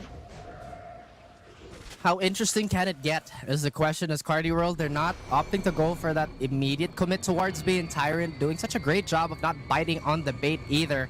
There's going to be a little bit of pressure towards Chase's side, but so far he's not biting, so now he confirms Tree is safe momentarily, but the other side of this door holds a lot of mysteries. Oh, and the operator now rings Chowdy. Excusable to have that done. His history on the jet says it all. Given the agent for reposition over on the drop. The pain shell's not enough to dissuade him, and Chowdy hits a good shot. Here we go again, though, with 12 HP. He's desperate in the corner. First now by the NAOS to a Chris. Chase also overrun, and the flank now will become the front line. Into most nightly go, and Itchy Solo takes some immense damage. He gets revenge immediately onto Iris. Pain shells, though, huge! And Nier, where's the gun? Nier, Where's the gun? Pick it up, ready to go for more. Oh, that got so scary real quick, but Nier has to reset himself here. Reset indeed, and Carti World 2 can't get caught up in the adrenaline of it all, as they're just waiting for one person. Nier, your time to shine. It's just gonna be Dim versus Astro. Carti World will keep a bit of a lead here, Raph. They will take it back and go for more. But I have to say, that shutdown onto Ukes, if they get more of that, Carti World will have an easier time on this offense. Tyrant falling twice in a row, and like you mentioned, there is a linchpin here that honestly needs a bit more volume. When you want to commit to the chamber, you need the chamber to dominate the defensive side. Carti World, like you mentioned, they know that there is one person they should be dumping a lot of utility into. Oh, smart. This is immediately checked by Carti World. They see the gap. They're ready to spray into an advanced peek from Iris. Forces the Viper back. It's an eco here for Tyrant. We've always said that the eco sticks of both of these teams were perilous. Now it is tipped in favor of Carti World here. Carti World reassessing what they can do. This time they've decided to potentially walk into the Sentinel, albeit a little unarmed. Although Chamber does have the Headhunter, what can it really do? Get rid of that. Well played. Yeah, Ukes, this corner is good for him. Snap back into cover if necessary. Paranoia effectively avoided, but the rest of the utility will force him back. Now the pain shell is thrown over. Here comes Ukes again to assassinate the first one. Uyen is the precedent fallen there. Just give him a 21 gun salute after that one. But Carti World will make their way to the sites, even though they've lost one already. They make that two Spike after down, Nuke shuts C. down the spike plant. It's not even into post plant yet. So that's why 30 you seconds avoid the left. Sentinel. He'll destroy you. Oh. He has one more away from Crew to Force. But here comes Last here. player Carti World remaining. doing damage to the backline. Patrick Watson and Itchy Solo, hand in hand, holding things steady. As Monster picks up a gun. With 50 seconds left, he might find the timing here, but oh, there's the duel. And there's Patrick Watson doing what he does best, There. win. Carti World have made their way to 6. Wonderful attacking side here by Carti World. Again, very, very close despite the weaker weapons here in Tyrant. Uke now has that operator in hand, or not operator, that tour de force ready and waiting, but it looks like he's saving it for a rainy day. The Vandals will come through for everybody. Itchy Solo has the lockdown, as well as Patrick Watson with that showstopper to really drive the nail home. Carti World, they want to end this half strong. They don't want another Tyrant experience. Yeah, well, Tyrant are ready now for action again. They know Chowdy's up top. Showstopper set. Patrick Watson desperate to look for a pick, but that rocket's enough to dissuade the rest of Tyrant from swinging. Tyrant now effectively gosh. cornered in these angles, near fighting for his life, fallen to the hand of Patrick Watson. Push now into 3. Patrick Watson looks for more, but Chase will seek him out instead. In all that chaos, it's pulled much attention, but Carti World will still head elsewhere. Talk about the fog of war here. Despite everything, Tyrant, they try to hold strong. Carti World short the C hit. They might even get one. There's a chance for Iris to crouch out everyone here, but the good for 2, it's decent to have the advantage. Up from Shadows, also from Chowdy. Taunt immediately from Shiny Boy in response, confirms the flank. The Trailblazer sent this corners Carti World into Bend, and now Tyrant looking to come and collect. Ukes and Chase are the ones ready to cash in that depth. Tyrant will find 5 for the half so far. Unfortunately for you, that's gonna be a tour de force, not into the next round. They might need it, but like you mentioned, they'll take everything they can get. They've come to collect, and my goodness, did they run these pockets dry. Patrick Watson getting caught off guard in that tree clear. And I would say that was a round won by Icebox. He stood his ground, he knew he might fall, but he got 2 anyway. I mean, that one snake bite changed his fate. That piece of utility helping so much to win those kind of fights. Double damage, looking good. Double kill, even better. Tyrant, they're looking for the rally here, Raph, and a 6-6 half might not be what they expected coming into the second map here. There. Perhaps they will unite under that Tyrant banner once more and try to trample or stop this offense, as you mentioned. Itchy Solo still has not let go of that lockdown.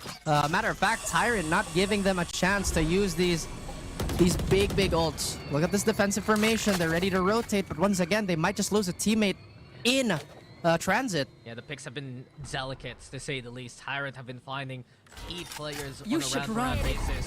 The lockdown used early on, though. There's better security for Carti World. They want to move into the second half with a lead. With this lockdown, they should get into post plant as soon as possible.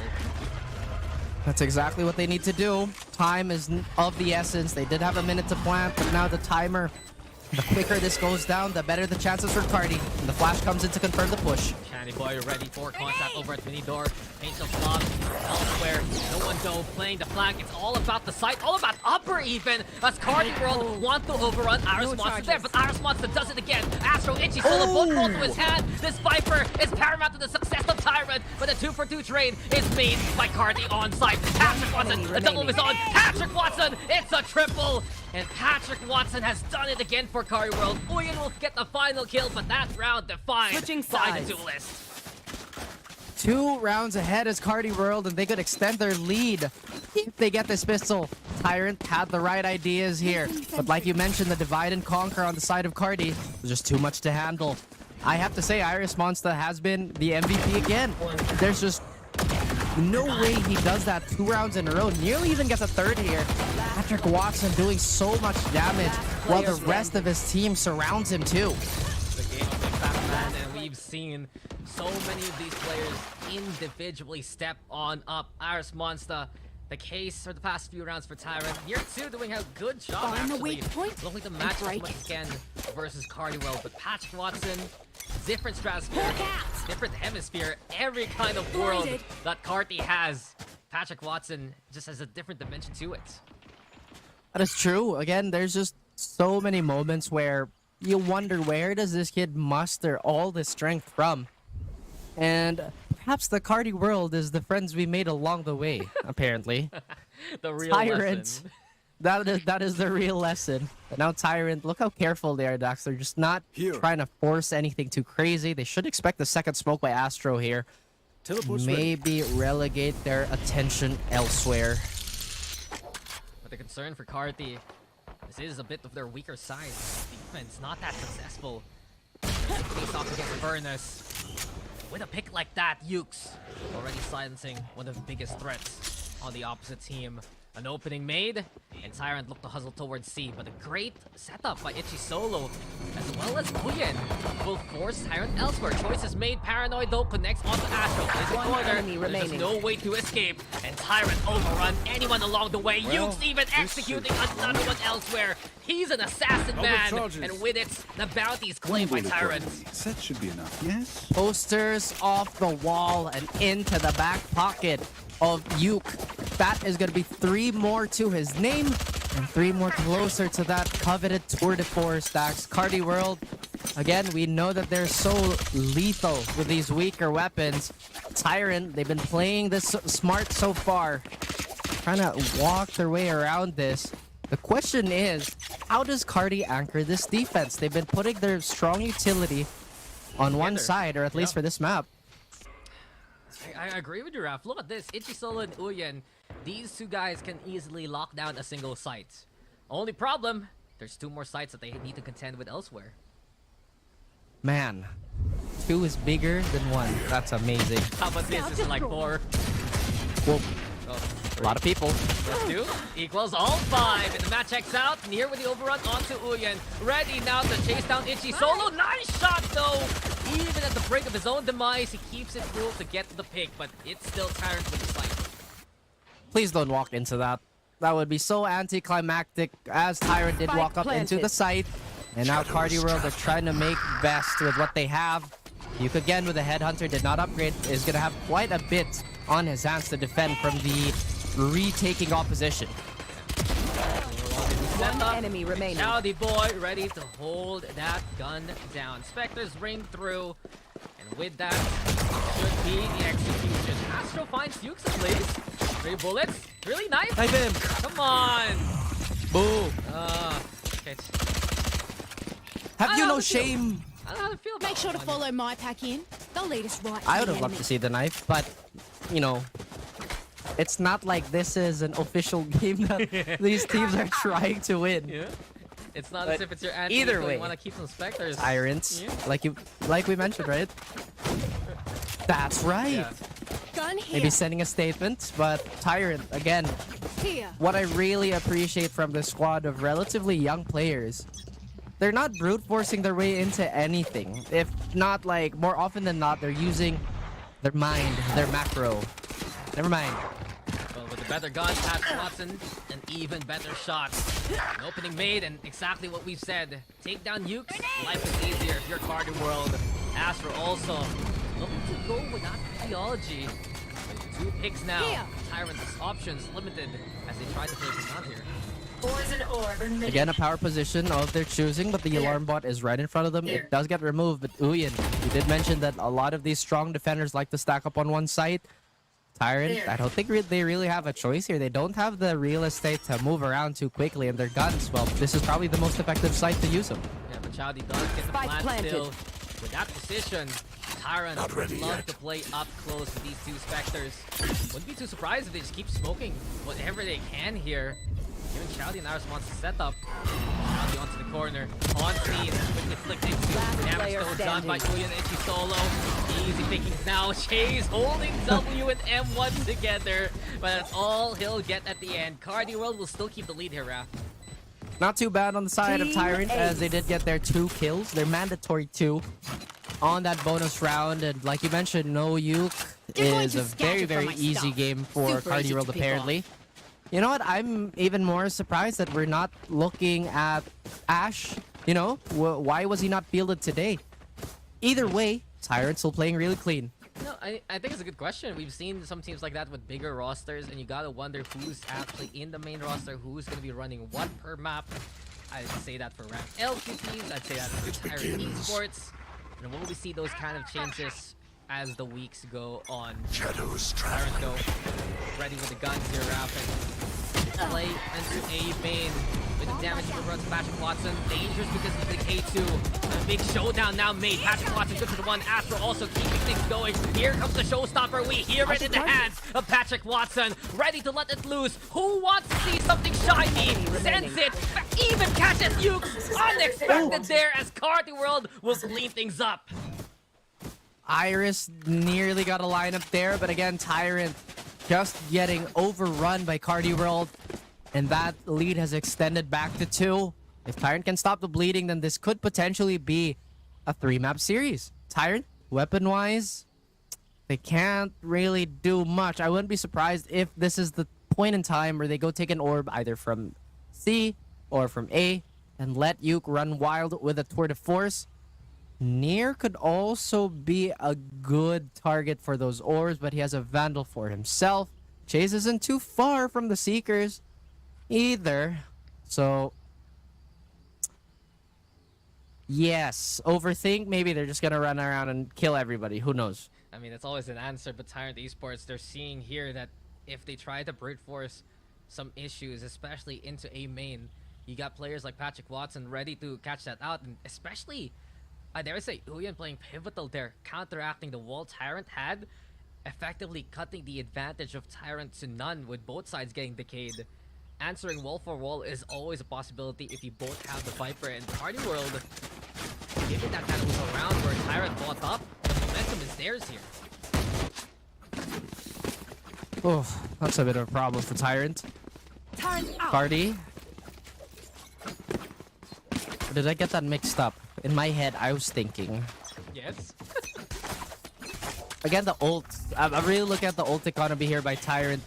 They've just been so successful layering that together that Carti World could be in a bit of trouble. But again, guns abound on Carti's side. Are they effective? Yes. Yeah, ready to fly. Seems like Nier will be denied. Uyan poisoned up. Actually expecting the satchel in play. It's all pistols left here for Tyrants. Carti World are seeing their chances grow more and more if they win this. We go into Icebox, a decider for this best of 3. The others have other plans. Is stopped by Astro. He's found 4, and it's flawless even. Double digits now made here by Carti.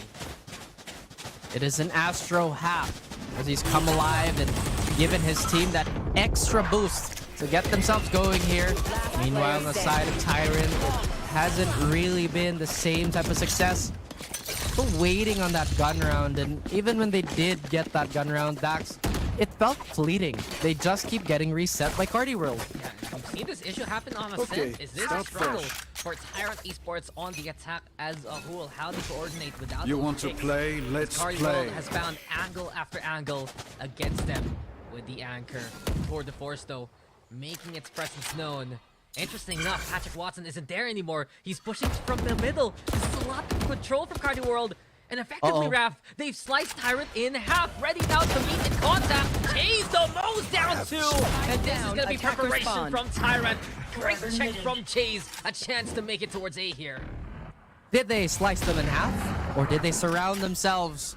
Is an even bigger question as Itchy Solo is going to take a lot of damage from that nade. But his utility is going to keep Tyrant at bay momentarily. Could do a bit more damage here too.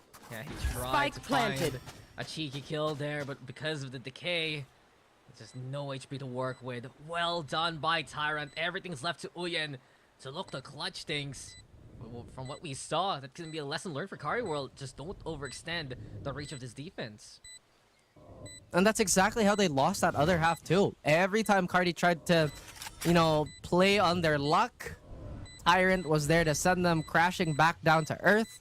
Now Tyrant, they're the ones playing really reserved. They know that they can't afford to lose an extra rifle. Uyan will just try to play the spoil sport here. And maybe he'll also look to perish with a spike. He could stick it for whatever it's worth. Here would be but yeah, it's not gonna equate to or amount to a lot. Loses the gun still to get out in time.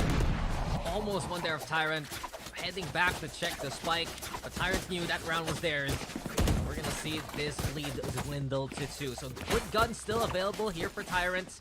Chowdy can buy up for Chase. A different call though for Carti World, man. Operator out for Patrick Watson. He needs to be at the right spot to begin with. Shani has a Nightfall available. That's a good spot. So that might just be another thing that Carti World have on their checklist. One thing I've noticed is that both teams have been really diligent with their utility, even in a slogfest that is this map. Ascent was similar in a way, but right now we're seeing a lot of pressure towards Rebel when they choose to do so. But now Mound on the side of C is the hotspot. And he won the hot spot in the game so far. You put the temperature Scout map destroyed. on Lotus, you're gonna see just dot after dots Here. there by that mound. Yukes though fishing for a kill. He already saw Uyan's shoulder there a while ago. Doing a bit of chip damage. First is still around. Prowler 2 to add in more of that intel. Look at the scope from Astro. Interesting enough, it's headed towards A there. Looking to scare off Tyrant, but Iris Monster's on the other side of it already. There's not a lot of perceived pressure on the side of Carti World, and they're playing their cards still really, really well. I've got your trail. The house always wins, apparently, but this home is getting absolutely destroyed by Nier. Yeah, Nier has drawn the pair, but no 3 of a kind for him. After the one, holding all the cards now, Yukes will just take it and make it a dead man's hand. 30 seconds Tyrants left. can't play into C, but it's still, oh wait, there's more moment. Uyan waiting here by Waterfall. Potentially a quick retake from Carti World in the cards. Prowl looking for a target. It's solo squeezed on out. Nice shot from Vision Solo, but Aris Monster handles them all here. He's having a big game here, folks. Aris Monster ready to keep Tyrant in the fight. Please have 21 kills so I can say something. No! No. No. Well, Wait for the 4 for a double down, man. 17 is still beating the house. Yeah. It is, but we're not going to expound on that.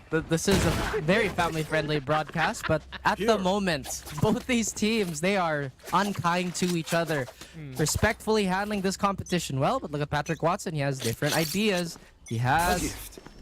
never mind. What did you want from him? He had a Bucky. He could have, done some crazy, as Patrick Watson would. Then what money would he have for the next round? It's all about the soul. Okay, all about the soul, all about the jazz, all about the Trap passion, destroyed. you know? Yeah, I mean, we love it when teams play calculated and play super measured. At the same time, it's fun when you see some of these teams just believe in the heart of the cards. Yo, I've been rewatching Yu-Gi-Oh! For no reason. Just... Dun, dun, dun. I still prefer to watch the dub even though it's a lot more censored. It's just... It's the way, cool. Yeah, it's just the way we watched it.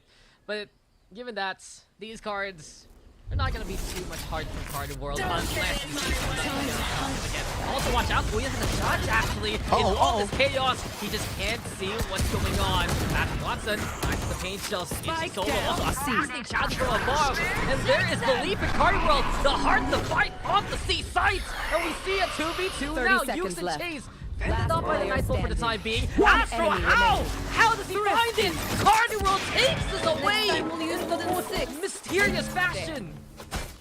1,000 LP to play Pyramid of Light, making that stand a possible one despite every disadvantage going their way. The weaker weapons, the early pick on the side of Tyrant. Again, Iris Monster look to win another round for his team, but fancy footwork from everybody involved. Oh my god, that's disgusting. Unbelievable. When everything looked to finally go in favor of Tyrant, Carti World will change the fates of the game.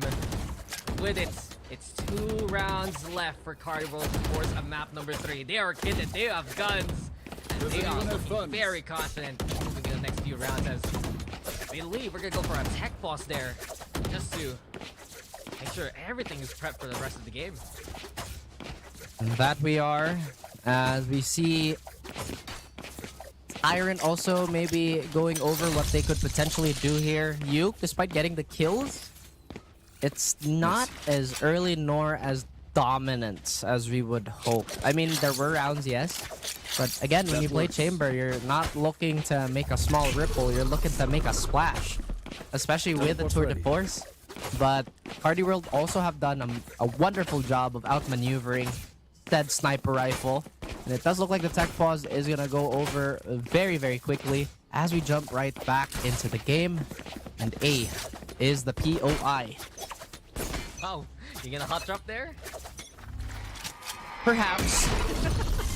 Well, we're dropping util to begin with. Dukes already has his rendezvous, and because of that, Wow. there is just no second chance. You swing again, you die to Patrick Watson.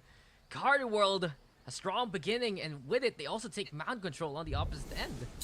Don't walk into the electric fence of Patrick Watson despite how much utility you have, apparently. The Uke had a free peek, but again, sometimes the price is just not right, even when it's free to take. Near will get the Vandal away from the hands of Carti World, and a reset on the side of Tyrant. I think they're a little stumped here.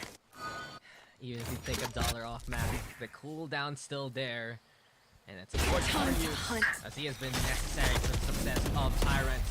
Can anyone else pick up the pieces from there? The snake fight already dissuading Tyrant from pushing into C. And we've seen this a bunch of times into this half already. It's Carti World influencing where Tyrant will go. Toxins going up. Oh dear. The mind games are a bit too strong on Carti World, and Tyrant. Again, once again, walking into these traps, maybe this could be the attention pull that Tyrant need to hit another site. Look, they're scrambling for Iris, but Iris eventually falls. Yeah, he's been found by the showstopper. Uyen ready to try and hold. He's out of utility. Give it up. Showstopper sense. Uyen survives with a sliver of HP. Near though heard 10 that seconds stroll, left. and with it, he checks the corner. Spike's planted, a 3v4 now. That's still a lot of bodies to consider, and Ichi Solo has this lockdown. Unsurprising anybody that he'd committed. Chowdy has a relocate if he wants to do it. 3v4 numbers against Tyrant. Player Near standing. fighting for his life, but that Downward. stage is too much to handle. Chase, there's no Uh-oh. escape. There is no way, and you are now gonna suffer to the hand of Ichi Solo. Knife to Oblivion. A 3-piece for Ichi Solo also. And with it, Carti World keeping things going as we see them move to map points. One more for a 3-map series. Carti World showing what they have, and Tyrant slowly floundering here. Again, that really changed the course of that round. They were backing on that pressure so Player much standing. that this just felt super forced. The paranoia was invested, but didn't really catch anybody, nor did it confirm any space for Tyrant. Now, Carti World, they do have Viper Spit available, so once again, they could influence how Tyrant and where Tyrant is going to push. And it's just been the case so far in the second half. Even on the defense, Carti World is calling the shots on the attack. They start off, could be the last round. Viper Spit online. It's a force buy here for Tyrant. Guardians and light armor, whatever they can afford, they just have some firepower. He does have Seekers. I mean, how many people could be in the Viper's pit, right? And it does look like Tyrant are now asking the right questions here. I think there's a bit of a sound spot on the side of Yuke as well. Hearing the footsteps of everybody across, and they could commit I've on the got your solo trail. Viper. But once again, the Vipers have had bags, especially towards C. Here comes the bite of the Trailblazer 2. Near, though, runs into the gun.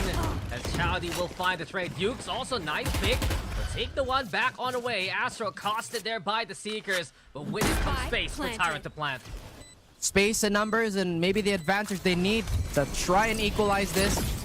Their back is not too bad either, so it's going to be a full buy. They're looking to afford more people on this, but now they've equalized. Astro is the hero again. Oh, pressure. Iris Monster, good for it, but Iris Solo, or rather Ichi Solo, transferring, killing, and doing what he can. Carti World keep the series going. It's 13-9 as they'll take Lotus 2. Close map, Dax. But ultimately, it is Carti shutting down Defenders every win. single player that they need to be aware of. First, it was you. Then it was Iris Monster. And now they are going into Icebox, which I believe would be a Carti-oriented map. I think it's more Carti than it is Tyrant. Yeah, what the game though, and near the end, we thought Tyrant had a handle there, but just that eco round going the wayside and giving Carti World that chance. Of course, Patrick Watson having a good game, but now I want to put my focus on the Itchy solo. Just the last few rounds, he was doing immense work here. The transfer at the end, but that kill from the box above the Viper Spit. It's a bit of a lesson. You don't want to Viper Spit too eagerly before you have that side control. And just the punish plays we've seen from Itchy Solo helping Carti World coming into that game.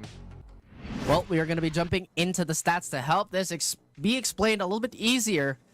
And it is, to nobody's surprise, it's still Patrick Watson stealing the numbers show. But Itchy Solo, the quiet hero, the not so quiet half. Again, this was a person that was under a lot of scrutiny, I would feel like. Because how you glue this team together when everybody's a little hyperactive and everybody's doing their own thing. You as a Sentinel have to be the grounded player. And other than that, he did bring Tyrant to their knees, especially in that last round, especially on that vertical play that you did mention. Surprisingly, too, Carti World have more opening kills than Tyrant. Yeah, I mean, Carti World, you kind of expect it from Patrick Watson, but Itchy Solo, from start to finish, reliable, especially in one of those rounds towards B-side where he wins the final 1v1 in all the chaos caused by Tyrant. If you could say, though, one player to highlight from Tyrant, Aris Monster, having such a good game. Many rounds saved by the Viper. A solo hold has always been in the cards for Aris Monster. How many times did we see him have to deal with the numbers there from Carti World during the first half? And he succeeded as much as he could to take top frag honors for his squad.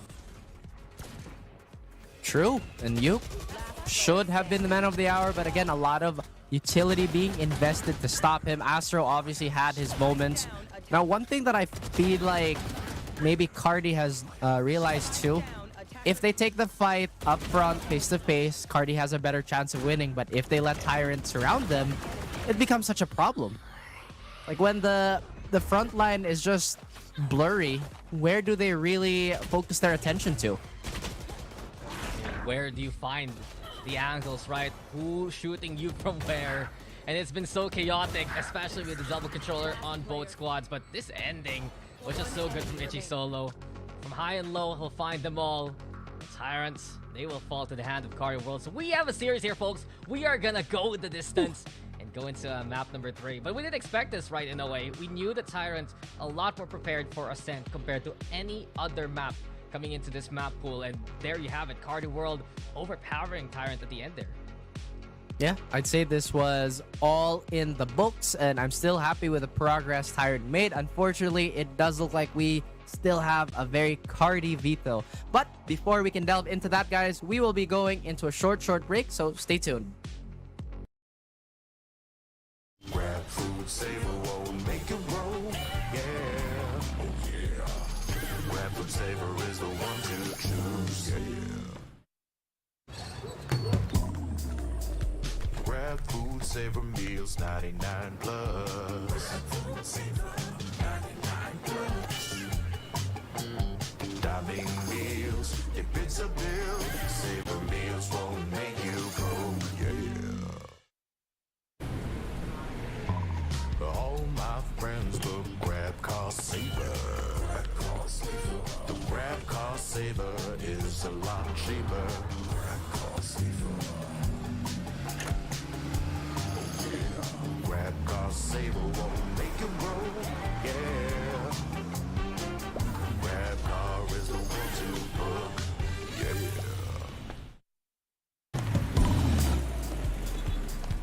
All my friends will grab food saver.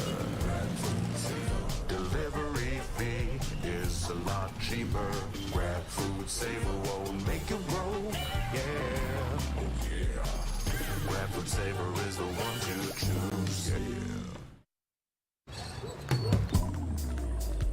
Grab food saver meals, 99 plus. Grab food saver, 99 plus. Diving meals, if it's a bill, saver meals won't make you go. Yeah.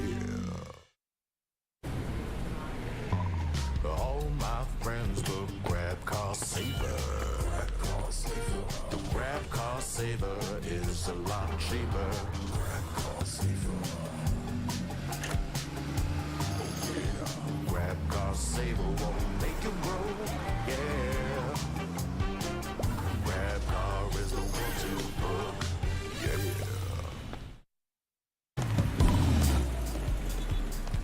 All my friends will grab food saver. Delivery fee is a lot cheaper. Grab food saver won't make you roll. Yeah. Oh yeah. Grab food saver is the one to choose. Yeah. Grab food saver meals 99 plus. Grab food saver 99 plus. Dining meals, if it's a bill, saver meals won't make you go, yeah. All my friends will grab car saver. Grab car saver. The grab car saver is a lot cheaper. Grab car saver.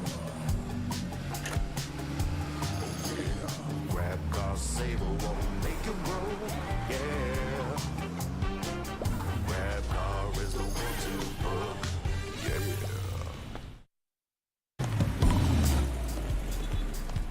All my friends will grab food saver.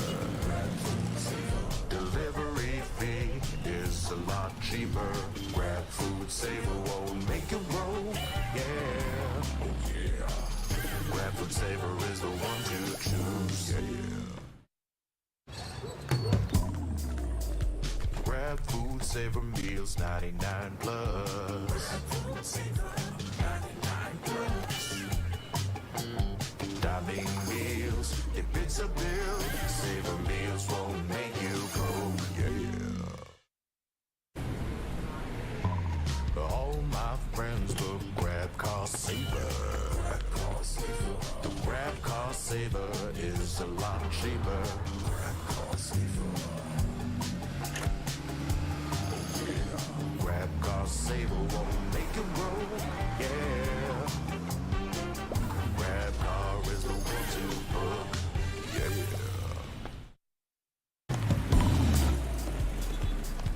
All my friends will grab food saver. Delivery fee is a lot cheaper. Grab food saver won't make you roll, yeah. Oh yeah. Grab food saver is the one to choose, yeah. Grab food saver meals 99 plus. Grab food saver 99 plus.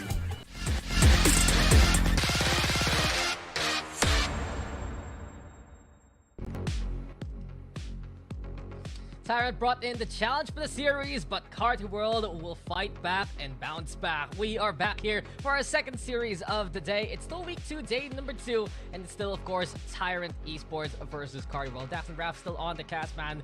And, okay, first thing first, I gotta want to ask you, what does the audience think? Because me and Raph have been debating, how do we say Yuke's name? Is it Yuke's because of the X's? Is it Yuki because of his real name? Raph has been just going with Yuke because he's cool that way. I don't know what you guys think. Let us know in the chat. But hey, how about you, Raph? Alrighty then, chat. Alright, let's go check what chat wants to say. I know we're on a delay, so we might check on that later. I mean, if his name is Yuki, I'd call him Yuki, but you know, he put it Yuke 20, Yuke XX. I don't know, man. Like that's on you. But either way, no matter what we call him, he seems to be a very, very serviceable, if not great member of Tyrant. We're just hoping to see him elevate more because I think they need that impact to be felt just to push them over that Carti World hill. No, I gotta agree with you. The rounds that he survived there on the chamber, he was instrumental with the Headhunter. And for me, I believe he had just some of those impactful frags, especially with the Headhunter shots on players like Channy Boy, players like Patrick Watson, putting that pressure. But we go on the other foot here. We go to the other team. Carti World impressed us on their map pick, and especially, I dare say, it might be a matter of pick rounding now as we move into agents like of Icebox. Does Carti World have clearer leadership under Channy Boy compared to Tyrant Esports, who's going to be running this Gecko-based composition moving into Icebox with Ash also at the roster now? Oh, so it is going to be a battle of the in-game leaders. As far as I remember, it is Ash calling the shots for this team. So maybe there's going to be, as you mentioned, more active mid-rounding. We do see the Sage on the side of Tyrant. And see, normally I would not be on the camp Sage argument. But a good friend of mine has enlightened me on how to play Sage on Icebox and why it would be valuable. And quite honestly, a curious choice why everybody moved away from it. I mean, yes, there's more active utility, but there's definite strength in that Sage comp. What am I saying? Sage sucks. Anyway, I've stopped back to, to reality. No, I see what they're going to try to do, okay? It's just I have to stick with my beliefs. Yes, Raph is a perennial Ascent hater and Sage hater, and he will be defined by that till the day he goes unalive. I do have to say though, Tyrant, they've changed up a lot with this composition. Sage, Killjoy, running that double sentinel effectively, one little bit more anchor base, another you can play as a duelist, but this is so different from what they used to run versus Rankl. The Harbor, the KO, the Yoru, all gonna be gone for the more standardized Gecko play to have the safer wingman plant. On the other hand though, Carti World, I believe it's very tried and tested the way that they play Icebox. It's Gecko plus, of course, the Killjoy Into. You still want to run a Sova as Channy Boy is so attuned with that agent. I had my reservations about that Yoru comp more than I do with this one. I mean, the idea with a Harbor Wall into the Sage Wall to run under tube to get control of a very uncommon plant spot on the pistol was, wow, that's cool. And then they kind of ran out of steam and we saw the problem. Tyrant just did not have enough depth, not enough research put into that comp for it to be, unfortunately, game ready. I think it was very limiting, in all honesty. When you have a cheeky plant that plays from mid to one of the sites, does it mean that you're more standardized execute, the more green take from B, right? The more pipes take from A? Is it going to be a little bit lackluster compared to something more usual that Carti World is running right now? And that's the brilliance of the Carti World composition. You're going to go back to the classic play that Carti World brought out, I think, when they last played on this map. You always watch that Jet and Sova together. You see what Patrick Watson will get after Channy Boy scans out the opposition. And it's been the case in point for Carti World. I remember when they last played Icebox also against NAOS Esports, man. Channy Boy had the most oppressive angles, even dropping down from heaven on both sides. Oh dear. And it is literally raining cats and dogs here where I'm from, so you know, that's a random weather update. Hopefully it is going to be a nice sunny day for both these teams in terms of execution, because this is not the right time to have their judgment clouded by literally anything. Again, there is merits to the Sage comp. You talked about, you know, the unfortunate passing of some players during the round. Well, Sage can bring them back. That is going to be the key thing. And just to kind of encompass Pacific as a whole, I feel like the most effective battle Sage we ever had was Jing. High fragging power, a lot of volume, meaning a lot more chances for those reses to be used. And maybe that's the goal here on the side of Tyrant. Carti World, as you mentioned, a lot more stable. You talked about all the things that they could potentially do with whatever they have. I personally think Gecko should be a bit more standard on Icebox because he avoids so many of those one and done angles that a lot of players like to hide it. Yeah, you're usually just dead if you're one planter, right? We still remember when Shroud used to play for Sentinels. Oh my gosh. The Viper games where he's just there to plant and die for the team. I also want to point out a few more battle stages we see in Pacific, Lightning Fast being one of them from Global Esports. And it is very viable on a map like this. So Tyrant, it's such a different outlook though, but hasn't that been the case for this series? We didn't expect Tyrant to stand toe-to-toe against Carti World, and we saw them win out on Ascent, get that big lead, and hold Carti World off by the second half. There, in that Lotus map, it was still competitive, and it's such a big, drastic improvement for Tyrant from week 1 to week number 2. Again, a great mind once told me sometimes approach will change everything, and maybe Tyrant, enlightened with the same blessings, could perhaps pull out a fast one against Carti World like they did on Ascent. But that is still a question that remains unanswered as we are stuck to speculating, Dax. I mean, Carti so far, they're not as experimental with their compositions, but they definitely know what they want from the agents they want to play. Meanwhile, Tyrant, they're a little more lenient to, you know, having these comps tailor-made for them, to have it a bit more... What is the word I'm looking for? Something to do with suits. It's escaping me. You said tailor-made. That's it. There's another word. Handcrafted. Handcrafted. No. I swear to I swear to something. Everyone What is it? You hire a tailor, you get your measurements, and then you're good to go. Fits like a glove. Perhaps this is the one that Tyrant wants to put in their hand, because we're gonna hand it off to the game already. Straight up to our decider, we are in Icebox. Who wins this, they take the series. Loses, gonna tumble down the order.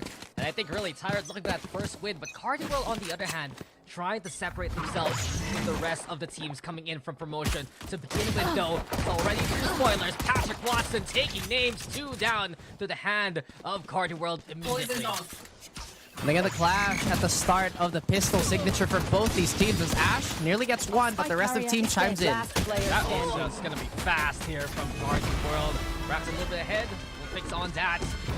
That being said, Carti take a page out of the Tyrant playbook. You can't just shoot. What they did to them during that first map a while ago. Indeed it is, and no, a well-fitted strat against a bespoke composition. There you go, that's the word.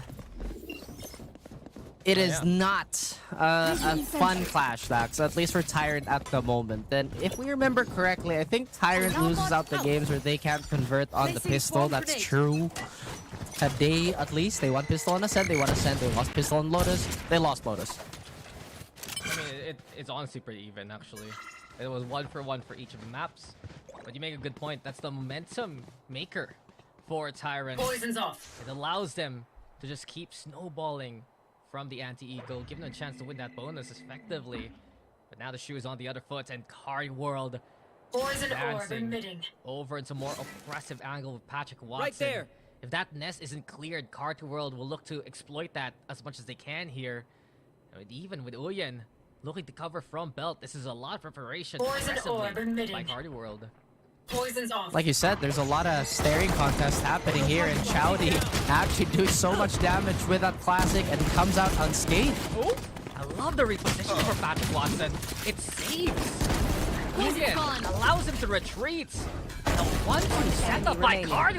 Impressive. Even better now with the shots from Patrick Watson. A triple kill is good to build the bank of the Blade Storm. Ready for a new set of knives there. Useful find in response. But Channy Boy finishes his job off. Carti find a second round there. All right, now they have to be a bit more careful here as Tyrant is also... Well, what's the word I'm looking for? I'm at a loss for words, but I'm just gonna go back and explain what happened. Ascent and Lotus, many times, Tyrant positioned themselves in a wonderful bonus, and for whatever reason, Carti, specifically Patrick Watson, is just so sharp with whatever weapon he's given that it almost nullifies the fact that they don't have the greatest buy. And as I mentioned, he is, look at this, he's 2 away from Bladestorm. That's a superstar in the making from what we've seen so far. It has just been a while already since we've seen a player this impactful come out of relatively nowhere. Yes, we have been watching community scene. Yes, we're aware of how he started this collegiate roots. But it's still so different that you have this kind of impact for a team with, I dare say, more known players in Ichi Solo from that Vipers clan open qualifiers runs, from Channy Boy of 1MS, Astro also, his name was on the team for quite a while already. And it has become the Patrick Watson experience, and we are just watching this player get better and better each series we see it. Yeah, again, it's incredible to see such heights being scaled by a singular player. Not to say that the rest of the league hasn't improved. It's just Patrick Watson has been doing it at a rate that's almost inhuman. Party World, they're very happy to have this type of firepower on board, especially when some of the players that just across the league can be slow starters. To have that firebrand is already such a big edge. Yeah, I remember impactful players from before when Marky first came in to his Oh, Lotus man. squad. Remember when Georgie and Eman were part of Dreamfire of all things? When Oh my gosh. who else was there? I mean, there's so many names. I look back at the Hashira days with Jeremy now. It wasn't even And Envy Envy, then. actually, Yeah, yeah. Envy was good too, but He wasn't the Envy we know now. I mean, yeah, it's crazy. It's crazy. There's just always a possibility for someone new to come online, and I guess we're seeing it here. You know what? When I saw Subversive, that was really like a blast from the past when the top teams were like Samurais and TMT and Dragon. you know, and Dragons. And At the time, a remember droid. the shark, and then it A droid. Yeah, a droid, Yeah. right? The yellow brick that was Bren, and who else had the great logo? I'm trying to remember like some of the best logos back in PH. I think Zeal? No. I like No. I like the Pirates one better than the Zeal one. Was. I like the Pirates one, yeah. Yeah, it's Once like again, cute. this is for clarity. I was always a big fan of Zeals, but my goodness did they break my heart. Every single time I watched that squad play. Big shout out to Tuge, by the way. That man was a man that I've been praising since forever. That dude is so stable, it's crazy. Yeah, I also remember some Carl, who was in last split too, is always good. You know, those kind of names, we just see them pop up, and maybe we're gonna get it from Patrick Watson if he keeps up this performance. We are done with Tech Boss though. Walk back from memory lane. We're gonna see which of these two newer faces into VCT will take this win. Bonus time for Carti World, guns out for Tyrants. Guns out for Tyrant and maybe the crown on their heads. Carti World looking to take it away, looking to take that shine away as they try to hold down this defense. Look at that, Dax. Look how much focus they have towards B main. Here we go again, the stack from Carti World is to be oppressive, but Tyrant calling the A push instead. And Itchy Solo will have a lot on his plate here. I do like how he's adjusting his position. The last time we were on Icebox, he played limited corners like Generator and just got flushed out by utility. Now, over there on Raptors, he burns Near to a crisp. Near doesn't expect that much damage would occur. Spike And while planted. Wingman gets plant, the numbers in favor of Carti World in the post plant. Oh no. No gunfights have happened and we already have a Jet down. Tyrant, they'd be missing that firepower as well as just the numbers advantage that could have brought, but it looks like Carti World, they are gonna collapse onto this site. Oh, Irisco finding the first. Uyan now catching his own. With belt control, Tyrant at least has an extra angle to work with. A push from Iris player as well standing. as Chowdy. It's good for player Tyrant to standing. hold things off. Astro tried to fight for his life. We go for a 1v1 now. A quick little tap there though. Astro looking to bait things. The swing comes in. The poison cloud 4 cover. The spray my is not gosh. good enough. Now Astro will be honed in by Iris. And the 3K for Iris Monster keeps Tyrant in the game. First round for them, but that was so costly on buy. You said it. They lost 4 Vandals there. One of them enemy remaining. not even in a straight up gunfight, but again, Carti World credits to them for making this as close as possible. Patrick Watson, of course, the signature Blade Storm into the operator combo is going to be readied up. Chowdy suffering the consequences of how expensive that round was, as well as Yuke with the lesser weapons here. Ult not anywhere near, barring Ashes. Now, Tyrant, they have a bit of a problem too. Ash has not played in the last 2 maps, so maybe he needs time to warm up. Patrick Watson, 6 cents. He's good at least to try and find England by pipes. Uyan though, the one holding things down below. Patrick Watson brings out the plates, and in a pinch, he catches out Hughes. The judge is gone, but Ash will remove Patrick from the game. And into a 2v2. The plant will be used here onto Wingman. Thrash also Spike for a bit more planted. cover. A lot of space here for Tyrant moving into the Carti World retake. So smart to just get that ult back. They already afforded the space that they needed, and now they're going to fall back into a lot of safety, but they leave one body towards the site, and this is the defensive juggernaut known as Iris Monster. Yeah. Wall set on up again. Astro going for the tap itself. With it, it's a signal for the fish to swim one more time. Detain though, doesn't catch Astro there. Snakebite now, putting Ash in the predicament. And Itchy solo up top 410. It's a battle between Iris and Itchy. This time Iris wins that one out. Astro the only one still standing again. No. And this 1v2, the wall's in the way. Where's the push? Astro sticks it to win it. And while Iris will get another 3K, it's not enough to win the round. What happened? That was a critical failure. I am at a loss for words. Beautiful play by Astro to get that wall up, but again, it's just one of those things where you already tagged them up. That should have been just 2 easy shots. Astro once again buying yet another round on the board for his team. Tyrant, they're largely intact. Chowdy will feel that having no rifle is not going to be as nice, and they look to run it back, Dax. It's not the best eco here for Carti World after everything's said and done. And Uyen and the rest want to risk it with these angles.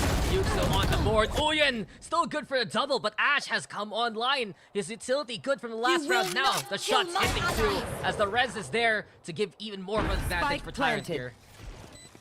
All right, well, the rest has finally come into play, and despite the weaker economy you mentioned, it is the soul of this team trying to carry the day as Itchy Solo looking to do some damage.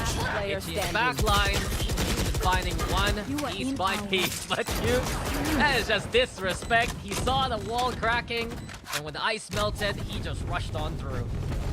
What is behind door number 1, Dax? Is it A, the spike, B, another player, or C, an angry sage? Yeah, it's letter C. Ding, ding, ding, ding, ding, ding, ding. Now you're dead.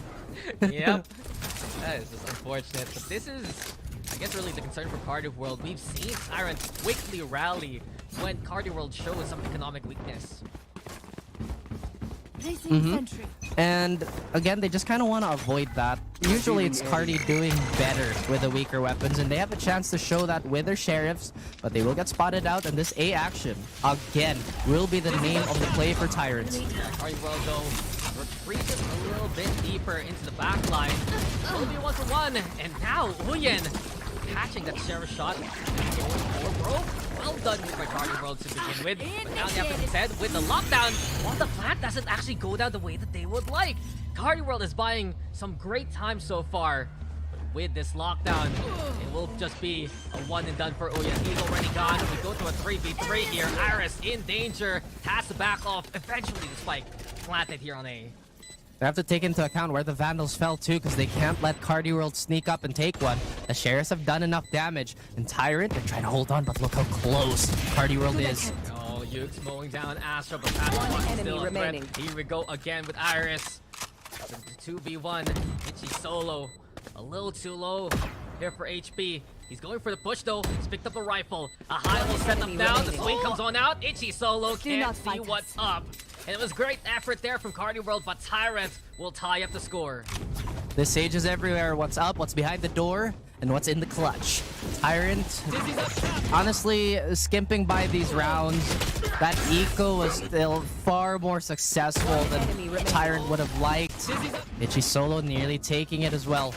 And now, Carti World, they might be a bit more prepared for a heavy-handed hit towards A with the operator on the side of Patrick Watson. But Tyrant, maybe this is the conditioning tool. Maybe they're looking to cash in on the other portions of the map, like mid or B, maybe even towards tube. Carti has an up in hand. Right there. But I just want to say, you're absolutely right a while ago, Raph. Carti World have made the round for the flame eco costly for Tyrant. And even now, with Tyrant racking up these points, it's still not the best situation economically here for Tyrant. Of course, anything you said for Carti, both sides haven't really given a convincing round ever since that first one a while ago during the fist of the Patrick Watson. Doesn't care about the group. It's already good for the single. Itchy solo though, he's found his groove coming into the series, and he's ready to look for more fast avail. That's the timing though. Iris with the push. Chatty Boy covering that advance. And it's up to Chowdy yet again. A quick little tap, look to fake things out. The Dark though still gets the scan. Carti World so aware of what's going on. Chowdy, attention divided. And look who's looking to take that opportunity. Itchy solo fishing for the angle. The shock remaining. dart yet again, but Chowdy isolates the fight. We go down to the 1v1, and Chowdy just consumes everyone. The clutch for Tyrants to take that lead. This town ain't big enough for the both of y'all, as Chowdy will annihilate every single person. Patrick Watson not getting lost in the sauce, but the rest of the team can't convert. Chowdy again with an impressive clutch. By far one of the best ones we've seen all day. I felt like he could have run. Honestly, could have probably faked it out, maybe go A, but it didn't matter. Carti World again. We talk about this time and time. But even with the lesser weapons, Dax, they are a force to be reckoned with. Now, Patrick Watson on that Vandal, you know they're trying to bodyguard him. Here comes the trash to begin the action. You already see the conditioning because of Carti World and their antics. Hey, that's a little bit awkward that Nier runs into it. And this is going to slow down the push of Tyrant even more. I mean, let's be honest. How many times have we seen awkward Thrash finds? I blame This is not the first one. We've seen almost everything here. For any Thrash as wacky, I blame Eman from the games yesterday. But anyway. Hey, they still won. Yeah, they still won. It's now for you. Carti World has got the staff here. And Itchy solo finding Chowdy early on. No clutch for you this time around. Channy Boy applying pressure with the Hunted Fury. A small sliver of space to work with. No use the feed, making Itchy solo dance. But Iris Monster is the one who finds him there. Tyrant now with the plant, numbers in their favor, but Patrick Watson still has the gun. Let's see what he can do. Ready to spin down onto the side. A dash in a face full of ash. Astro trade, sure. With it, it's up to Channy Boy to hit some good shots. A 1v2. Astro has gotten away with it before. Can he do so yet again? This wall to play protection. The Viper Spit to make it even easier. And in the veil, Astro will know all. Iris will push. Astro's already got it halfway. Rose don't fake, but the timing's good for Iris Monster this time around. No way it happens again to Tyrants. They found 5 for the half. I think my Fitbit is starting to go crazy, man. That was just too close. That was a split second away from taking the round again, and there was just no way in the 7 health that Tyrant would allow such things to happen. You saw Iris Monster has a very different approach to the clutch. It's like, you know what? I'm gonna walk up. I am gonna walk up. I don't care about this pit. I don't care about the damage. I am gonna walk up and find you. So now that might just keep Astro a bit honest in these situations where he's somewhat forced to stick. But the point has been made too. Carti World with sheriffs is almost as dangerous as them with vandals, if not more. Yeah, it is just surprising to see what impact they get with it. But they have to call for a timeout as Tyrant have still carved the path towards A. I just want to say though, Iris Monster, that's a fool me once, shame on you. Fool me twice, no way, not again. And with it, 11 kills. We've been talking about players really stepping on up. Itchy solo on Carti World side especially, but Iris Monster having one of the best series he's had within this Tyrant Esports roster, and he's continuing on. 11 kills already for the attacking killjoy here. You said it. I mean, stability from the Sentinel is not just on the defense. It is everywhere. And Iris Monster to bloom into a star, I feel like is Get out of my way! a little unexpected, right? Because it's not like he was doing bad to begin with. But now to elevate, it is a pleasant treat. Astro might just get caught out here, Dax. They really want this mid control. Yeah, Astro has struggled to get these kills in these rounds. Always good in the pulse plant though. With it, bounce back on away. Knows to spray the poison cloud. Could have caught Ukes there in transition. With a healing orb to the self. Ukes wanting an angle towards Boiler. Patrick, it might be in danger. Ukes! He's blending into kitchen here. Oh, but they don't know. None of them know. Uke might actually have a... Oh, never mind. That's anticlimactic. But the knives are dull as Ukes is the one holding into the sharp ones. And with it, an angle towards spawn soon. Now a mad scramble from Tyrant to make their way towards B. Desperately, Astro wants to kill on the Ukes. This is so close, but Ukes still tries to spray back. The poison cloud there. Astro now separated from the rest. Chowdy though finding Itchy solo, and B side open for business here for Tyrants. Astro has no choice but to fight. He can't get out of mid. At least it denies the plant. But he has a lot of players looking at his direction. Discovered. Viper's bit now. Better here in this spot. Huyen trying to sneak the snowman, player but Nier has made these plays be magical. Nier shows up as near as he can be. He's a little bit of personal space, man, but a triple kill is good for Tyrant to take 3 ahead of Carti. I mean, the plan for Tyrant, again, if surround, the plan is sound. They just can't. If you notice, that's how they've been winning the rounds. They just have to encompass the site they have to hit. Carti World, they know if they go for a full frontal assault, it's a problem. Patrick Watson and the rest of the gang are just way too sharp.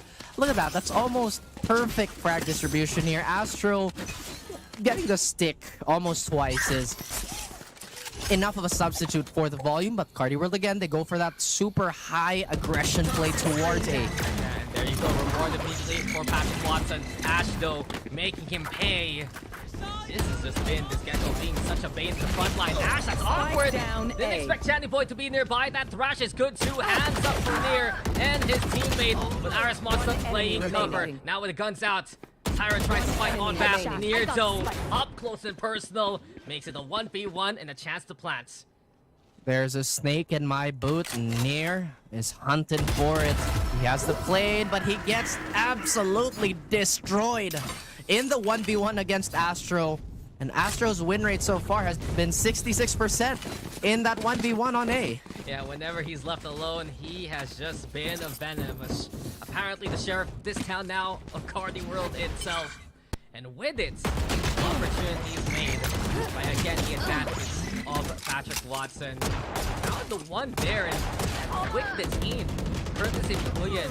One enemy The remaining. Tyrant engine sputter. Last player standing.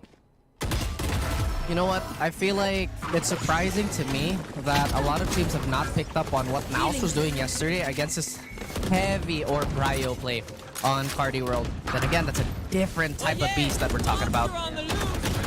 That's also will find the first. We hear the same. We see Patrick Watson get to. The res is online as Ash will look to cover the front line. But we go again into A. 2 holding by screens. And with it comes lockdown pressure. Where is Astro going in all of this? Wanting to reconvene with the rest. Huyen trying to hold them off. Look to protect that. Detain as much as he can. Astro too late to the party. But he's left to a clutch situation again. The 1v1 now as Dukes crosses the wall. Astro again and again. He will win, bringing his A game in these crucial moments.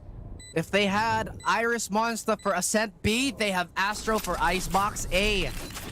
This site in the clutch is almost an entire no-no zone for Tyrant. And Tyrant, they must be frustrated, Dax. How many times do they have to lose the round in that fashion? Patrick Watson doing a great job of holding down the line, as well as a few clutch plays from Yuke. But in the end, it is Astro above all. Yeah, 6 kills, sure, but how many of them were clutch? We don't count the teams of the scoreboard. We'll see that later on in the post stats, or rather the fuses. I mean, it has just been a scary sight to play against the mind of an absolute veteran. Astro doing all he can for Carti World's sake, and with it, they were just 1 away from tying things up here. Oh man, Tyrant, we do see a little bit of pressure being added on their shoulders. We talk about the body language, and you saw how ecstatic they were taking that map 1. But it might have been indicative of how shaky they can be in close wins, right? On the other hand, Carti World looking a bit more stable. They do go for a standard 2-1-2 here, but look at all that utility that could stop anybody that would be interested in taking B site. Yeah, I'm already wondering how Tyrant's gonna play the defense actually moving into the second half. But one more chance to make some waves. And here at B, despite nowhere to be seen, Yuke, alongside Chowdy, looking to pull a bit of attention, but Yuke's taking a step too far. Itchy solo on point again with a first move there. And Ash, what's he doing with the knife out there, good sir? Channy Boy now letting the Hunter's Fury rip. They don't advance on Tyrant's side. The assumption of Carti World thought they would take more map space 30 there. seconds left. And with it, the lockdown gonna be a Hail Mary here, courtesy of Aris. That small gap in the top right corner of the minimap might be a problem for Tyrant here if Carti World want to occupy that space. But instead, they go for the safer option here as Near's going to play vertical. He has eyes towards Bell. Does manage to kill all the utility. Really wanted to tap there, 10 but this seconds wasn't left. happening. 10 seconds, time running out, Spike out in the open, and Near has to fight for his player life. standing. Forfeited though, courtesy of the They're hand all Itchy dead? Solo. I We have more end the half tests to run. 6-6, and Switching good for the sides. Carti World. Damage control there. It was a 5-round streak from Tyrant that they bounced back from. Tyrant now maybe feeling the recoil of all those rounds. Again, Bomb grenade the out. question for the first map shows its head. Can they keep up that type of play? Seconds left. Stamina is such a big question mark for these One newer enemy teams. And remaining. it is a little painful to see it actually unfold before our eyes. No, I gotta go back to preparation there, man. This is a new comp again for Tyrant Esports, and they probably have scrimmed with it. They've really tested things out, changing it up every time they play on Icebox. It's the first time again versus what is tried and tested for Carti World. We've seen Carti, even though they lose out on that site control, find a way to win the clutch. This is an interesting setup though from Tyrant, and one Patrick Watson doesn't expect. He falls to their hand, but Near is traded. We go to a 4v4 again. Cowdy looks to catch anyone crossing from under the tube. Damage on Itchy Solo. It's Uyan though catching Iris.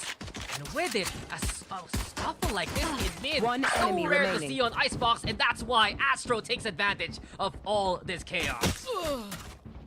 There's no hope Astro's gonna win that. I mean, we know how mechanically inclined he is, but with 1 HP in a literal dream, might just have to tuck himself back into bed here as Tyrant not off to a great start on this other half.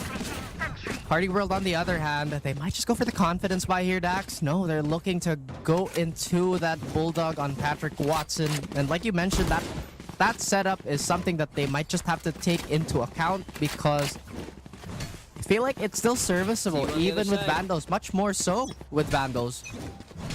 Yeah, but you shouldn't stay that long. There's a reason why people don't stay in mid forever on Icebox. And That's true. Astro just casually strolled onto B side, right? Even if he didn't get those kills, that would have been control for Carti World.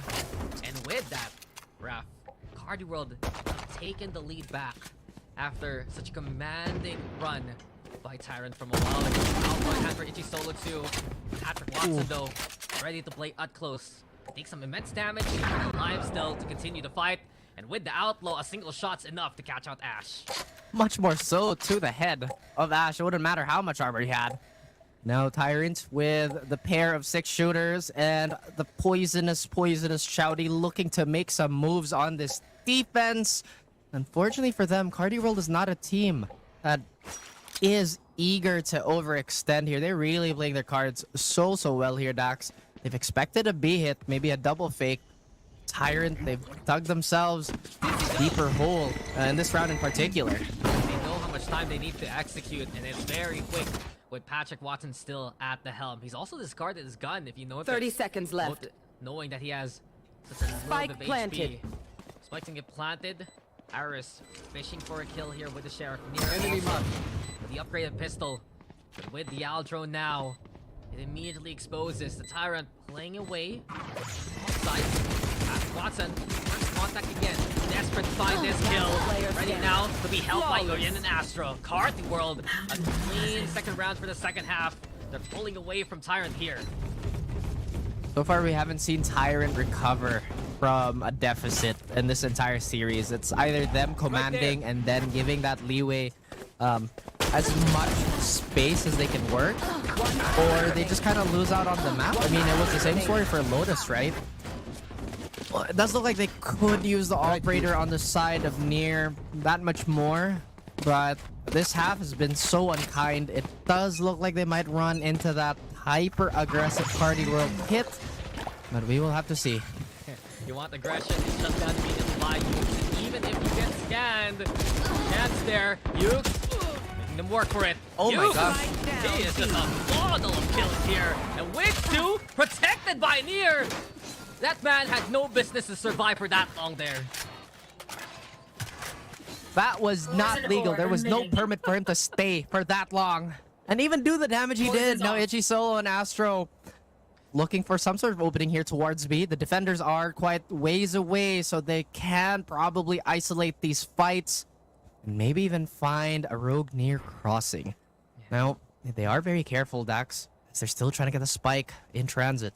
I just wanted to point out too, Carti World, they are playing on their bonus, and immediately they couldn't find as much impact after though. Lion Wave is up. We've seen the best angles from Astro throughout this map. The way that he plays towards mid, especially. Last enemy remaining. That Carti World can play from, but Ash at least marking 30 that seconds angle. left. It's all up to Itchy again. Try of opening. Not gonna happen. Near shuts that down. And Tyrant with the buy get on the board here for the second half. Oh, this was one of the acceptable losses that Tyrants would honestly endure. I mean, there were so many bonuses where they lost 4. They lost, what, almost everybody. And this is a right step in the right direction. Astro, like you mentioned, is a mid-round beast. This guy just finds every single opening that you would want to have at that point in time, and Tyrant has no real answers for it. Tyrant, at least they can keep up with the guns. Ukes again with the wall here, and he's gonna swing garage. That's such a difficult angle to play from. Handy Boy almost could have gotten the punish there, but Patrick Watson instead, the one taking down his card apart. Uke still holding on to green. This is a bit stubborn for Tyrant. The Owl drone will try to make him pay for it. Carti World, they got the space eventually, and now they're moving into yellow here. I mean, that's where tyranny comes from, right? It's just being stubborn, being hard-headed. The Tyrant, they still have not rotated nowhere near close to Uke. They do have the Killjoy playing kitchen in the form of Iris Monster to somewhat alleviate the pressure from the other Sentinel. Carti World, it looks like they want to commit to this. Yeah, and Patrick Watson just swinging into the crosshair there of Ukes. We now even up the numbers. Uyen has a different plan. They set up the wall, they go for the Thrash. It clears out all they can. And certainly Thrash is reusable, but with it, they realize Tyrant is nowhere to be seen here. Spike's digging. Again, the call, perhaps, if surround, the plan is sound. I wonder if Tyrant will play by their own rules or try and take Carti World head on. Carti, they go to pocket themselves towards B main. They have a lot of post plan too, Dax, so they can realistically play time in this entire Crash isn't done with you. Ready to go again, and you hear it from Uyen. Ready now to go for the Saint. Channy Boy is so wants to get some kills, and this is such a good position from Green. Astro, here he comes to save the day, and even though Carti World got business done in the front, it's always gonna be that Astro threat at the end. That Tyrant, they need to mark that guy as soon as they can. How soon is soon enough, though? I mean, yes, Uke has been doing a lot of damage, but this time around, Tyrant just have not been able to address everything else on this map. They've been losing control towards Tube. They've just not had enough staying power to fully shut Tyrant, or not Tyrant, Carti World out of B. And it does look like they're gonna go for a version of that mid play we saw from the pistol round with the weaker weapons. Yeah, and Carti World, with their comp, they just have so much utility that they can burn early and reuse later on to get even more of a clear. Here you go again, Itchy solo, having the time of his life, finding Ukes there. But you look back between the two initiators that they have, that Sova, that Gecko between Channy Boy and Uyen, they're willing to expend utility early and just have it later on for the last execute if Carti World needs it. Here. Patrick Watson saw a shoulder, pings it, but no one swings from that angle. Another thing too, we just really haven't felt the mosh pit in particular for Ash. I mean, he's been taking a lot of space up front, yes, but maybe we need him, or maybe Tyrant need him on that post plant duty. But look, a scuffle. In the back lane, sight. Near, as well as Iris looking to fish for some kills. Not gonna happen. Cloudburst covers the cross too. And with all of this happening, another player ready to pick up the mantle that Astro left off. One player down, eventually will get the takedown. Carti World have found double digits, but they're getting more and more of the map that Tyrant doesn't expect. That is not a good sign. That is, in fact, disastrous, as Icebox is so suffocating in that sense, right? When once you lose that map control, it just feels like it is absolute hell to fight for it back. It's really not easy to retake any of these sites. much less mid. And Tyrant, quite frankly, they look Keep up. dead in the water, but this operator could breathe a new life into the squad. The Blade Storm not too far. The res for the 6-man is also in the back pockets of the defenders. Yeah, Astro now back to business here Here. at mid.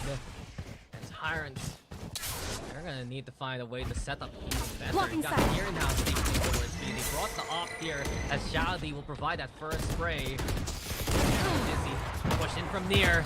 It's too ambitious. And Oyen was just watching. The fact that Carti takes yellow so quickly forces Tyrant to just give up all these lanes immediately. Again, I don't want to keep referencing the NAOS game, but there's a big brawl. Oh, that is painful. Well, like I was saying, right, NAOS was doing such a great job of isolating yellow away from Carti World, whether it be attack or defense. They chucked smokes at it. They'd use Gecko's Thrash to clear it out. And after that, that was honestly a clear weakness on the side of Carti at that given moment. But maybe Tyrant have overlooked this little detail. I mean, that round necessitates a timeout. You're gonna go for a res like that out in the open. You already know that your teammate is effectively bait there. And we just go back to the same point. Carti World, Util burn early. They're still gonna have it later on. They use everything they can to maximize what they get towards A, and especially towards B. The fact that they get yellow control and still confidently peer into Snowman, it is a different kind of confidence we're getting from Carti World since they have that lurk presence towards mid, since they have the angles being checked anyway. And this has just been their run to remember for them to take this series if this keeps up.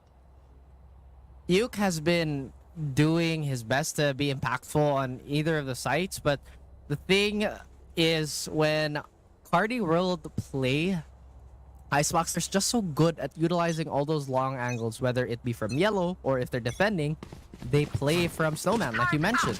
And by extension, they also have so much control over undertube and kitchen, and that just makes all that fighting in B that much more uncomfortable. I think the same thing could be said from A, but it's much earlier in the round, especially when Patrick Watson is playing on top of 410.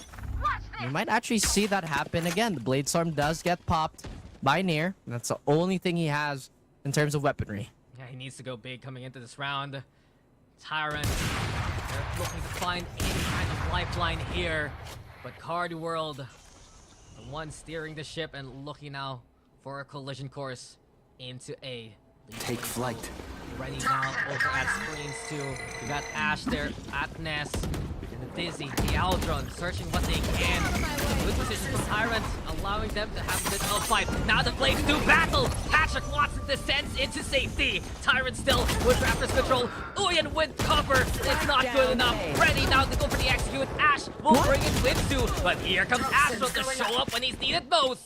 And with it, Carti World are going to be able to take the site. And not only that, Itchy solo. Sure, he's seen, but he wins the fight anyway. Traded quickly. A 2v1 now as we move into post-plant. Oh my goodness, they were detained for enough time for Tyrant to capitalize on that, but they just didn't have the gap closed. Chowdy looks to clutch one more to keep Tyrant in the race stacks. They have no idea where Chowdy is. He's managed to outmaneuver both players. And so close with Astro. Barely missing one another. He's been clutched before. And Tyrant is begging Chowdy to do it yet again, but he's searching for a target. Now he makes noise, and everyone gonna be looking into the direction of the box. Spike with that time ticking. Tyrant losing out with this pressure. And as Carti World has still these two, Danny Boy will be taken down. Does it even matter? Because Astro's still alive. Time's run out. Chowdy disengages to try and save the gun. And while he'll get that kill, you can see already the death sentence is there. Series point here for Carti World. That is just not a good feeling to have. Tyrant, although they do get the little consolation prizes there, Carti World is so close to winning everything. And it's just been hard to watch because Carti World has had these wonderful reads paired with just the insane mechanics on this team. Tyrant can't catch a break. They do have Viper Spit very soon. Iris Monster only needs one more for that lockdown, so this could be a winning combo. This could be yet another lifeline that they could work on. We've seen Tyrant improve immensely in this series.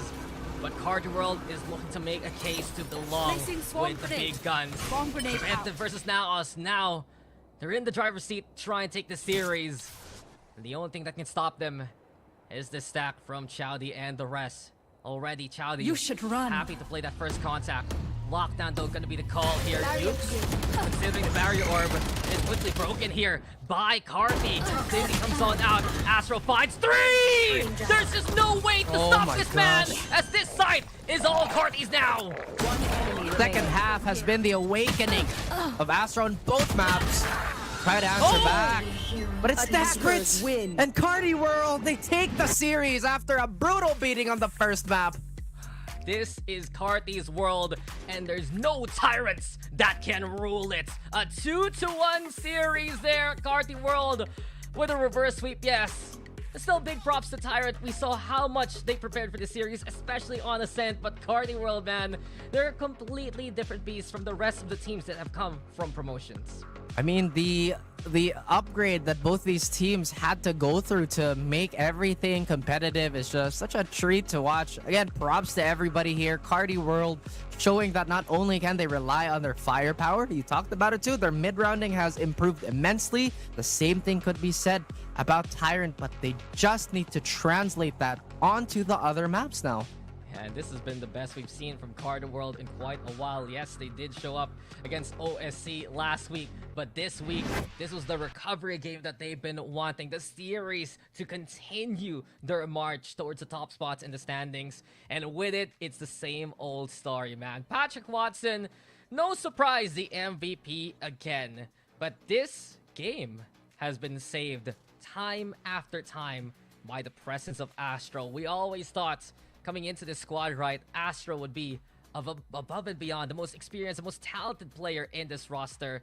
And with his calls, his plays, it just goes to show why many people have put this controller player on a pedestal. Oh yeah, I mean, for the longest time too, Astro was considered to be one of the best, if not the best controller player for a very, very short amount of time. And right now, he does everything that needs to be done and beyond. That's exactly why Carti World is functioning great as a unit. They have all that stability and they have all that talent in their arsenal. And just some great mid-rounding too, I dare say, from Channy Boy, given how Carti World always had these kind of setups. And I want to point out, especially on this defense, I love how they would play from pipes to nest to down below towards or move to 410 in just complete synchronicity. Moving into this third map, we could see how deep the map pool was for Carti World compared to Tyrant, who did perform well. Some standouts there from Iris Monster especially, and as well as Chowdy's clutches, but it's still not the complete package compared to Carti World, man.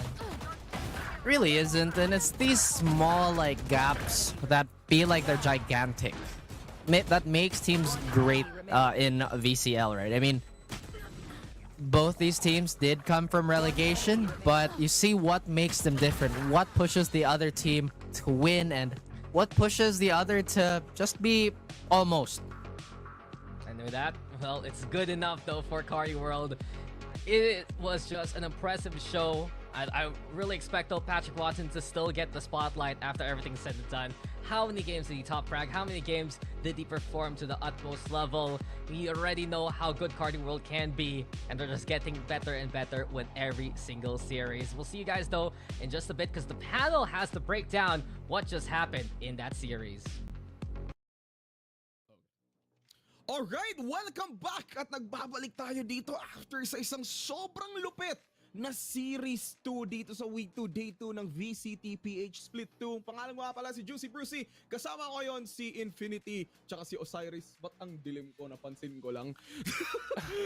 Teka lang, magpapaliwanag lang ako mamaya. Tingnan natin. Gabi na eh. Okay, ayaw lumiwanag, pre. Okay na yan. Pero eto na nga, kakaiba yung pinakita ng ng Tyrant Esports at the very start, pero later on they started to fall down to the pacing of Carti World na iba talaga eh. So Infinity, Osiris, ano mo masasabi niyo sa series na yon? Ang daming back and forth. It was explosive. As you have mentioned kanina, no, Bruce, Tyrant exploded coming into the first series. I mean, yung difference in the round standing, and yes, Patrick Watson popped off in the second half, pero ang laking diferensya ng pinakita ng Tyrant coming into the pick. Yeah, hindi natin ini-expect to, no? Knowing that Tyrant has been picking Ascent consistently, pero sila yung natatalo, iba yung naging confidence nila, and they were able to shut down itong si Patrick Watson. Tulad na sinabi ni Infi, nag-start na siyang uminit nung second half and then carrying the momentum. But then again, parang it's too late na nagising siya bigla, na kailangan pang abutin ng dalawang mapa for him to entirely have this kind of aggression and confidence back. Pagdating naman dito sa Lotus, they really took their time. Both of the teams playing really well. Sobrang dikit talaga ng ating game. Yeah, for sure. This map specifically, both these teams played it so well as well. But fortunately enough, I mean, for the side of Carti World, yun na nag-follow through na yung momentum nila coming in from the Ascent map, wherein Patrick Watson consistently find those kills and find those conversions for them to be able to take those wins. It is very textbooks, as the casters have mentioned prior, but this is just a whole different story. It is consistently this Patrick Watson show that we keep on talking about. Yeah, aside from Patrick Watson yung Carti World, yung napapansin ko sa playstyle din nila as a team going into per series or per rounds, kahit sobrang expensive ng rounds, they spend as much, tas wala silang pake. But right now, Carti World, makikita natin kung sino nga ba yung MVP ng series na to, and tayo ay lilipad lang konti sa Kingdom, tapos konti na at makikita natin at wala na ngang iba kundi si Patrick Watson pa rin yung MVP ng ating series na to. Kasi to be fair, kakaiba talaga yung pinakita niya from games 1 to 3. Ito talaga yun eh. So MVP Patrick Watson, what does he do, Infinity? He just never dies. I mean, well, he does. He dies. I mean, 17 deaths. But 17. This is what we're talking about. I mean, this is one of the most consistent players that we have seen all throughout the first couple of weeks here in Split 2. What I'm talking about is the amount of kills that he gets, how much impact he provides for the team, because he constantly opens up a site, he opens up a play, and then his team knows how to follow through. Yun yung nagiging simulaan ng laban, no? Once na makakuha siya ng first blood, first kill, it was fairly easy for other teams to follow up. Yes, nag-pop off din naman si Uyen and even Ichi Solo. But nakita natin yung momentum na pagka nawala ang isang Patrick Watson early on sa ating laro, nahihirapan din itong Carti World. So, one of the weakness that they can work around with it. Yeah, yun na nga yung tinry ginawa ng Tyrant Esports kanina eh. Take down Patrick Watson, mahirapan sila sa defense. Pero, well, there's a lot of things to say, pero ba't di natin tanungin mismo ang ating MVP for his whole experience throughout this series? Let's welcome on the panel, Patrick Watson. Ayun, hey man! Hello Patrick Watson! Kumusta? Okay naman po.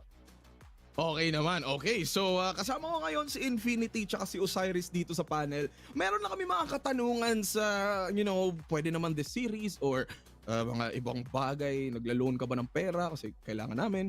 Pero eto na nga, si Infinity yung unang may katanungan. Patrick Watson, Infinity, go ahead. Patrick Watson, first of all, congratulations for that win on the series.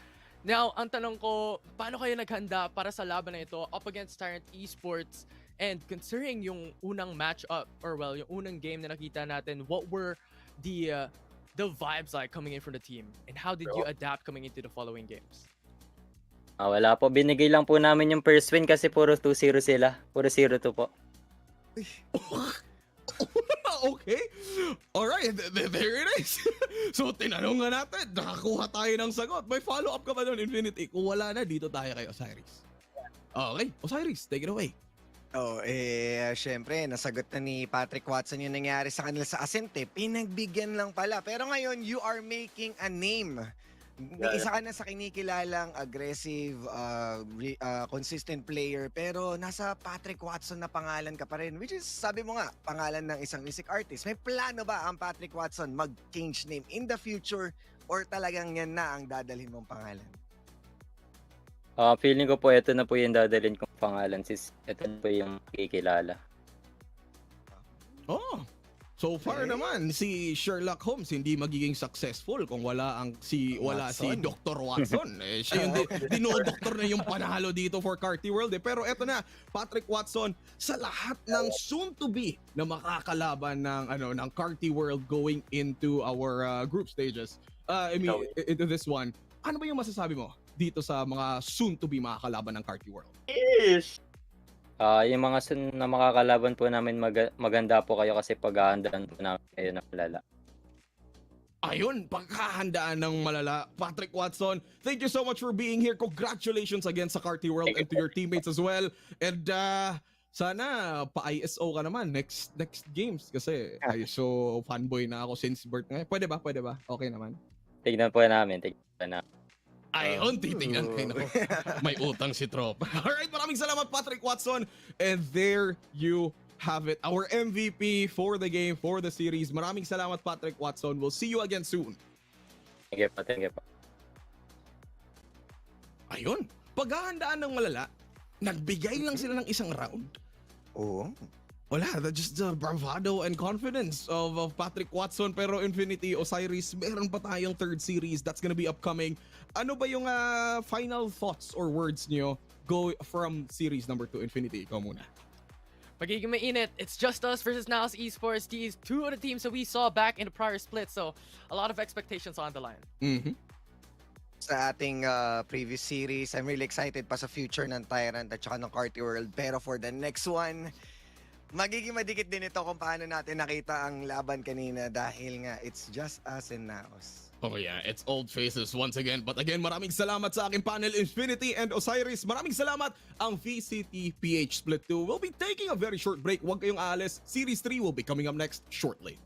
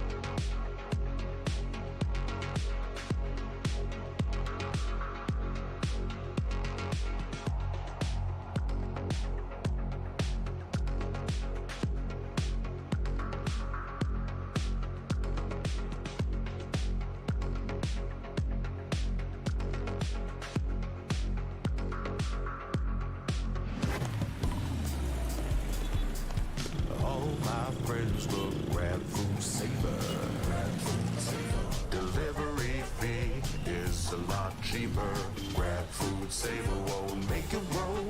Yeah, oh yeah. Grab Food Saver is the one to choose. Yeah. Grab Food Saver meals 99 plus. Grab Food Saver 99 plus. Diving meals, if it's a bill, Saver meals won't make you broke. Yeah. All my friends will grab Car Saver. The grab Car Saver is a lot cheaper. Grab Car Saver. Grab Car Saver won't make it roll. Yeah. Grab Car is the one to book. Yeah. All my friends will grab Food Saver. Delivery fee is a lot cheaper. Grab Food Saver won't make it roll. Yeah, oh yeah. Grab Food Saver is the one to choose. Yeah. Grab Food Saver meals 99 plus. Grab Food Saver 99 plus. Diving meals, if it's a bill, Saver meals won't make you broke. Yeah. All my friends will grab Car Saver. The grab Car Saver is a lot cheaper. Grab Car Saver. Grab Car Saver won't make it roll. Yeah. Grab Car is the one to book. Yeah.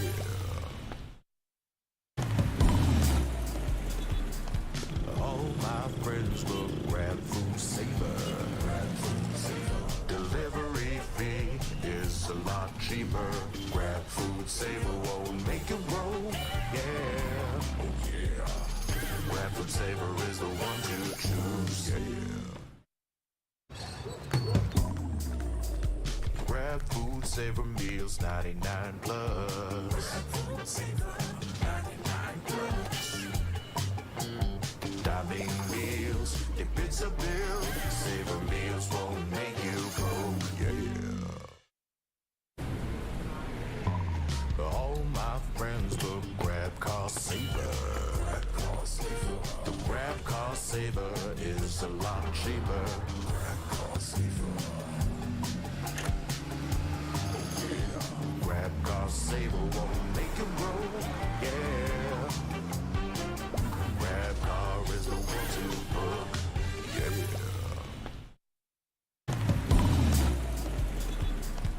All my friends will grab Food Saver. Delivery fee is a lot cheaper. Grab Food Saver won't make it roll. Yeah, oh yeah.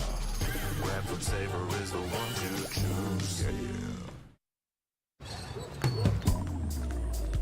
Grab Food Saver meals 99 plus. Grab Food Saver 99 plus. Diving meals, if it's a bill, Saver meals won't make you broke. Yeah. All my friends will grab Car Saver. The grab Car Saver is a lot cheaper. Grab Car Saver. Grab Car Saver won't make it roll. Yeah. Grab Car is the one to book. Yeah.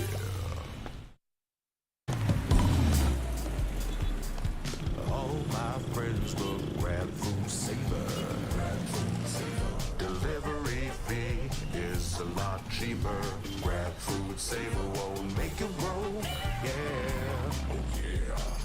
Grab Food Saver is the one to choose. Yeah.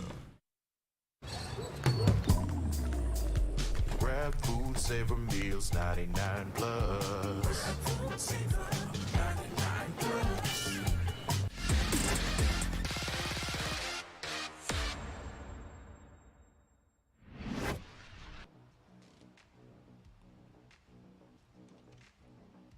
Bulaga! Kasama ko ngayon ang dalawang magkamuka.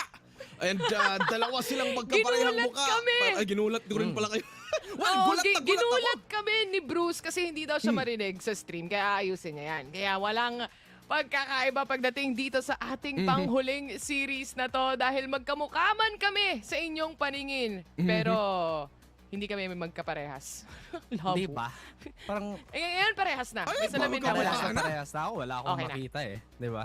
Tapos, ayun. oy, ikaw kahapon napagalitan pa ako kasi hindi ako nagja-jacket tapos ngayon naka-t-shirt lang. How dare you, by the way? How dare you?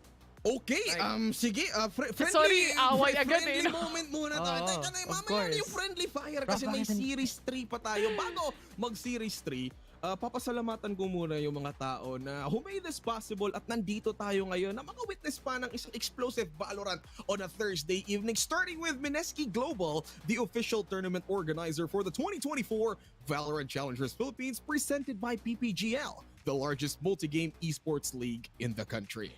At syempre naman, makakalimutan ba natin yung official super app natin which is Grab. Score Grab's lowest prices ever. Up to 15% cheaper fares pagdating sa Grab car saver nyo. Yung delivery fees nyo, pag nagugutom kayo, walang problema. Gawin nating 15 pesos as low as that with Grab Food Saver Delivery and napakadami pang budget-friendly meals as low as 99 pesos pagdating sa Grab Food Saver meals natin. May code din tayo sa baba na pwedeng-pwede nyong gamitin. That's GrabFood60 para 60 pesos off ang next order nyo. Amin na yan. Kami nang bahala sa'yo.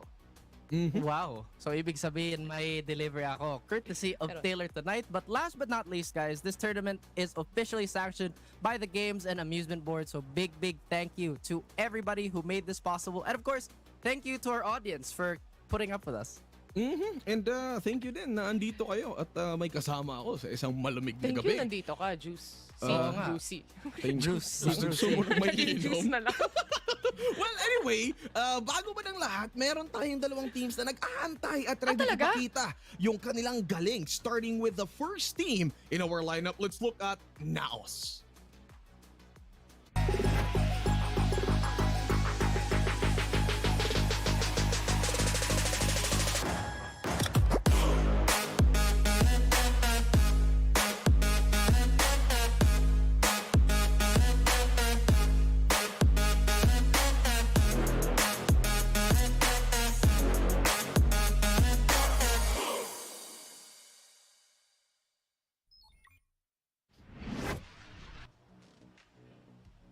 NAOS Esports, what more is there to say about our previous Ascension representatives as they look to dominate the PH space again? From left to right, it is Papi Chulo, Ja, Nexi, Mojer, Eman, FPS. And might I say, it feels like they reached another level when this stage came around. Kasi kahit mechanics lang, sobrang linis na. Totoo yan, no? Mechanics pa lang. And not only that, pero the set plays na kayang dalhin ng NAOS Esports every single time we see them on a matchup here. Parang every season na dadampi at dadayo sila sa VCT PH, palinis lang ng palinis, Juicy Brucey. Oh yeah, that's true. Kasi iba yung yung NAOS talaga from what we see on the first early weeks. For example, kahapon na it was a very close match against Carti World, pero we'll talk about that later on. Pero right now, tingnan muna natin ang kanilang makakalaban on this series number 3, and that is sila lang, kundi si JustUs.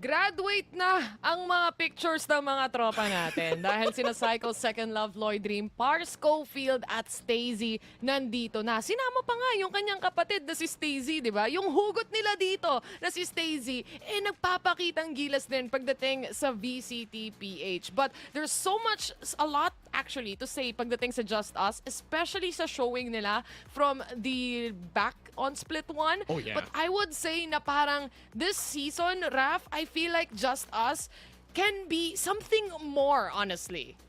Grabe naman yung brightness ni Kuya. Ka-off pa kanina, tapos pag on ng monitor, boom. Boom. Anyway, Wala, Just blinding Us. yan. Permanent blinding yan. Ora, Ano patuloy yan, mo. flash immunity practice daw para immune to flashbangs. But at the same time, I think JustUs has proven time and time again that at the baseline, they're really good. I think it's just depth that they're really lacking. So as time develops and hopefully if they get like the support staff that they need, then they could prove to be a proper threat to the rest of our Challengers League. Yeah, that's true. Kasi last time na nakita natin yung JustUs, they played against Subversive here, and the duelists are basically doing their jobs at that point. Even on the Ascent map na nakita natin, Lloyd Dream was able to really capitalize on that map a lot of times, and nahihirapan makarecover yung mga teams natin. But that is against Subversive. What about against a Titan like NAOS, Bruce? Oh yeah, that's true. Very different. Pero if looking back lang in their experience going against Titans, flashback to Split 1. I mean, they went against Oasis Gaming before and na 2-0 nila yung team na yon. And not saying na one's the lesser, pero it goes to show na JustUs, when it comes to like really good adversaries, meron pa rin silang nabibigay. But speaking of nabibigay, tingnan natin yung ating mga head-to-head na super excited tayo kanina off-stream, which is going to be Papi Chulo and Lloyd Dream. So eto na, Taylor, simulan mo na tong head-to-head na to. Grabe, daming head. Papi Chulo and Lloyd Dream, kung magbibigay ka ng mga positioning ng mga star player kung sakasakali man, etong dalawa na yun, I mean, the clutch potential that Papi can bring to the table is out of this world. Every single time ata nabuhay siya in a 2v1 scenario, even a 3v1, parang there's still 60% chance na manalo pa sila dun sa mga rounds na yun. That's how clean he plays. But going towards Lloyd Dream dito, Raf, isa rin siya sa mainit na kayang gampanan yung mga roles na binibigay sa kanya talaga. Now, I know we're gonna put the focus on Lloyd Dream, but can we just look at the stats of Papi real quick? That's 2 weeks of 20. That's a 2.0 KD. That's ridiculous. But again, Lloyd Dream, one of those younger players that have time and time again elevated when they need him to switch, when they need him to flex. If I remember correctly, si Lloyd nagja-jet dati, but now he's branched out to things that are more utility heavy and again, more supportive. Same can be said about Papi Chulo. We can remember a lot of his days as a sentinel, stints as a duelist, but now kinuha niya yung controller role away from most of his team to maximize that firepower. I do like the lurks as well coming in from Papi Chulo. You have to give it to him. He's one of the best lurkers that we have here in the Philippines, especially lalo na kapag nakukuha nila yung map pick nila na Icebox dito, Bruce. Oh yeah, speaking of that, excited ako sa ating map veto kasi if we're just looking at the performances from both teams from Split 1 till now, we see like gradual improvements from each team eh. Pero going back to the topic of Raf na parang si Lloyd Dream, he does play Jet before, yes, but he has that innate sentinel in him na parang super reliable on the end of JustUs. Pero if to sum it all up, before we head to map veto, NAOS Esports, naka 2-0 sila na sa against JustUs on Split 1 eh. Do you think there's a replay potential of that happening in this split, or is there like gradual change coming into week number 2, Taylor? I am not gonna be surprised if that happens exactly like that. Because kahit na sabihin mong aralin mo yung VODs when it comes to NAOS Esports, it's about how they execute. The discipline is there each and every time. And hindi mo agad mabi-breakdown yung mga ganong klaseng foundation. It takes a lot of practice, a lot of skills. And sometimes, kung maswertehan mo na offline sila, then that's a big possibility. But Raf, have we ever really seen Naos really offline in their matches? Oh, teka lang na. Especially here in PH, Hold lang, probably hold lang. not, honestly. Ay, Hold sorry. lang. Teka lang. Oh, kasi bakit? may nababalitaan ako na ready na daw nabalitaan tayo mo? for Map Veto kasi feeling ko talaga? si Raf excited dito eh. Okay, game. Map Veto, Bakit tingnan naman natin ako? dito. Wala, gusto ko tayong marinig. May Bisaya, brother. Wow. So, eto Yun na, na, Map nakikinig Veto. mo, boss, eh. Okay, Raf. Ay, mingaw, sigurin mo. Ayaw, nagsabi ito. Balik, Pero balik. anyway, Ikaw ba? going back to Map Veto, Raf, may point ka kanina. Please continue while we are in the Map Veto currently. Meron ba? Oo nga, no? Wala Like, na. again, this is the thing I'll always say playing against NAOS. Just please, man. Just ban Icebox. Meron namang moments na naging tao lang yung NAOS on Icebox. And Yun. oh my god, thank you, JustUs. This is Thank you. correct. This is correct. This is what you do exactly. But now, I'm also NAOS, not sure bakit hindi binaban ng ibang teams to against Naos, Raf.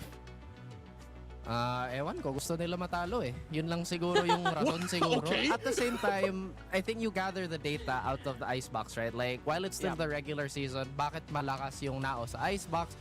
But think about it. It's been 2 splits since they've been almost unbeatable on this map. That's true. And it just continues, di ba? Parang at some point, when are you gonna break the icebox of NAOS? If you can't, then might as well ban it. And I think that's a really good decision coming in from JustUs here. Knowing as well na kapag binigyan mo talaga ng chance na open tong icebox, 100% of the time, this is real stats by the way, 100% of the time, if hindi to nakaban, it's immediately picked by NAOS because they're sure on how they're gonna play this out. But they're split and looking at bind as well in Sunset here, Raf. Parang pakiramdam ko kaya ng JustUs actually madikit tong laban na to. I think Bind is probably the biggest suspect map kasi I think lahat ng NAOS fans would like to forget about that one Bind map they played last split where the flashes were just not flashing the right people. Well, I mean, for now, I'm pretty sure NAOS super hungry from Split 1. I mean, super close na sila maging champions last split eh. And I think with Split 2 coming up next, I mean, right here, right now, parang they're trying to close out all the errors that probably happened last time. And again, with Split, it's nice to see na parang, we will be seeing something new maybe on the side of NAOS. Pero now that we've seen the map vetoes, before ko tanungin yung sino yung predictions nyo, paningin nyo ba magi-game 3 tayo sa series na to, Taylor? Pwede. If makuha ng JustUs yung bind nila, honestly, kagaya na sinasabi ni Raf, parang ito yung pinaka-suspect map mo na possible. So, first map pa lang para sa side ng JustUs, I feel like they should already step up to the plate kung ano kayang dalhin ng NAOS dito. Kasi the last time they played, for the NAOS side, kahit close yung match, nung na-interview natin si Mojer, ang sabi niya, they were just trying out if they can play it in a 1v1 scenario. Yung mga aim duel nila, sa sarili nila, kung kaya nilang tapatan. And they made that happen. What more kung sama-sama sila? Para sa akin, hindi. Kasi how long has it been since they prepared for Bind? So, nakita naman nila yung biggest weakness in the map pool is Bind. So, why not take the time to fix it and make that map veto more bulletproof, especially a team that's the caliber of NAOS, who almost beat Scars, who almost was the champion in the last split. Now they want to fix all of that, by the way. Alright, Pero taga-nakaw kasi to ng games eh. Yung JustUs, I mean, if they canceled out Oasis from coming into Split 1, who can say they won't do the same for NAOS? Well, only one way to find out. I mean, in this series, I'm super excited. I'm a NAOS fan as well. So, it was heartbreaking on Split 1. I was watching Grand Finals and I just really want to see them bounce back into Split 2. Pero, with that being said, let's head on over to our predictions. Sino ba sa paningin nyo? Parang obvious na sa akin ang mananalo sa series na to. Taylor, ikaw muna. Ako, pakiramdam ko yung JustUs, kaya talaga nilang tumapat heading into this series, heading into this matchup. Game number 2, I'm looking forward for that already kahit papunta pa lang tayo sa game number 1. Pero NAOS ako 2-0. Okay, nag-U-turn sa Marikina, dumating sa Cubao. Thank you. Okay, Raf. I mean, it's the same thing. JustUs, you guys are wonderful. I think you guys are gonna go far, but I think NAOS is gonna take the series. Oh wow. Okay. And I may be a big Lloyd Dream enjoyer, a Lloyd Dream fan. I love the way he plays. But NAOS is just NAOS. But you know what? JustUs, feel free to prove us wrong anytime. This is your chance. Kayo lang makaka-prove wrong ng panel. Pero I think NAOS for the 3 of us. And ayun na nga, I think we're super ready. Taylor, Raf, maraming salamat sa inyong mga inputs. And before anything else, kayo dyan sa comment section, type nyo na kung paningin nyo. 2021, kayo lang bahala dyan. And looks like we're ready to head on over to the games, I think. And I think casters ay ready na rin. Alright, let's head on over. Last series for week 2, day number 2. JustUs versus NAOS will be coming to you right now.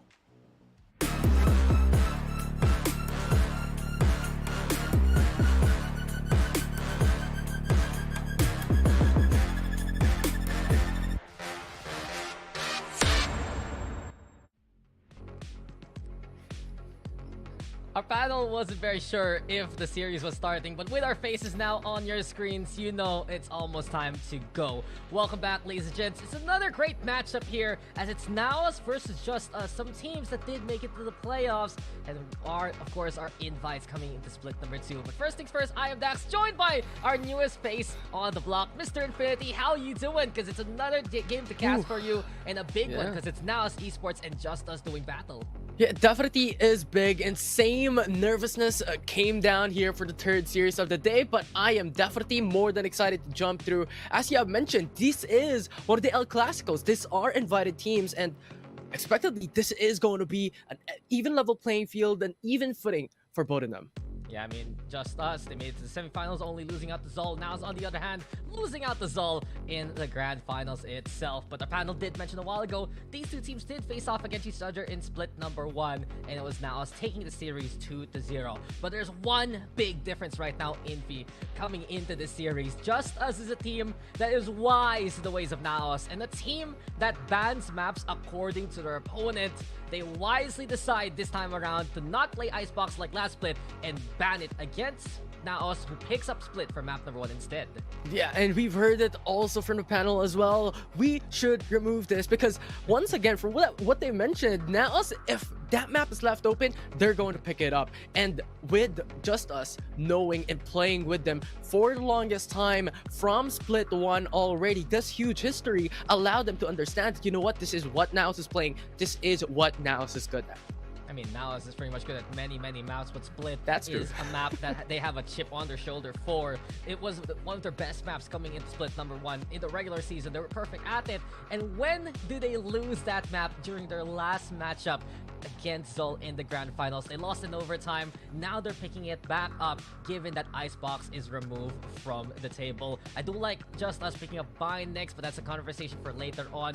I gotta ask you though, what's your expectation coming into map number 1? How do you think JustUs is gonna size up against NAOS here? It's going to be a very difficult time for them. There is an opportunity for them to take at least a map or so up against NAOS, but NAOS is a totally different beast right now, because from what you have called, what you have mentioned, NAOS in the prior split lost up against Zol Esports, one of the greatest coming into the Philippine scene. But remember, last week in the very first day in the third series, it was NAOS who beat them. So right now, arguably, it's NAOS who is the greatest of them all. I mean, they're the team to beat, I dare say. And remember, they're the squad that came from Ascension. But let's move this conversation over to JustUs, since we're waiting for Aegis Select to come our way. It's a new dynamic. It's a family affair between Stacey as well as, well, we have their Par Schofield, if I remember correctly. I do wonder, though, any adjustments here for either side, as JustUs, this is immediately a tandem in the front line. The brother bond will decide, let's run the Reyna and the Raze together. Yeah, and on top of that, they went in for the double initiator as well. I'm so excited because this is going to be so quick. This is going to be so fast on how they want to execute things in this specific composition.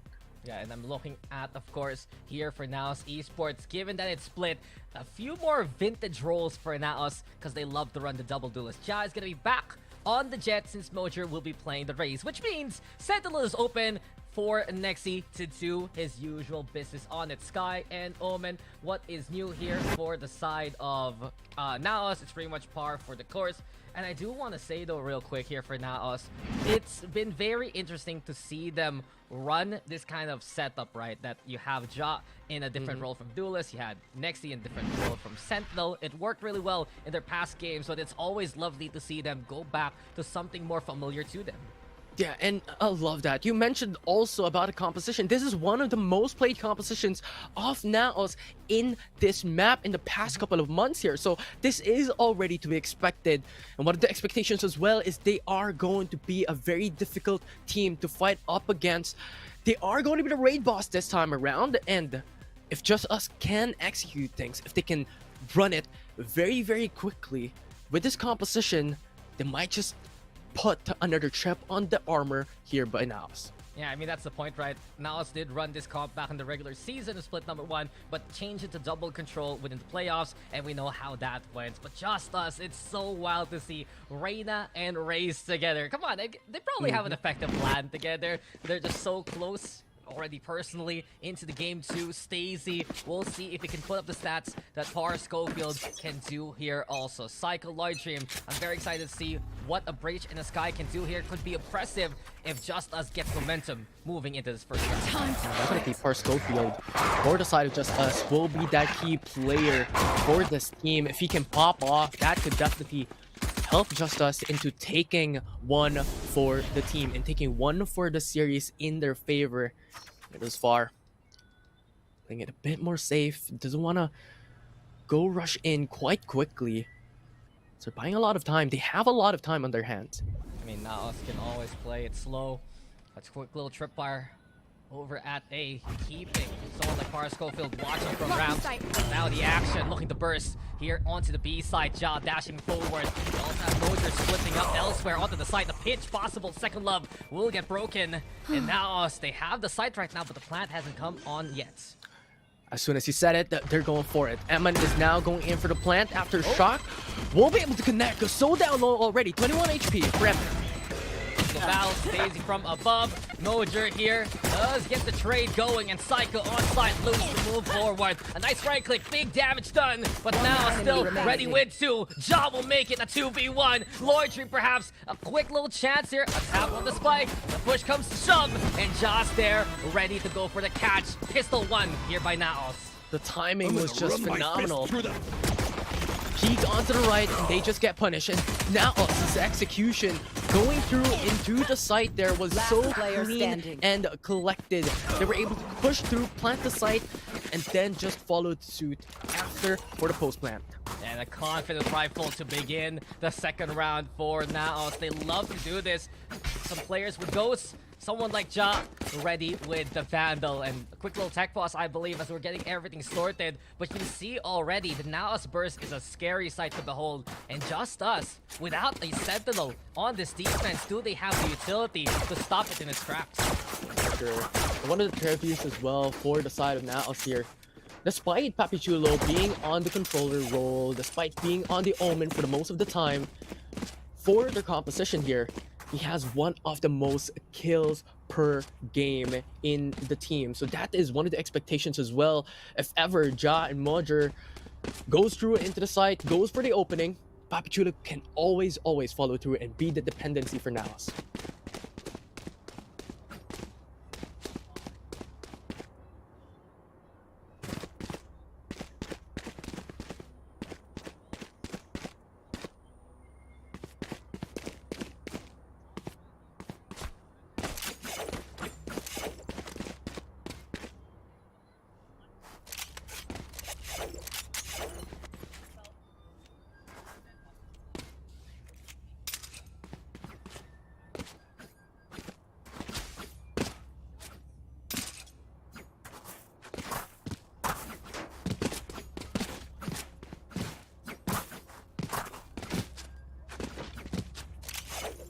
Yeah, it's more of a coin flip here. And at this point in time, they want that a little bit of a sustain if ever. Also that potential to switch position if ever comes down to it. They want that clutch possibility for JustUs on Par Schofield as they enter round.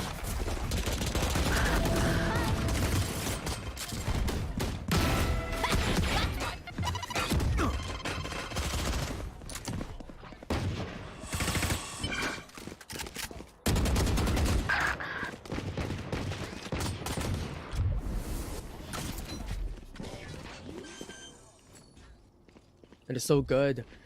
They quickly go in onto heaven, have that control before they go in onto site, before they plant. Mojer! Hawk out! Hush. One enemy remaining. 3 killed. Cover going out.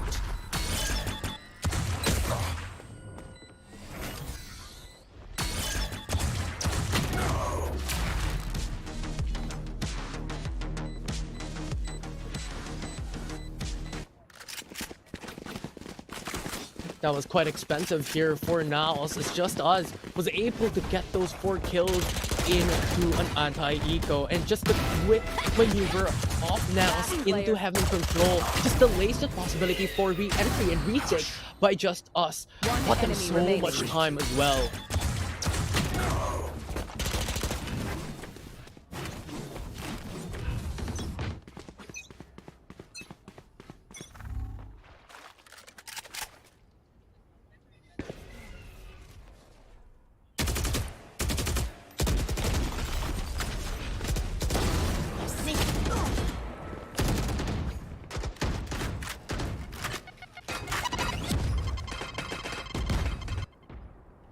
It was just too deep already. Goes for the trade. Too much of a risk. Nexi.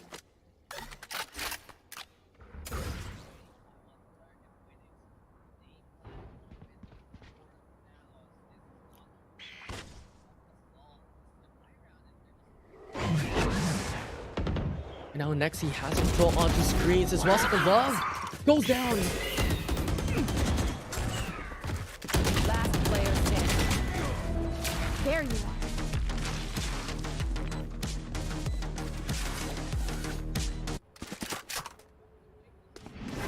An amazing round thus far, and we see those plays coming in from NAOS constantly having the backs of each other into the mid, into the screens as well. Those aggressive plays always have follow-ups.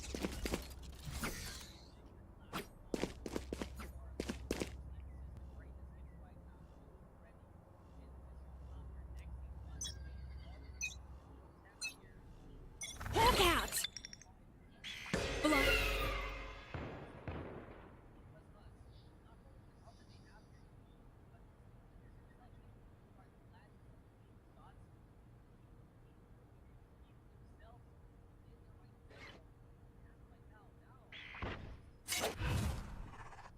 Yeah, 3 rounds consecutively, no in trade for JustUs, has yet to see the light of day, has yet to see their first win coming into the series, or coming into this game rather.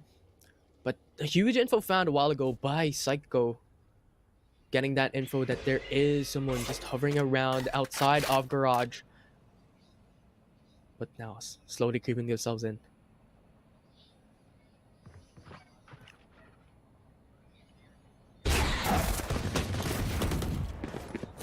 Grenade!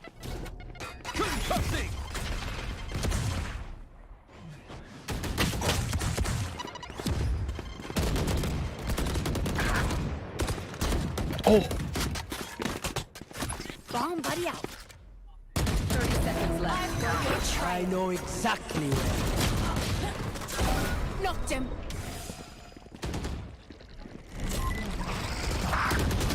One enemy remaining.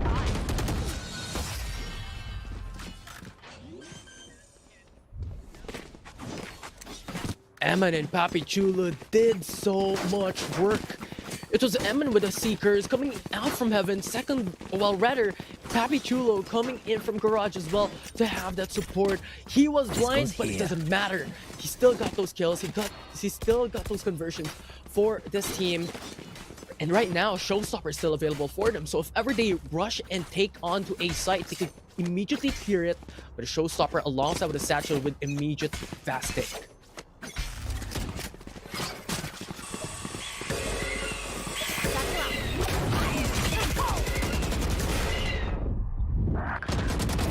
One down.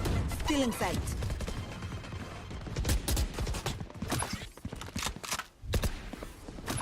Get it. Duck, my ult's ready.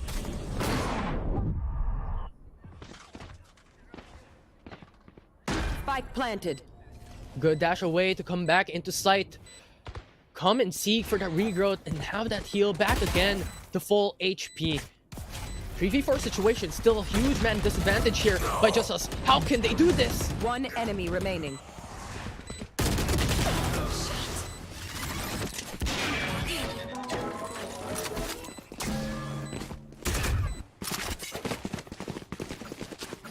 Perfect, absolutely. This might just be an understatement here because NAOS has cleanly swept the rug 5-0. The first couple of rounds here, so clean. Thus far, there's nothing in trade so far. It's just so good for now.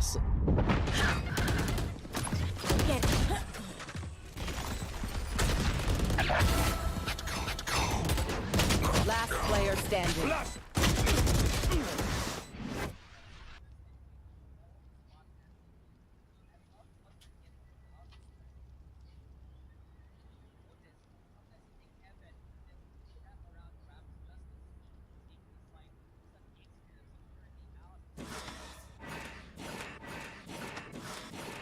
Yeah, so much switch around that they're doing, right? I love how you mentioned about what they've done in the first couple of rounds, take on Heaven control before they plant onto Spike, so just they have that safety. But now, on the prior round, when Mojer went in for the entry with the showstopper, they went immediately onto site. It's just so adaptable. This team is on a different level.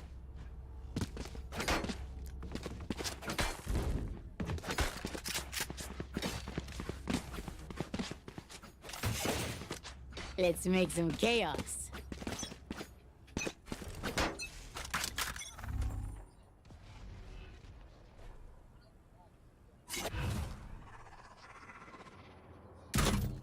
I must wait a moment. Shadows traveling.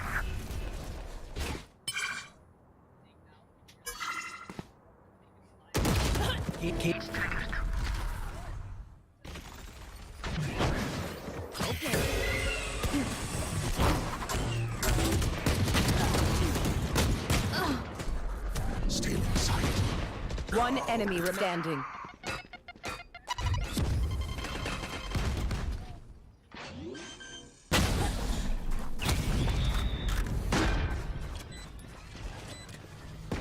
Oh, amazing round coming in from NAOS. And yes, JustUs was going in for the eco round with Sheriffs on hand.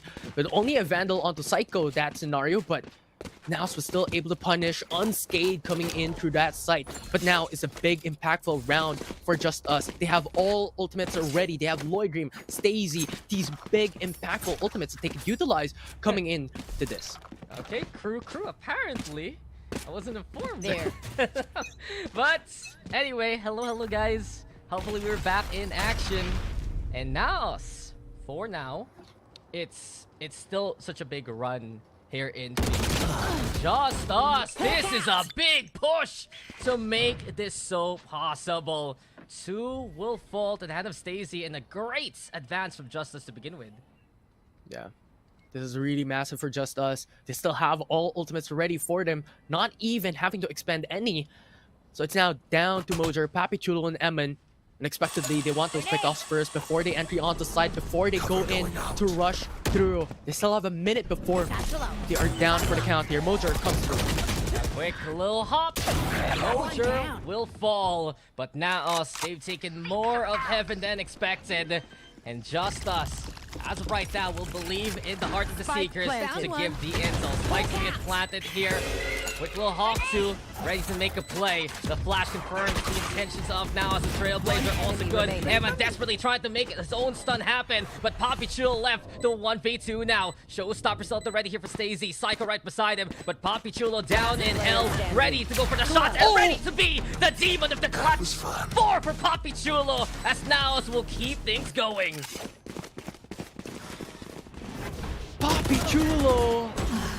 The miracle that NAOS needed! Despite having that 2v4, it was still Papi Chulo in those dire situations who's able to bring it down. Thus far, now still on a streak, still undefeated in this game. Just how? just NAOS things, man. And with Papi Chulo doing what he does best, the streak continues here for NAOS. JustUs. We've seen them find picks there the first time we really gotten them with the advantage on the advance. But right now, they're looking so lost on the defense with this Ja and the rest have advanced a lot more than JustUs would ever expect. Stacey drawing first blood again. Another good start for the Rays. Rolling Thunder also the call, but Papi Chulo, a stable foundation to protect the rest of the team. They trade back. It's Ja traded for Stacey, a Raze for a Jet. Still even. 4v4 right now. And NAOS, as they do best, still not putting a I've got speed your of the show trail. right now. They still have a lot of time, but Seekers are now Found out. one. So information gathered already. Yeah, Seekers out. And with it, NAOS looking for any more targets. There you go. Dead center. Par Schofield hit by a critical shot. JustUs will have to see the site immediately. Cycle looking for timing. Second Love ready for reinforcements Here. too. But Nexy's now 30 over to seconds score. left. Paranoia. Ultimate. planted. Nexy will win it. Player Nexy standing. looking for another one. Gets it. And with the plant going down, Lloyd Dream left to fend for himself. Danger afoot. Right behind you. Mojer's coming. Judge in hand. There's damage shorty rather. But anyway, Lloyd Dream, he's good for the 2. And that small chance here. The camera though, taking a picture. It might last longer than the life of Lloyd Dream here. Next low HP already. Here we go, the Paranoia whiffed. As Lloyd Dream has found the 3rd. It's looking good for Lloyd Dream. But against Papi Chulo, it's not gonna happen. 0-8. NAOS, they keep things running again and again. This half is more theirs than from what we've seen. So close yet so far. They expended the Rolling Thunder coming in from mid, but there was no conversion. Instead, there was an expense for themselves as well. And Lloyd Dream was so close, as you have mentioned. He was only one away from taking that round. Half on the spike already, but Papi Chulo does not falter. Yeah, Papi Chulo, always reliable. And with it, NAOS in the run, the streak, it continues. Ready to go again here, Infi, because you can see immediately the burst potential is there. Lloyd Dream's the only one with a rifle. Absolute heroics in the last round, but it just wasn't enough. And with NAOS now pushing onto Heaven. They don't check the box, and Lloyd Dream gets away with one. Jado ready to catch him in the act. Mojer also still getting close with the judge. And with the site now taken by NAOS, they again fortify Heaven with Josh presence. Yeah, only with chairs on hand can they do it. They get the Spoils of War. Having the Vandal onto Stacey might be able to convert, but how far can they do this? Oh, Josh swings even and wins the fight. Stacey in the smoke.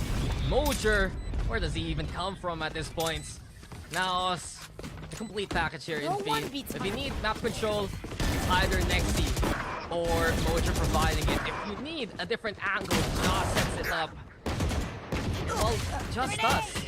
You know the talent, the mechanics. It's possible for them to hit some good shots and some positions there from Lloyd Dream. It just isn't enough of a package versus NAOS in the run here. It's so impressive. And right now, NAOS once again have the Eurotef, has the Blade Storm, so much utility in their favor as well. And JustUs, Showstopper and Empress is there, but it's been so long that it's been with them with no use. Here we go, the pain shells. Over onto the CT side. Heaven completely free for JustUs to see there. NAOS want to overrun Psycho. So sad for Psycho. Just there's not enough staying power at all here in V for JustUs. Now Stacey, there's a judge just close by on your left. Have to be wary here. One ring, Mojer's on the board. Mojer too. And it's just he hasn't been playing judge for most of this game, and it's been working. I dare say over half his kills have been from that judge. And with it now, Stacey, he's been stowing that showstopper away for quite a while, but with 3 targets in front of him, that's 3 too many. 10 now for NAOS. This is just looking to be as one-sided as can be here. Don't vex what's not broken. Mojer consistently gets those conversions with the judge time and time again. He opens up these maps, he opens up this position in their favor and constantly get kills. And it's just amazing to watch. And once again, the showstopper is available for them. And they might just entry on a site quite quickly once again from what they did in the prior rounds. I mean, nothing's stopping them as from what we've seen. If NAOS feels that they can confidently just burst in, get a, then they will make that call. They did expect a push from Stacey and the rest, but it's different for JustUs. They played towards mid. As soon as NAOS realized this, they're ready to play into A again. The Trailblazer will be sent. Ja will confirm those suspicions. And immediately, We'll see now us get the plant going. I actually like this coming from JustUs. They opted to back away, give the site out, and just go for the flood retake. They know that they can't handle the power of NAOS when it comes to these initial start of the rounds. All the speed in the world, but eventually Schofield and Cycle will do some damage. We see them miss out. Schofield desperately trying to make a case, but Mojer's the one who's the main character over at screens. Here comes the invisibility again from the Empress. Next he will back off. Now he gets the peek, and they know where Schofield's at. 2v1 though. It's a pinch possible, but if Mojer can't get the timing, Schofield, he doesn't see it coming! It's danger! It's honed in! And it's Mojer! 4 for the round, and NAOS are 2 away from taking the map. Last round before the switch. That's just criminal! You can't do it like that! That's disrespect, man. Oh. But I like this. JustUs is now adapting onto those situations. Yes, it might not be the best round for them, but they know that they can't really stay on site. They know that they can't exactly hold on to heaven with how explosive NAOS is with Ja and Mojer starting these rounds up. So they want and opted to go for those retakes. But how far can they go here? Because once again, this might be potential for NAOS once again to go through the flood the sites. What else is the playbook right here for JustUs? They're really trying to fight NAOS head on. Schofield on the board, but he's seen, he's found, and he's dead to rights out in the open. Lloydrim trying to just get out of dodge here, but NAOS are unrelenting. Here comes the swing of Lloydrim, though. It's good for the kill. Rolling Thunder the answer, but these Seekers will stall for time. Poppy Chulo yet again, just a witness ready to receive from any other angle. Nice shot from Nexi to end it, and a perfect half here for NAOS. The coordination from NAOS is unmatched.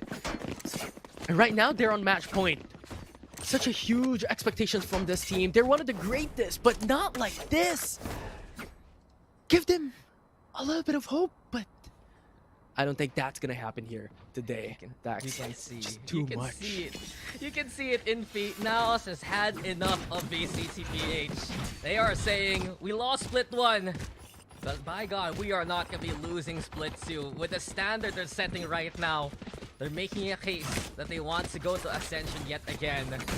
And if they get this pistol, does that mean it's our first 13-0 of this split? I would like confirmation of that. In any case, it has been dominant. JustUs, a chance to get on the board with the pistols and the mid-take.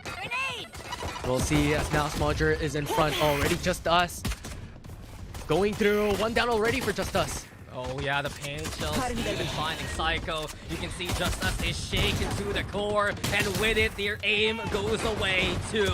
Ja hits Schofield with a shot to remember. And with all these chips lying with Lloydrim, NAOS are just gonna go for the all-in. Mojer just wants to end it now. 13-0, a blitzkrieg and a fast map courtesy of NAOS.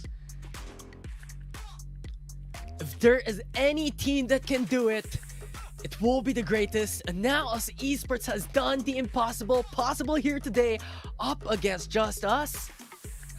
And it is just outright criminal.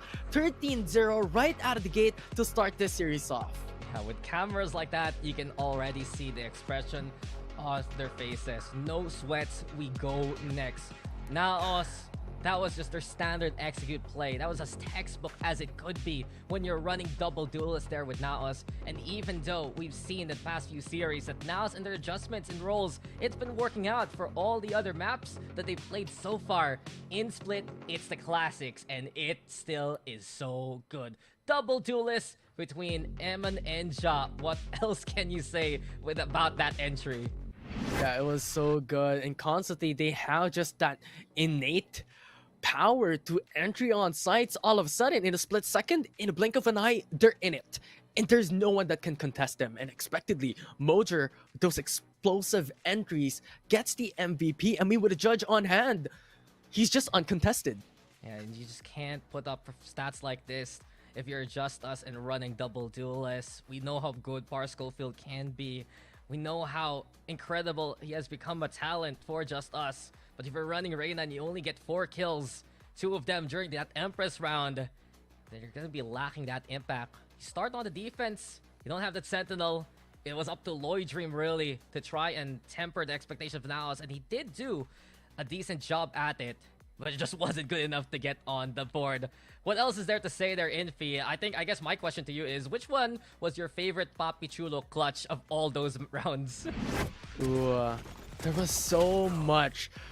Well, we'll say this part that we're seeing right now. I mean, Papi Chulo was just impeccable on the attack as well. They were able to go in for those entries and then just able to convert. And another situation as well wherein Papi Chulo was able to go in for the clutch was the post plan. This one is it's just so much, Dax. I don't know what to tell you. I mean, come on, what's new with Papi Chulo? We did see a few bright spots there from Second Love with the Sheriff, again with Lloyd Dream, doing some good work from Heaven. But those spots, unfortunately, are few and far between for JustUs. Look, I'd love to say good things about JustUs, and I know their potential, but when you see a 13-0 this commanding, you already know that mentally it has to be a go next. JustUs cannot let this map define this series, or else we're gonna be in for a faster one moving into the second map. Yeah, mental fortitude should be there. Yes, they might have lost the first game of the series, but there's 2 more to go. Well, spoke too soon. There might just be 1 more, but they could be 2 more. There could be 2 more coming into the series, but we never know. But as you have mentioned, right, this should not affect them, because if it does, it's going to be risky. Yeah, they need to shake things off. But guys, that was a very quick map number 1. We're moving to Bind next, and it will be with you guys after this break. Lot cheaper, grab food, saver, won't make it roll. Yeah, oh yeah. Grab food saver is the one to choose. Yeah. Grab food saver meals 99 plus. Grab food saver 99 plus. Dining meals, if it's a bill, saver meals won't make you go. Yeah. All my friends will grab cost saver. The grab cost saver is a lot cheaper. Grab cost saver. Grab cost saver won't make it roll. Yeah. Grab car is the one to book. Yeah.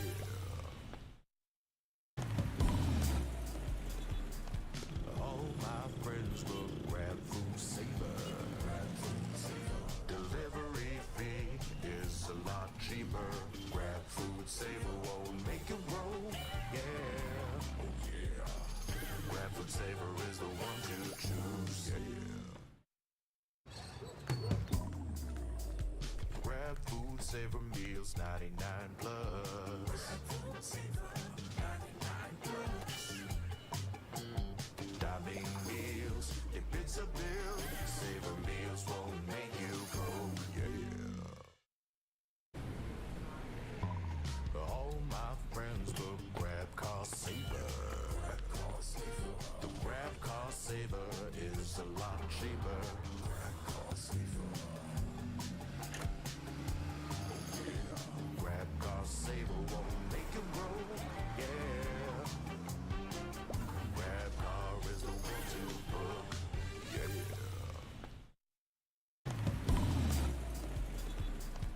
All my friends will grab food saver.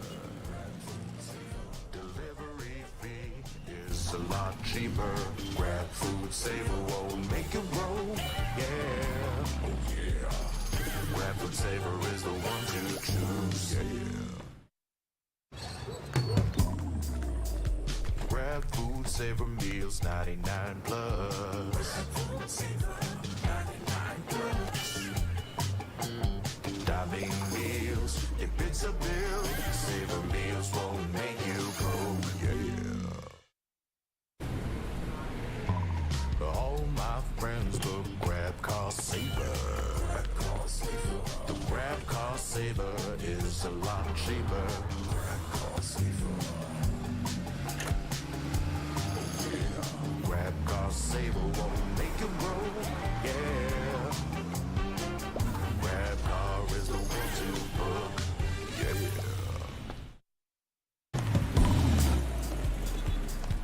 All my friends will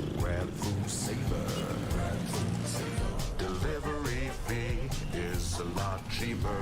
Grab food, saver won't make it roll. Yeah, oh yeah. Grab food saver is the one to choose. Yeah. Grab food saver meals 99 plus. Grab food saver 99 plus. Dining meals, if it's a bill, saver meals won't make you broke. Yeah. All my friends look grab cost saver. The grab cost saver is a lot cheaper. Grab cost saver. Grab cost saver won't make you broke. Yeah. Grab car is the one to book. Yeah.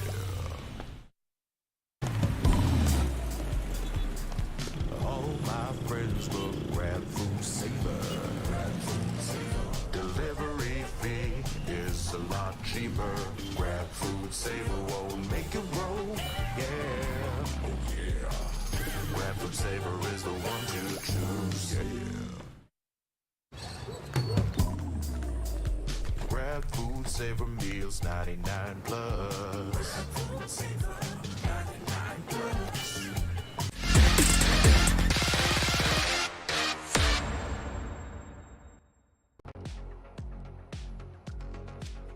Well, that was quick, so there you go. Game number 1's already done. And if you guys just missed it, because it was a lot faster than many expected, it was, of course, 13-0 in favor of NAOS. But JustUs looking to bounce back, and truthfully, coming into bind, I can see the chance here for JustUs, given, I dare say, the shaky record for NAOS. But before anything else, Stacks and Infinity still here together for our next map, and Infinity, come on, I gotta ask you, what do you gotta think? One of your first maps to ever cast in VCT PH is a 13-0. Yeah. What do you have to feel about a game like that? Well, I don't know what to expect. Coming down to this, I was expecting a little bit more longer of a match that we have for NAOS and JustUs, just given the history that they had in Split 1. But lo and behold, you know what? I was wrong. Well, I thought it would be a great fight too, but it didn't work out for JustUs. They're gonna look, of course, to right the wrongs from that first map and go next into the second. When you lose a map like that, it's always good to just shake it off and just say, okay, fine. That first map, that was a dud. But moving into bind, there's a big question now in our heads. What does NAOS run coming into this map? Because we've always been concerned with the compositions that they play. But hold that thought! JustUs, double duelist again, now with Phoenix? Okay. Ooh. I mean, it worked for them in the prior map. They're very, well, rather, it worked for NAOS in the prior map. So maybe, you know what? Getting out of the textbook of NAOS Esports, they want those explosive starts. They want those explosive engages coming into bind. And then you have Cypher expectedly going into the B site with huge control prowess. Yeah, just NAOS Esports go back to their comps. So no more Reyna that they used to run here. At least it is a focused effort on the Rays. But with Jet Phoenix, it's like I'm going back to 2020, 2021 on a map like this. Of course, they're going to still run that Sky. We did also see a few adjustments on who was playing that Jet role here for JustUs. But beyond that, they're going to need to make a big play. Perhaps orb control so important, and that's why you have that Phoenix, that flash value alongside the Sky, and opening onto the sites. Oh yeah, for sure. So just very, very interesting on how they could play this. Definitely a much greater sight from what we saw a while ago from utility aspect to it. Phoenix has much more capabilities to go and help out his teammates.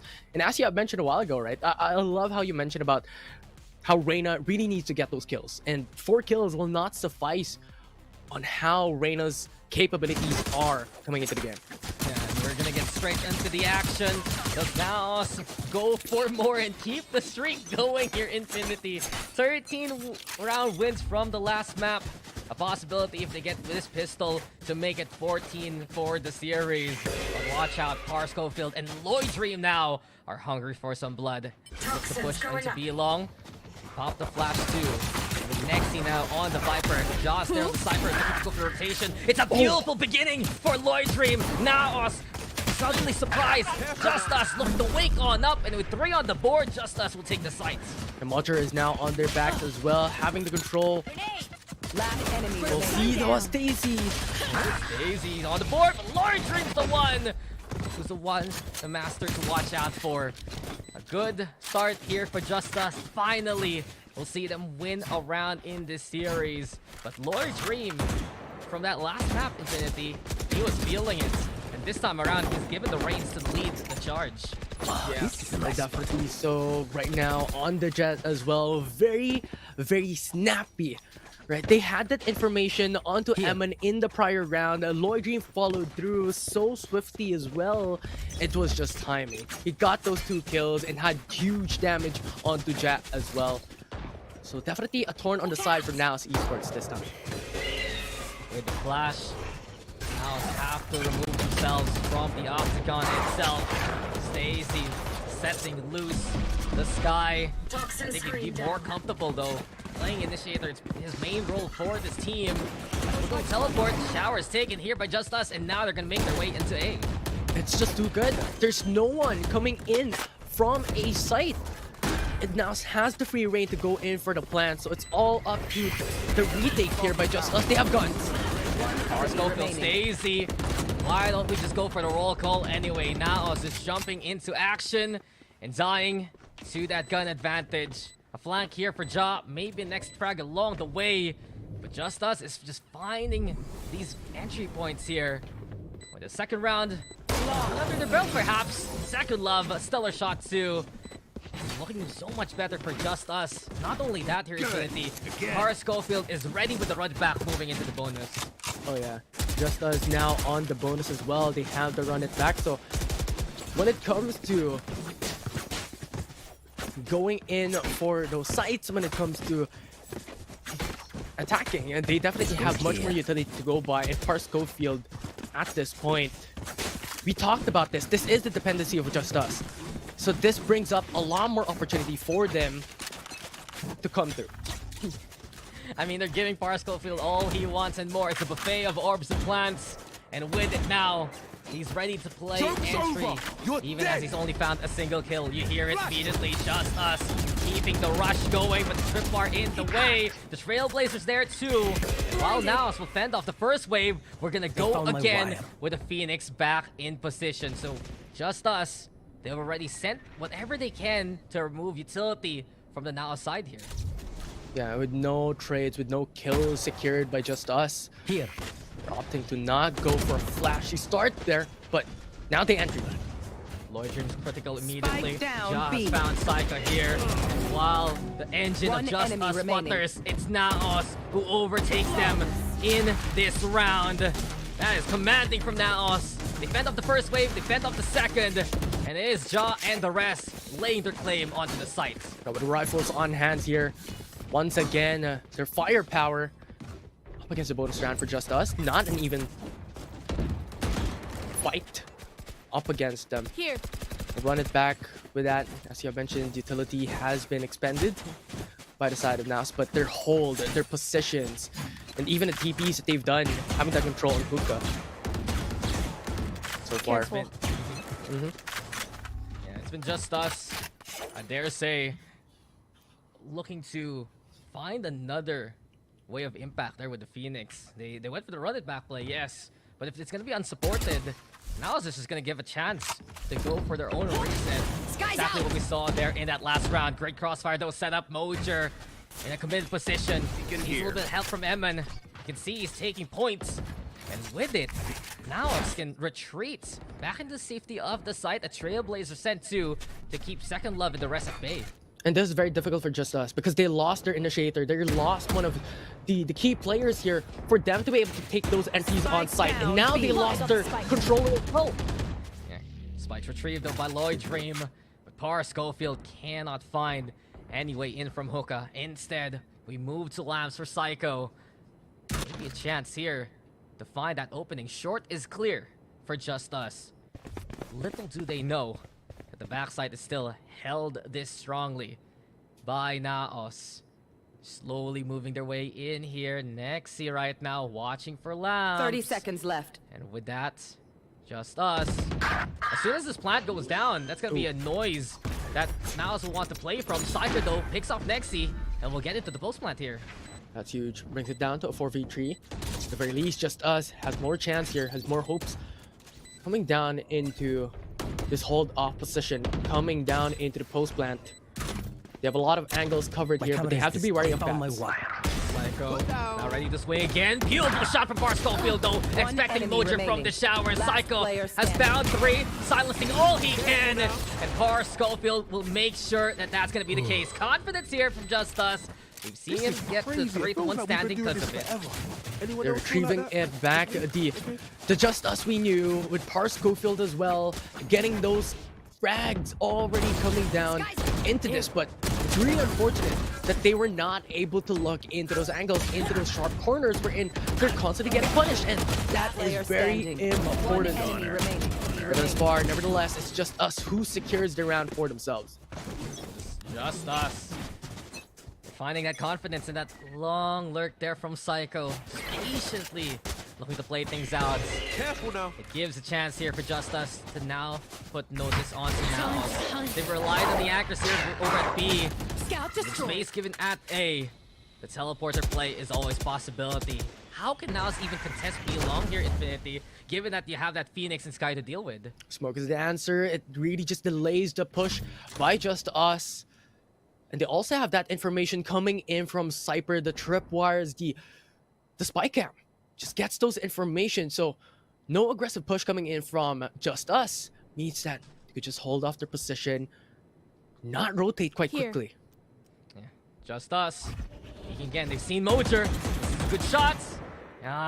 Just can't find the head though. Mojer has to retreat because of it. A dash in now here from Just Us. A swing from Stacy though is confidence. And now the showstopper is set loose here by Mojer. A chance to let it rip. It flies towards Stacy. We lead to a 3v3 now. Neurotheft online, and with that Intel Second Love can work off the pick. Exactly though. It's about the spot. And over on the CT now, so try to play as a duo. Yeah, Papachulo is still here. We all know that clutch situations, those dire situations, can't convert it. Come on, a curveball like that, you know it's coming. And Ammon takes the full brunt of it. Papachulo, clutch before, looking to do so again. And he will provide another one for NAOS.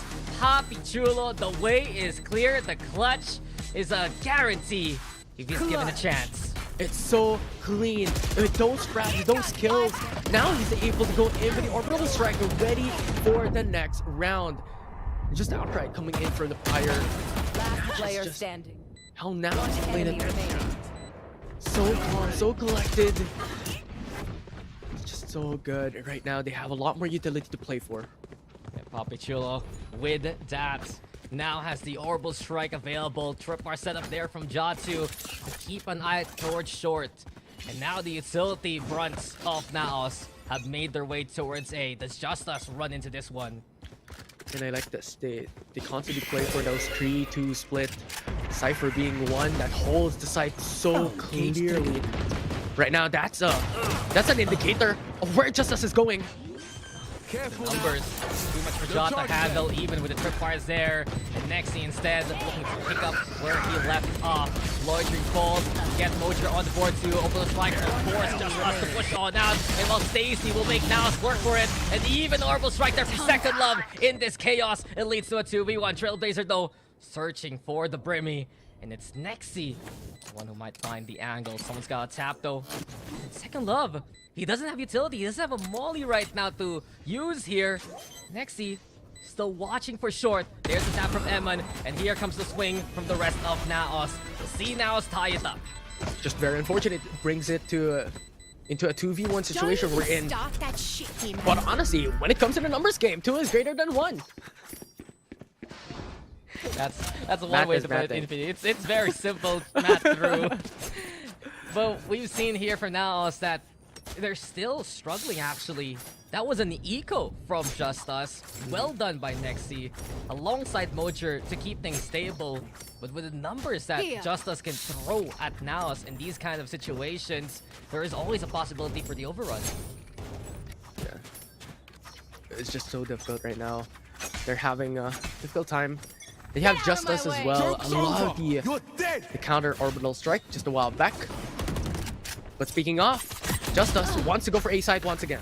Yeah, blades out, Lloyd Dream stalled. Para Schofield though into Lambs, and with it, he's a beacon of hope as he will go back to whence he came. Nexi though, keeping things in favor of NAOS. Nexi with another one, and the spike has been left behind. It's a heartbreaker here for JustUs as they thought they had the great escape planned. And now it's very difficult because there is 4 people stacked here in favor for NAOS, just holding the spike. Watch your eyes. Purple time. Para Schofield goes for the push. While the satchel's there, Eman keeps stable. Para Schofield finds 3. But that's all JustUs will get there. Because NAOS has taken the lead from them. NAOS now found themselves in a better footing this time coming into this game. It's JustUs who came in onto A, but NAOS with the Cypher trips, with the Cypher utility, it was much more harder for JustUs to be able to come through in a clean way into the site. Just holding that position through and through. NAOS once again going in for the run it back, considering how JustUs constantly goes for A side. And Schofield ready to push again. With the trips in the way, he's gonna need to find another path to navigate. Leaps over the first, and with it, Lloyd's the one who gets caught within the rope. Trailblazers just not good enough to clear that out anymore with one of those old patches. And with it, Ja and the rest ready to play at the backside. While this happens though, JustUs is taking the side, but they don't have the spike. Maybe a critical error, but Psycho still mows down Ja. Anyway, Molly to defeat the Far Schofield. He can't handle the heat there. Stacey hits the shot onto Mojer. It's still Chaos onto A. With the flash, there's the swing. Second Love in the rest. Desperate to find the pick. Psycho falls. Second Love's next. Next he has found 2 for his own. But a quick little tap. Stacey still all alone on the site. With that flash for confirmation, the Trailblazer ready to get let loose. Taki Chulo finishes off the job, and now keeps themselves cool in these chaotic rounds here. A distraction. Trailblazer shoots it, and that is the perfect time for them to peek. Just Cypher time and time again. How he's just able to play for the team onto holding that A site. Those trip bars is just such an obnoxious thing that just us has to overcome. Now Esports, many other teams, they would struggle to handle that the pressure that JustUs brings. I've got your trail. Right now, I'd say JustUs getting caught up in the momentum. They need to prioritize setting themselves up onto these sites rather than being hungry for these kills. The tripwire again, slowing down Para Schofield and his efforts. This is a lot more successful for JustUs so far. All still alive, and they've taken half the sites. Yeah, but now, so at any moment's time, there's 5 people already in. There you go, ready to burst and ready with the judge. Next, the Eman, first on the roll call. Now Mojer mows down anyone up close. And NAOS are making these rounds faster and faster. It's a quick series here, Infinity, with these rounds. But right now, NAOS looking to make it even quicker with the rally that they're going on. Yeah, very quick. I mean, a while ago we saw it a lot more faster than this, but 6-3 is still a massive advantage here by NAOS, and they still have yet to have the Viper spit coming into this round that could force the way into whatever route NAOS wants JustUs to go. Considering how Viper, or Nexi rather, is staying put on A site along with Ja. This could force away JustUs to go into the B site instead, but 3 people are readily waiting. Para Schofield, what's the plan now? JustUs has been trying to answer brute force with brute force. And here we go again. Eman's ready to lay down the law. Mojer here into the front line. And no matter what distance, the conclusion is the same. NAOS wins the fight and forces JustUs back. It's very difficult. Now they're still trying to go through. I think that's the perfect idea here. But at this point, all that they can have is just dragged out from them. Wild Mojer up here is... Well, it's the rest of NAOS ready to catch the rest of JustUs. It's 7-3 here, Infinity. From what we've seen so far, JustUs, they're still trying to prove themselves with their talent, but it's not gonna work against this kind of setup now. So there's always protection, there's always a trade, and it's just lacking for JustUs in those departments in comparison. Yeah, it's so difficult for them. And this is just how like NAOS' composition actually works, right? They just go in for Cypher, or well, Ja and Nexi onto a single site, mate BB, mate BA, and the rest goes into the opposite side just because of how those tripwires delays and buy so much time. Wherein once info was found, NAOS can start to go in for the rotate, wherein Eman is steadily waiting on B site to go in to hold position. So far, this is really good, and how coordinated NAOS can be coming into these rounds, coming into these games. We saw them perform out in the prior series, but they're bringing it once more here. I mean, in isn't that the point here, Infinity? You see the coordination from NAOS, and unfortunately for JustUs, it's just lacking in that department. These are individuals that we expect to have made this leap from Split 1 to Split 2 to have become even better. They made it to the top 4 of Split number 1. They were invited in to Split number 2, not having to deal with promotion relegation, but going against these kind of titans. We've seen JustUs just struggle with that weight of expectation. They will swing towards Shower. Lloyd Dream has been a bit of a bright spot here for JustUs. Stacey also looking a lot more comfortable now on the sky here. But with the camera getting the spot, Ja and Nexi, temptation to swing.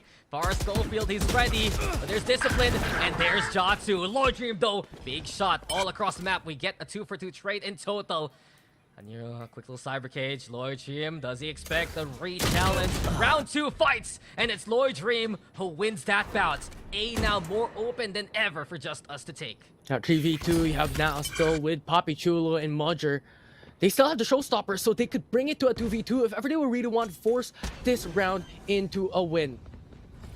With a plant on Spike, that already gives information, and this is really good. They have to wait for each other, they have to play together. Have those trades secured. It comes down. But one of the struggle here that NAOS has to face is the orbital strike that JustUs currently has as well when it comes to post plant. Stacey too, and well placed by Stacey to at least hit that shot. Lloyd Dream finds 3 for the round, and JustUs have found a fourth along the way.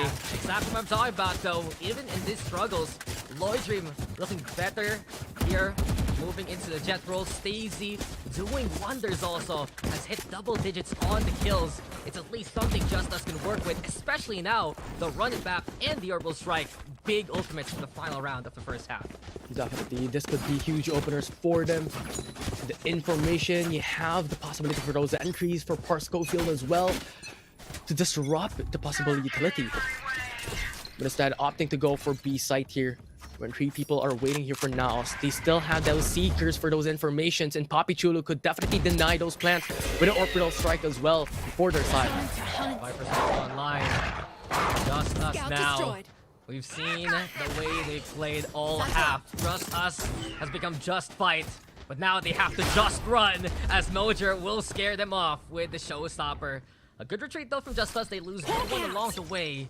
But while that happens, Emma takes points over onto the teleporter, exposed by the flash. It's JustUs moving elsewhere over at A, but they have to deal with the Viper Split here. Yeah, and that's just perfect scenario, right? For the side of NAOS, it's forcing JustUs to turn around and wrap around on that. We're just waiting. And it's Ja with the off. What else do you expect? Even on the Cypher, he's willing to pull it out. Finds the pick, and the running back is the call. It's a good opening though for JustUs. They realize Nexi isolated there in short. Par Schofield looking for him.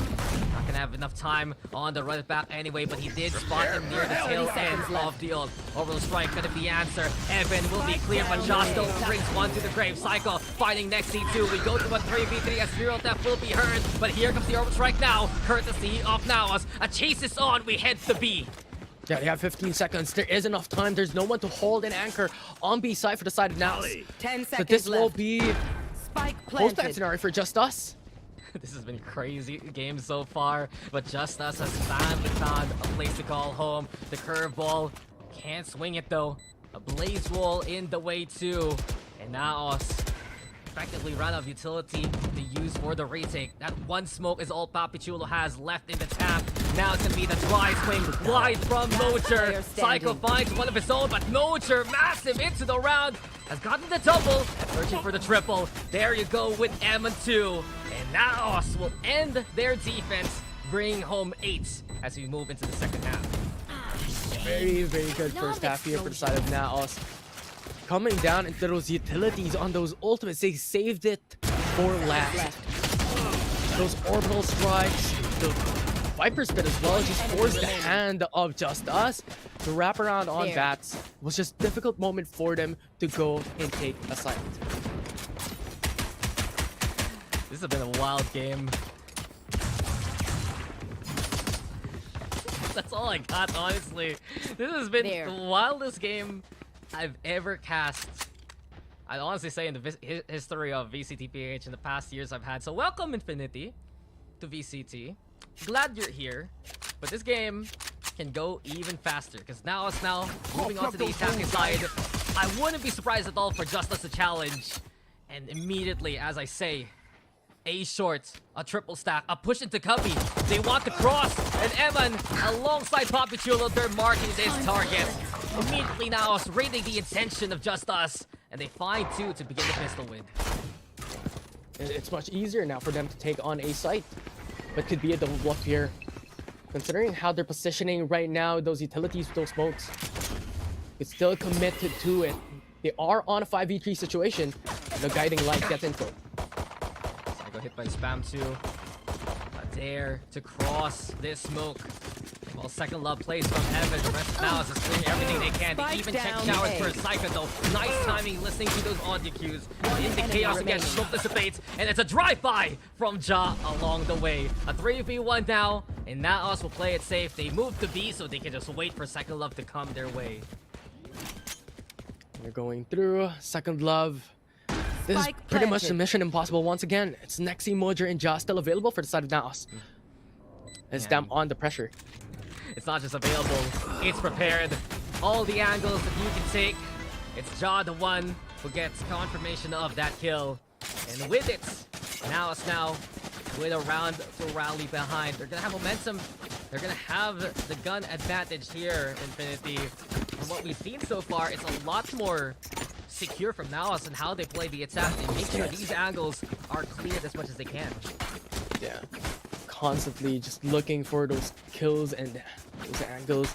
And now with the anti-eco as well, going to be much more difficult time for JustUs. So I like what they're doing, those 3-2 positions, although those aggressive plays, I don't think they're able to convert there as NAOS is prepared. But NAOS is fast pushing on to B. Make that noise. Over to be along, Trailblazer also sent out to scout. Ja to be alone here, needs contact against 2 targets. He is ill-equipped though, it's not a big loss anyway. Mojer now rushing forward, avoiding the bullets of Stacey along the way. Mojer has a Bucky in hand, the security guard ready now to go for action. Made his way to the sites. Hookah also controlled here for JustUs. A chance, an angle to pivot from. Looks after 2. NAOS, they're gonna fall for the bait. Instead, a rare post-plant position. Who sees this? With the attackers over onto the CT side. Mojer though, finding second love. Nexi on the board too. Parscofield burns his own teammates. It's all gone wrong here for JustUs. And even with the damage they have done, now still will get the double digits. Oh, such a good position as well for them. Just having that crosshair placement right exactly on the spike. We know that their control onto elbow was phenomenal as well. They planted onto backside. They have full control off it. And it was JustUs. Pretty much had a huge deficit coming in from that round. That's just very unfortunate as well, that Incendiary burning his teammates alive. Yeah, it happens to the best of us, but it's just really the chip damage NAOS is able to do there from the inside. From what we've seen so far, chaos reigns. But JustUs, this is their best chance here in the second half. They have the guns. Psycho proves it by playing in such a confident spot. Catch out Mojer. That's one down, and the entry of NAOS especially is going to be a little bit more slow for NAOS. Perhaps relying on Ja to make that opening across the map. Toxin screen down. hold the position so far. Oh, but Lloyd Dream. Those aggressive plays. They know they have the guns. Spike down B. Poppy still got away with it. Also, Poppy kept under wraps. Ja, though, with another one. A dash in as Lloyd Dream knows this is desperate. Poppy Chulo, he can't escape. As it stands, it's already Ja killing everyone across the map. It's Ja's world, and with those shots, we are just living in it. Ja doesn't need the spike, doesn't need any help. He'll do it all to win the bonus for NAOS. Simple as that. So good. NAOS once again with that punish coming in from JustUs. They don't have any more money. The eco advantage is in favor for NAOS, and they just gave them so much spoils of war here, and one away for Poppy Chulo for the orbital strike, and that just gives them much more utility to put this on match point. It felt like just a few minutes ago we started this game. Now NAOS a couple away to get the dub. Moser even getting away with his movements, advancing forward. A TP play there, courtesy of Par Schofield. Ja has a handle on it. Second love though, great shots with the Guardian. Trailblazer searching for a target. It's Moser seen, but Ja still here, ready now to go for the swing. Par Schofield making the work for it. Another TP player, another challenger to Ja's domain. But we get Psycho finally dethroning that Cypher. The crown spills on the floor. Psycho knows it's an 8-take for Poppy. Yeah, the spike is now planted, but we have to take note, there is still the orbital strike for the side of NAOS alongside the incendiary, so much utility for them into this post-plant position. To just stay in heaven and have those mollies and ultimates raining down upon Psycho. Yeah. It'll be such a difficult time for them. Exactly that, Infi. He has the orbital strike. As soon as he hears the tap, you already know that ult is gonna rain on down. Cyber Cage is there. Poppy Chulo makes it dead center. Psycho cannot escape. He dared to get the half. You can see the try. But NAOS ready to bid JustUs bye-bye. It's match points, series points here for NAOS. And they still have more to go here for JustUs. As we have known, this is the series point. Already, if NAOS wins this, this is going to be over in favor for them. And thus far, JustUs on a bit of a broken bye with Shorty on hand for Lloyd Dream. Yes, they have the Blade Storm, but not looking the best situations with half shields across 3 of their members as well.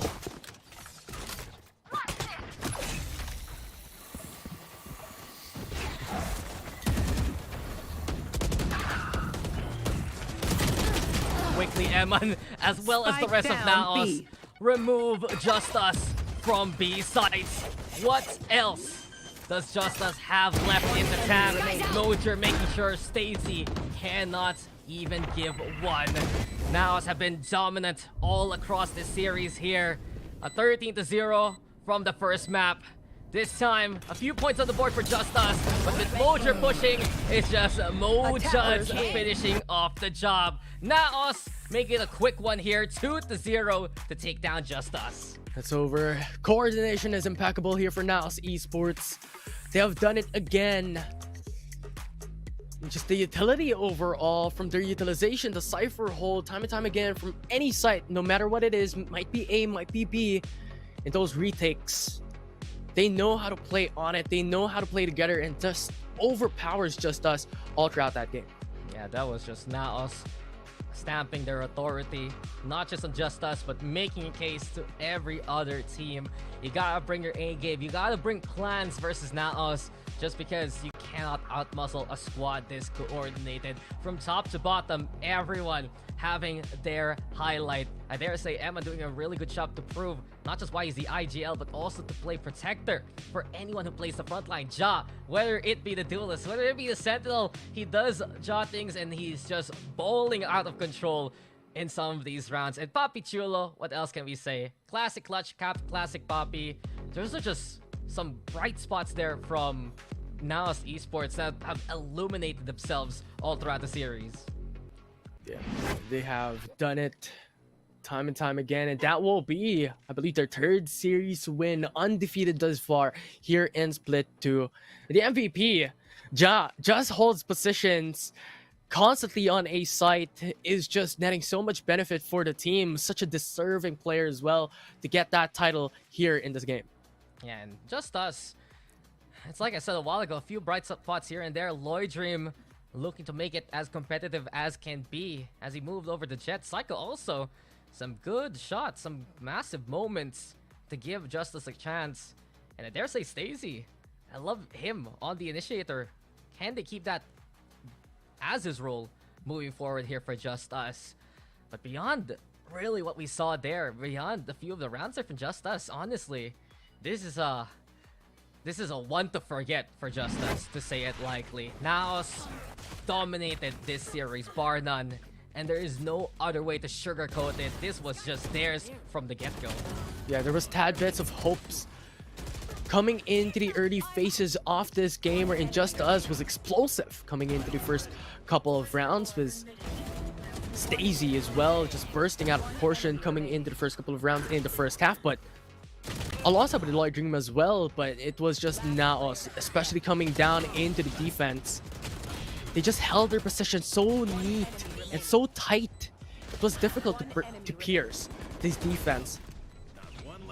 So adaptable from NAOS. No matter what position, they would understand where to look, how to keep things stable. I still can't believe Ja wiped away a site all by himself in that last round. Mojer having a great time playing the judge as much as he can, but that was just NAOS showing why they made it to Ascension last time around. If they keep things up, if they keep going for performances like this here in Infinity, I wouldn't be surprised to see them as our PH rep at the end of the year. But with all of that now done and dusted, it's time for the battle to show us what they got from that series.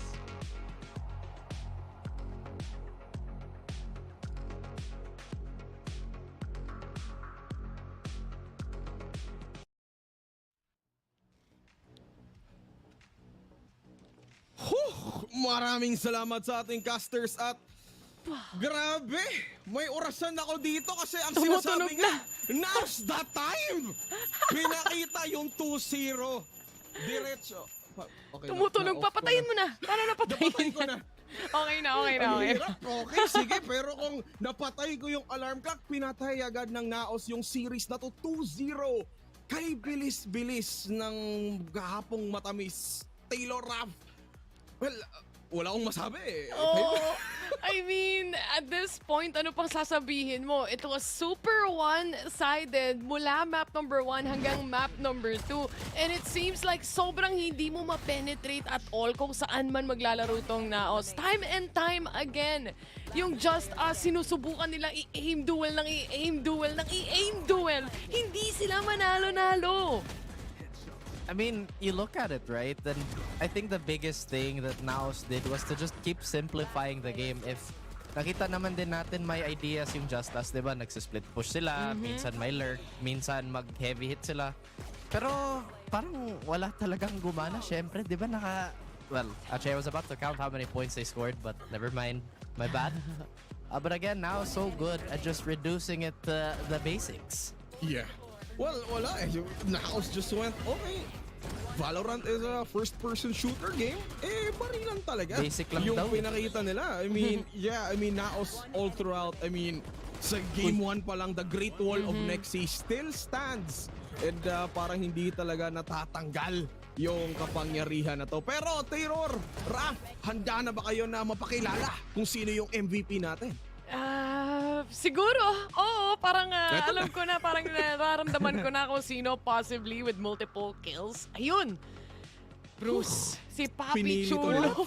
Oh, yung MVP natin with 17 kills, 7 deaths in total when it comes to map number 2. I mean, that closing of a map kung saan natunaw na lang din si Psycho goes to show na, kumbaga, out of all the chaos, Papi Chulo will be there to just close the rounds, Raf. Grabe yung stats ni Papi. It seems like he's smurfing on everybody. Not only did he maintain a 2.0 KD over 2 weeks, I think it actually went up as the series progressed, and it was well deserved. No matter what role you put Papi on, he will deliver the same. The real Papa in everyone's family. Bruce. Kakaiba, game 2 pa lang, galit na. Oo, Terror, ano yan? Oh, Taylor Siya yun, tinawag mo ba ako? Sino ba yun? Si Raf ba yun? Ay, magkamukha na kasi yung boses yun eh. Ay, sino yung daddy? Seryoso ba? Naka-who's your daddy daw si si Papi Chulo eh. Parang ang hirap patayin, di ba? Tapos na-insta pa niya lahat. So, Wala eh. Well, anyway, let's talk to Daddy Papi Chulo himself. I-welcome natin siya sa panel. Eto na, Papi Chulo. Papasok sa ating panel para sa aming interview. Naggulat na gulat. Hello, Papi Chulo.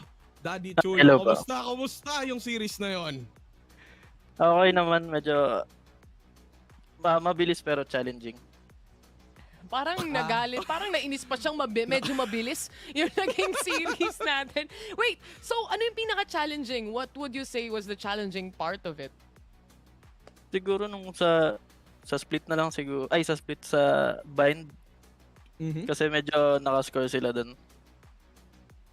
Totoo, yung first half nila medyo dikit pa eh. Yung simulang mga rounds nyo, medyo dikit pa yung scoreline nyo. Pero along the lines, nagtuloy-tuloy din yung momentum. Ano yung nangyari during that time? Was it more like si Mojer may freedom na, kaya go kill?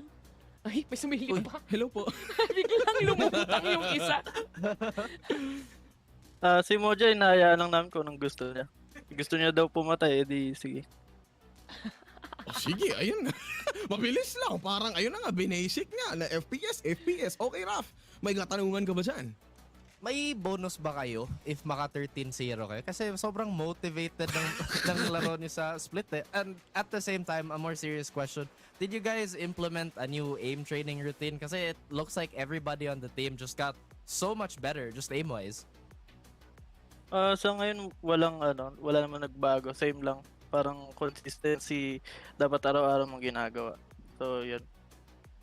Wow, consistency truly is the key. So eto, Papi Chulo, yung sa akin naman, your statistics going into week 2, sobrang grabe.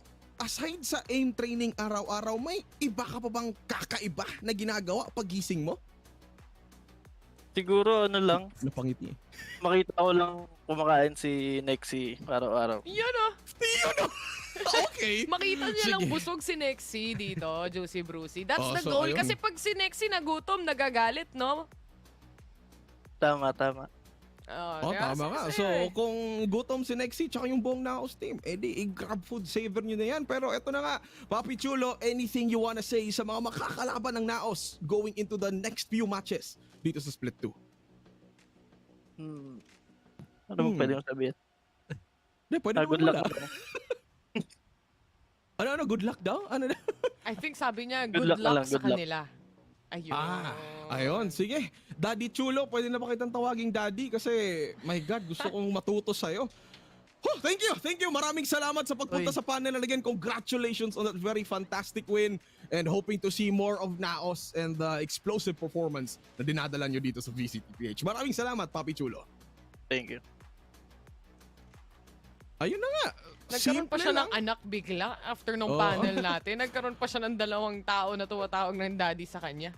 Oo, man. Kahit ako, my God, gusto ko Napabilib ka? matutunan. Napabilib ako, man. Like, grabe yan eh. Pero, ito na nga, nakita na natin ang katapusan ng Week 2 Day 2 dito sa Split 2 ng VCT PH. Ngayon, tingnan natin yung current standings ng mga teams going into our final day for Week 2, which is tomorrow. So, ito na, Raf, Taylor, ano masasabi niyo dito? Ikaw muna, Taylor. It's a 3-0 for NAOS Esports. Are we surprised? Not really. But at the same time, you see the round differential is up top as well. Parang ayaw talagang magpadaan ng NAOS dun sa top 1 spot nila. Knowing as well na yung defending champions ng Split 1, sila actually ang pinaka nahihirapan din sa puntos ngayon. That's so surprising to me. I thought Zol would come out of the gates really, really well. At least maybe in the top 5, diba? Pero looking at them 0-2, it's just not expected. I think going back to the top half, I'm pretty sure Oasis is gonna catch up on that 3-0 record for now. So it's really competitive on the left side of the board. Wala eh. I mean, it's just, the teams already are showing kung ano talaga yung meron sa kanila. Week 2 pa lang. So, imagine in the following weeks kung ano yung mangyayari sa mga teams na to. And so far, parang just NAOS truly expected from our end na ayan talaga eh. Pero Taylor, Raf, it's the end of day 2, week 2. Ano ba yung para mga biggest takeaway at life lessons na napulot nyo sa araw na to bago tayo mag-goodbye? Mojer go kill at ang Osiris natin ay nawalan ng curse sa second map. Yon ang aking mga learnings for today. Ikaw, Raf? Malakas yung NAOS. Yan ang learnings namin. Grabe learnings Actually, yan.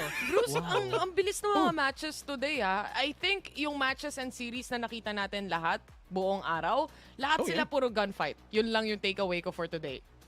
Series 1 pa nga lang eh. That very close fight from Tyrant Esports and Carti World na parang Tyrant Esports, ano yun? 12, 11, and 1? Parang ganun kakakaiba eh. Pero ayun na nga, gusto ko sanang pahabain pang usapan na to. Pero excited pa tayo sa darating bukas, which is gonna be the final of week number 2 dito sa VCT PH Split 2. So ayun, maraming salamat sa inyong lahat na nanonood. And of course, VCT PH Split 2 ay magbabalik bukas para sa more Valorant action. Ako si Juicy Brucey, kasama ko si Taylor, tsaka si Raf. Maraming salamat sa inyo and see you all tomorrow.